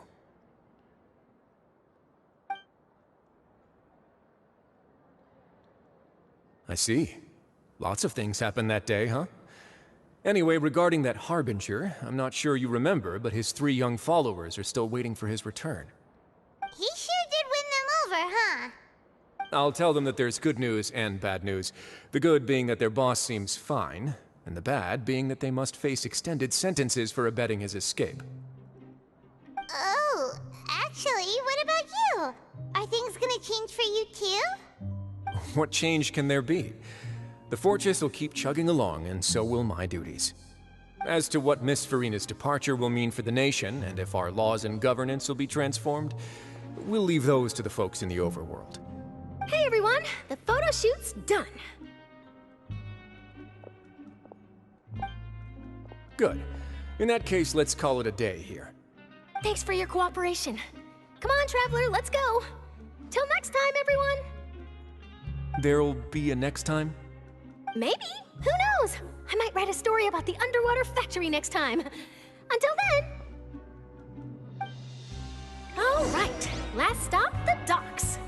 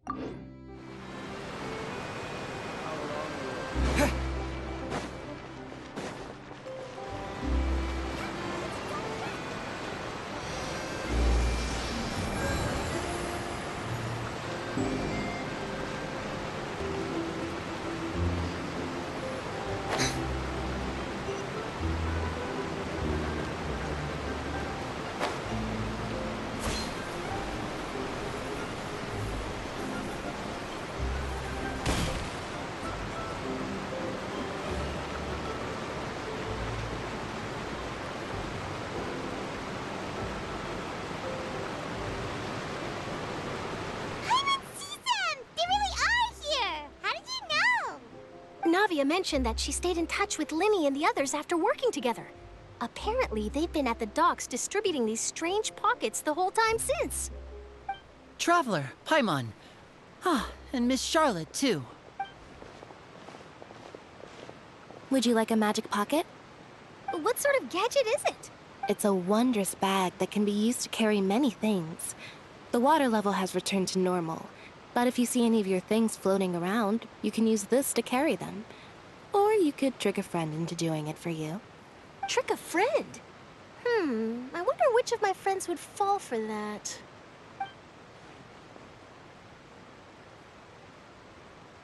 You could just make a friend like Fremine here. Isn't that right, Fremine? Is this what you meant by, I'll help you make some more friends? To be honest, that sounds pretty sweet. Could I have your contact, please? Sure. Please, write down my address. You sure are working hard to help Fremine socialize. He was the one who proposed doing this. He even wants to assist in our magic shows.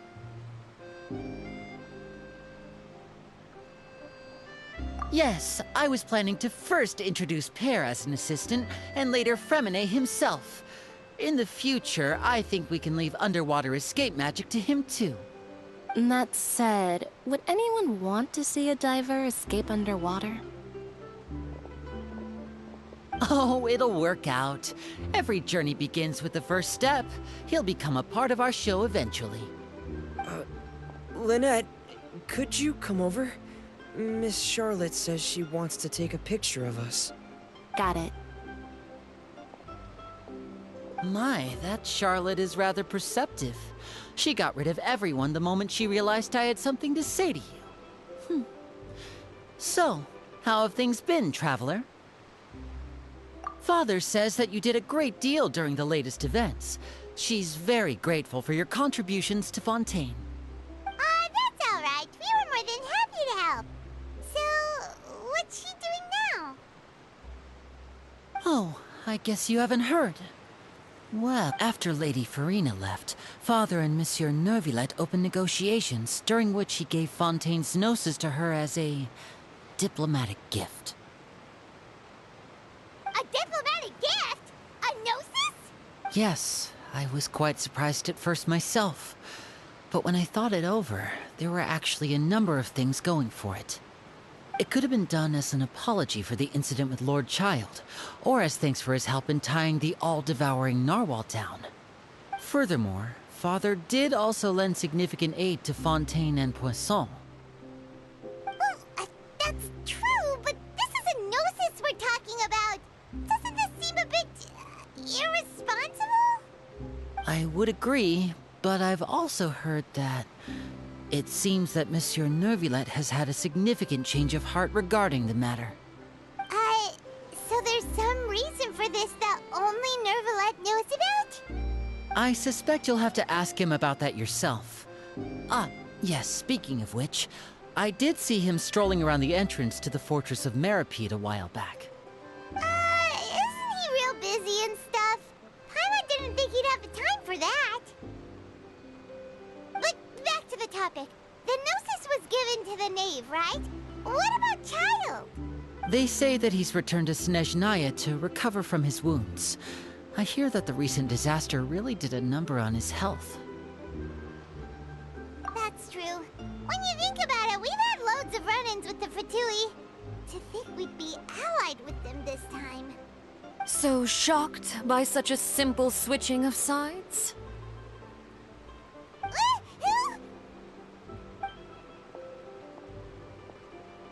Father! Well, well, what do you know?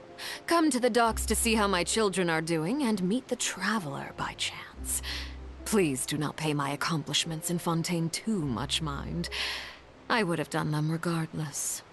Are you going to take the gnosis back to Snezhnaya? That is our duty as harbingers, yes. Don't be too preoccupied with sides. The goal of the Fatui concerns not a single place or person, but the entire world. With such a grand goal in mind, it is inevitable that we must wear many masks. Switching my masks is something I've always done. Well, that depends on many things. No one truly knows what the future holds. What good is honesty if you can't rely on it forever? As for you, I very much look forward to our next collaboration. Good things cannot be achieved alone, and you've proved yourselves to be great partners. A vision? All right. I'll remember to return it. Thank you for keeping it safe for him this entire time. And that's a wrap for me. Huh? You're... Greetings, Miss Journalist. Hello. If I'm not mistaken, there are diplomatic channels I'll need to report to take a photo of you. That is correct. So forgive me, but I will not be able to serve as a subject in your article. However, feel free to write as much as you'd like about our dear magicians and our upcoming rookie talent. I will. The sea breeze is quite pleasant. I shall continue my walk while the weather remains so agreeable. Farewell. Farewell, Father. Oh, she has such an intimidating presence. I didn't even dare to take a picture. Thankfully, I've already wrapped up all my pre-scheduled interviews. Thank you all. This'll be more than enough for me to write about, I'm sure. Don't be too nervous. Why don't you take a magic pocket before you go? Here, Traveler, Paimon, you take one too. To move things about? That's right. Funny. I was giving out magic pockets when we first met too. And what do you know? I'm doing the exact same thing right now.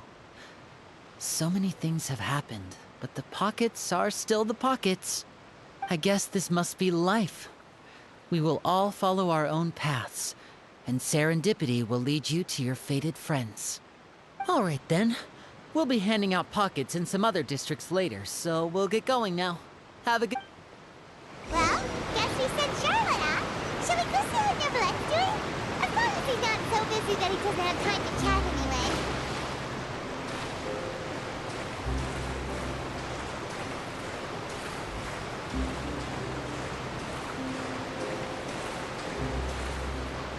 The show begins!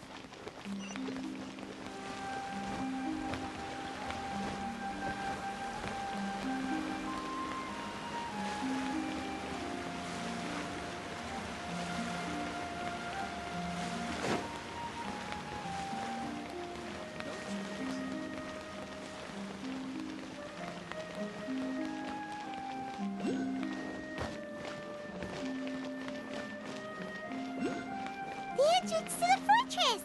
Ooh, he really is there!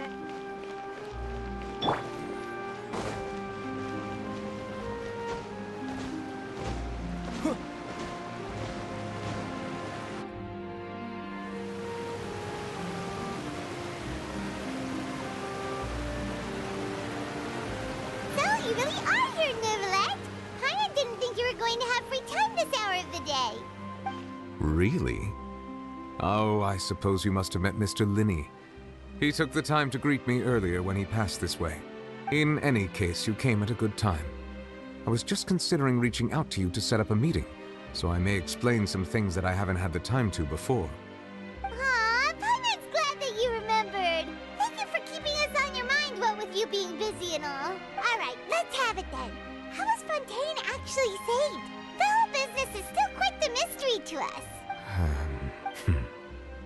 It is strange how words can often leave a bitter taste in the mouth when it finally comes time to say them out loud.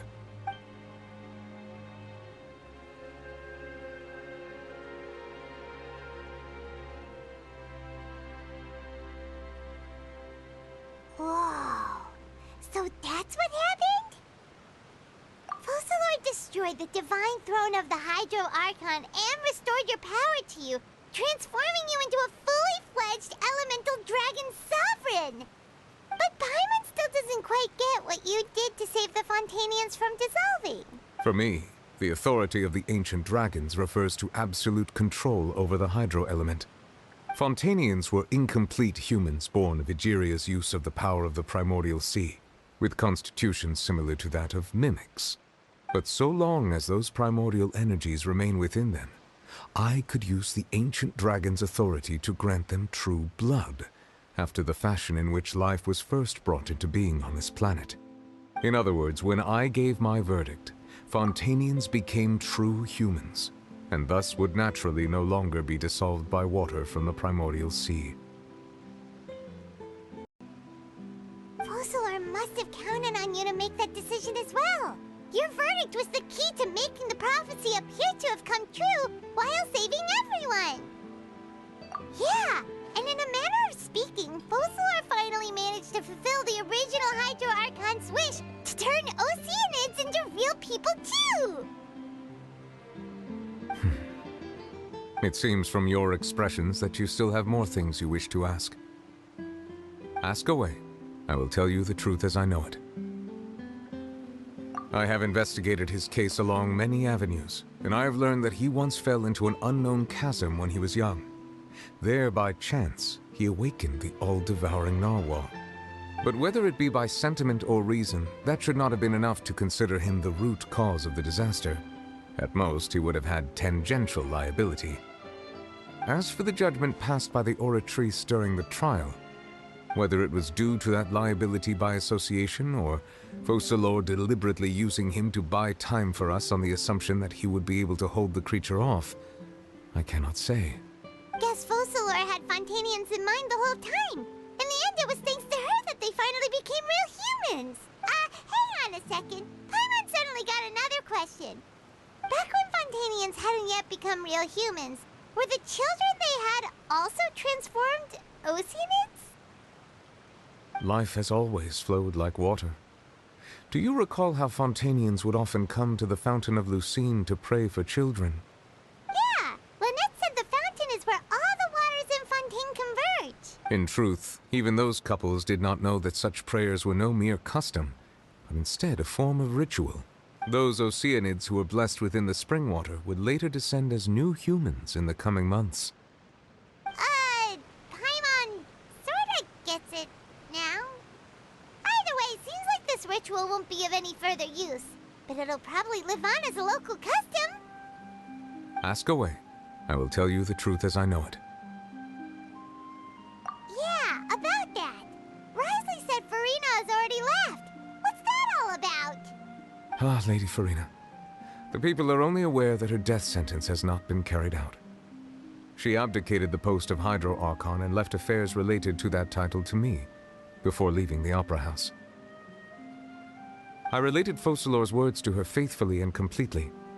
After hearing them, she seemed neither saddened nor comforted. She simply said that she was tired and needed to rest. Having said that, she then packed her things and moved out of the Opera House, not unlike how an ordinary person might. But she's still got a place to stay, right? You need not worry. I will make arrangements to ensure that she will not want for food, clothing, board, or travel.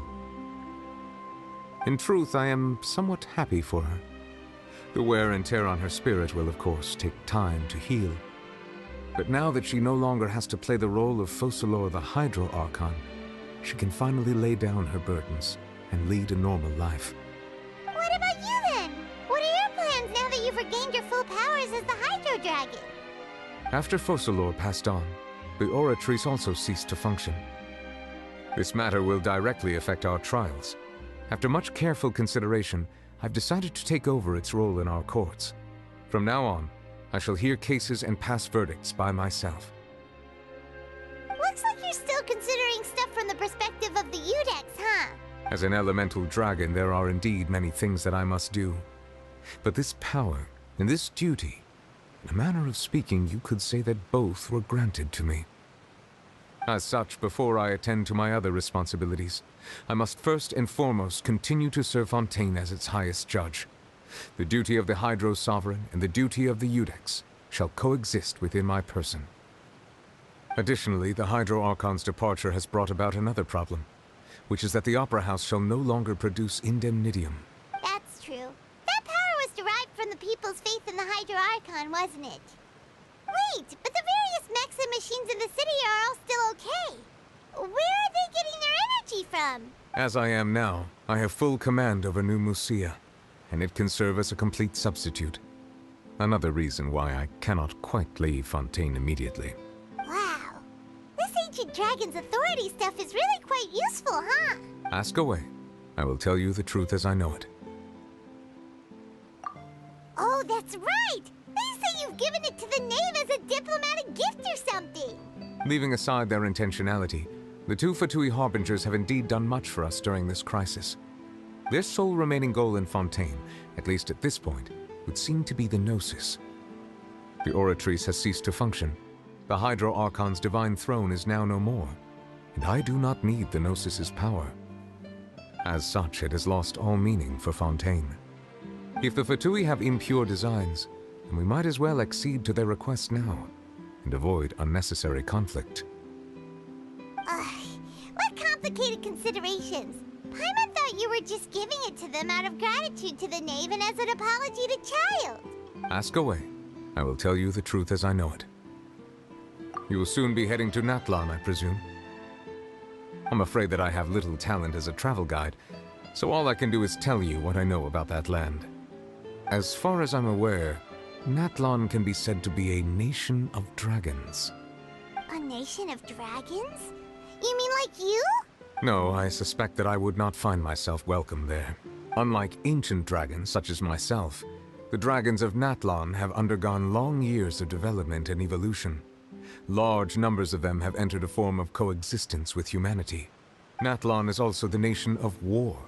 War ravages those lands like an undying flame. There is one other piece of information I got incidentally from my negotiations with the Knave that I believe may be useful to you. The Harbinger known as the Captain has thrown his hat into the endless ring of war. The Captain. Sounds like a real tough customer. Seriously, everywhere you look, there's a Fatui Harbinger doing their thing. I suggest that you fully prepare yourself before going to Natlan. In the meantime, Fontaine's doors will always be open to you. Ask away. I will tell you the truth as I know it. Hang on a sec. Paimon's still got a question about the Gnosis. When we spoke to Linny earlier, he mentioned that your attitude towards giving away the Gnosis had clearly changed. We guessed that there might be some reason for it that only you were aware of. No wonder the House of the Hearth is the Fatui's intelligence division. They are certainly sharp. So regarding this specific issue, I was just getting ready to share something with you. What is it? In truth, I exchanged some further words with that lady named Skirk after sending you two back to the surface. It went something like this.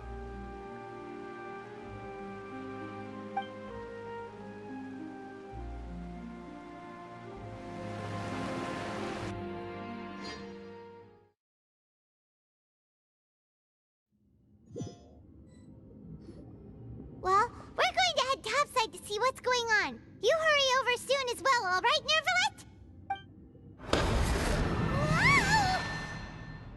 What next? The all-devouring narwhal isn't here, so I'm no longer getting any interference. I can finally catch the scent of your power, what it's made of. It is the authority of the planet's primordial dragons, but with something very similar to a god's curse mixed in. It's quite a novel blend.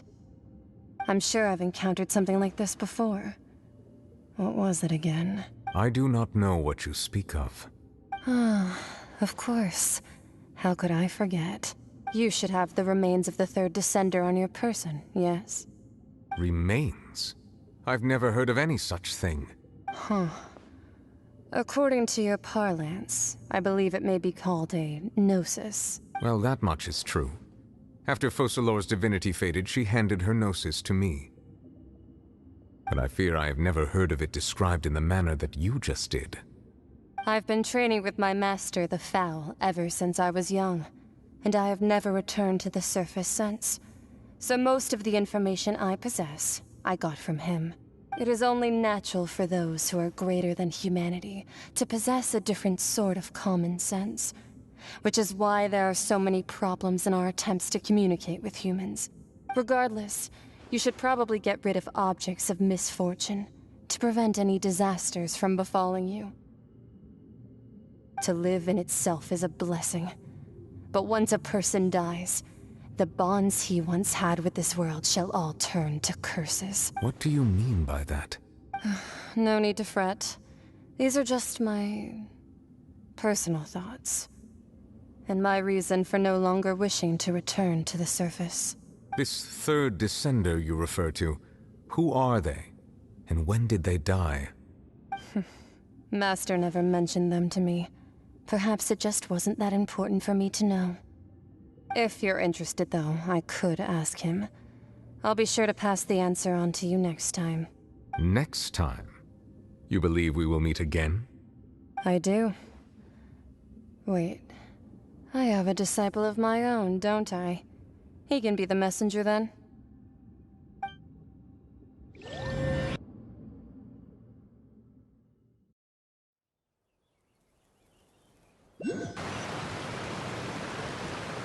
That's what she told me. Whether it would prove useful or not, I wanted to pass that information on to you. The remains of the third Descender? So that's what the Gnosis actually are. Paimon just thought they looked like chess pieces. How could they be a person's remains? All the same, assuming that there was no misunderstanding or special metaphor at play, that is what she meant to say. And she said that it would bring misfortune and that you should check it, which is why you gave it to the Fatui. If she speaks the truth, then I would simply be putting Fontaine at unnecessary risk by keeping it here.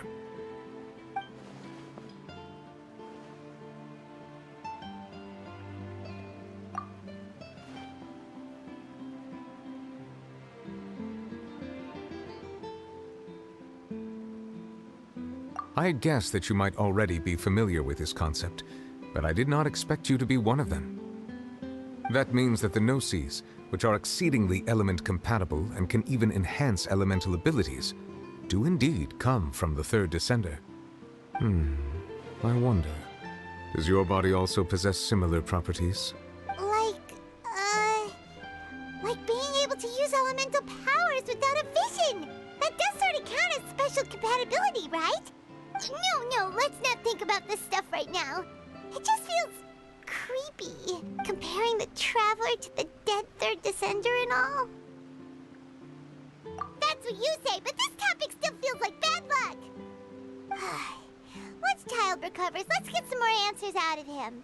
Or go look for his master and get the answers that way! I too believe it unwise to make too many blind guesses when information is lacking. The same is true of being at court. Alright. Whatever the case, it seems like the crisis here in Fontaine's over for now. Yes. All of Focalor's efforts were for this moment as well. But she sacrificed herself in the end as a god, and she suffered through all those years as a human. Was that really what she wanted? I suppose that would be the mystery of a god's will. I suspect not. But once in a while I too would guess that if wishes were like the clouds in the sky, they will one day return to the earth as raindrops. Life flows like water, and rain is the final answer. The water levels may sometimes tilt one way or another, but the rain falls fairly upon all.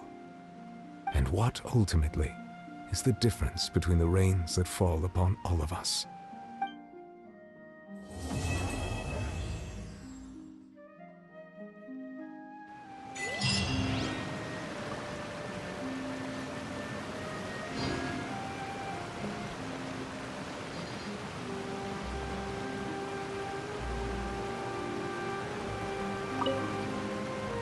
It seems from your expressions that you still have more things you wish to ask.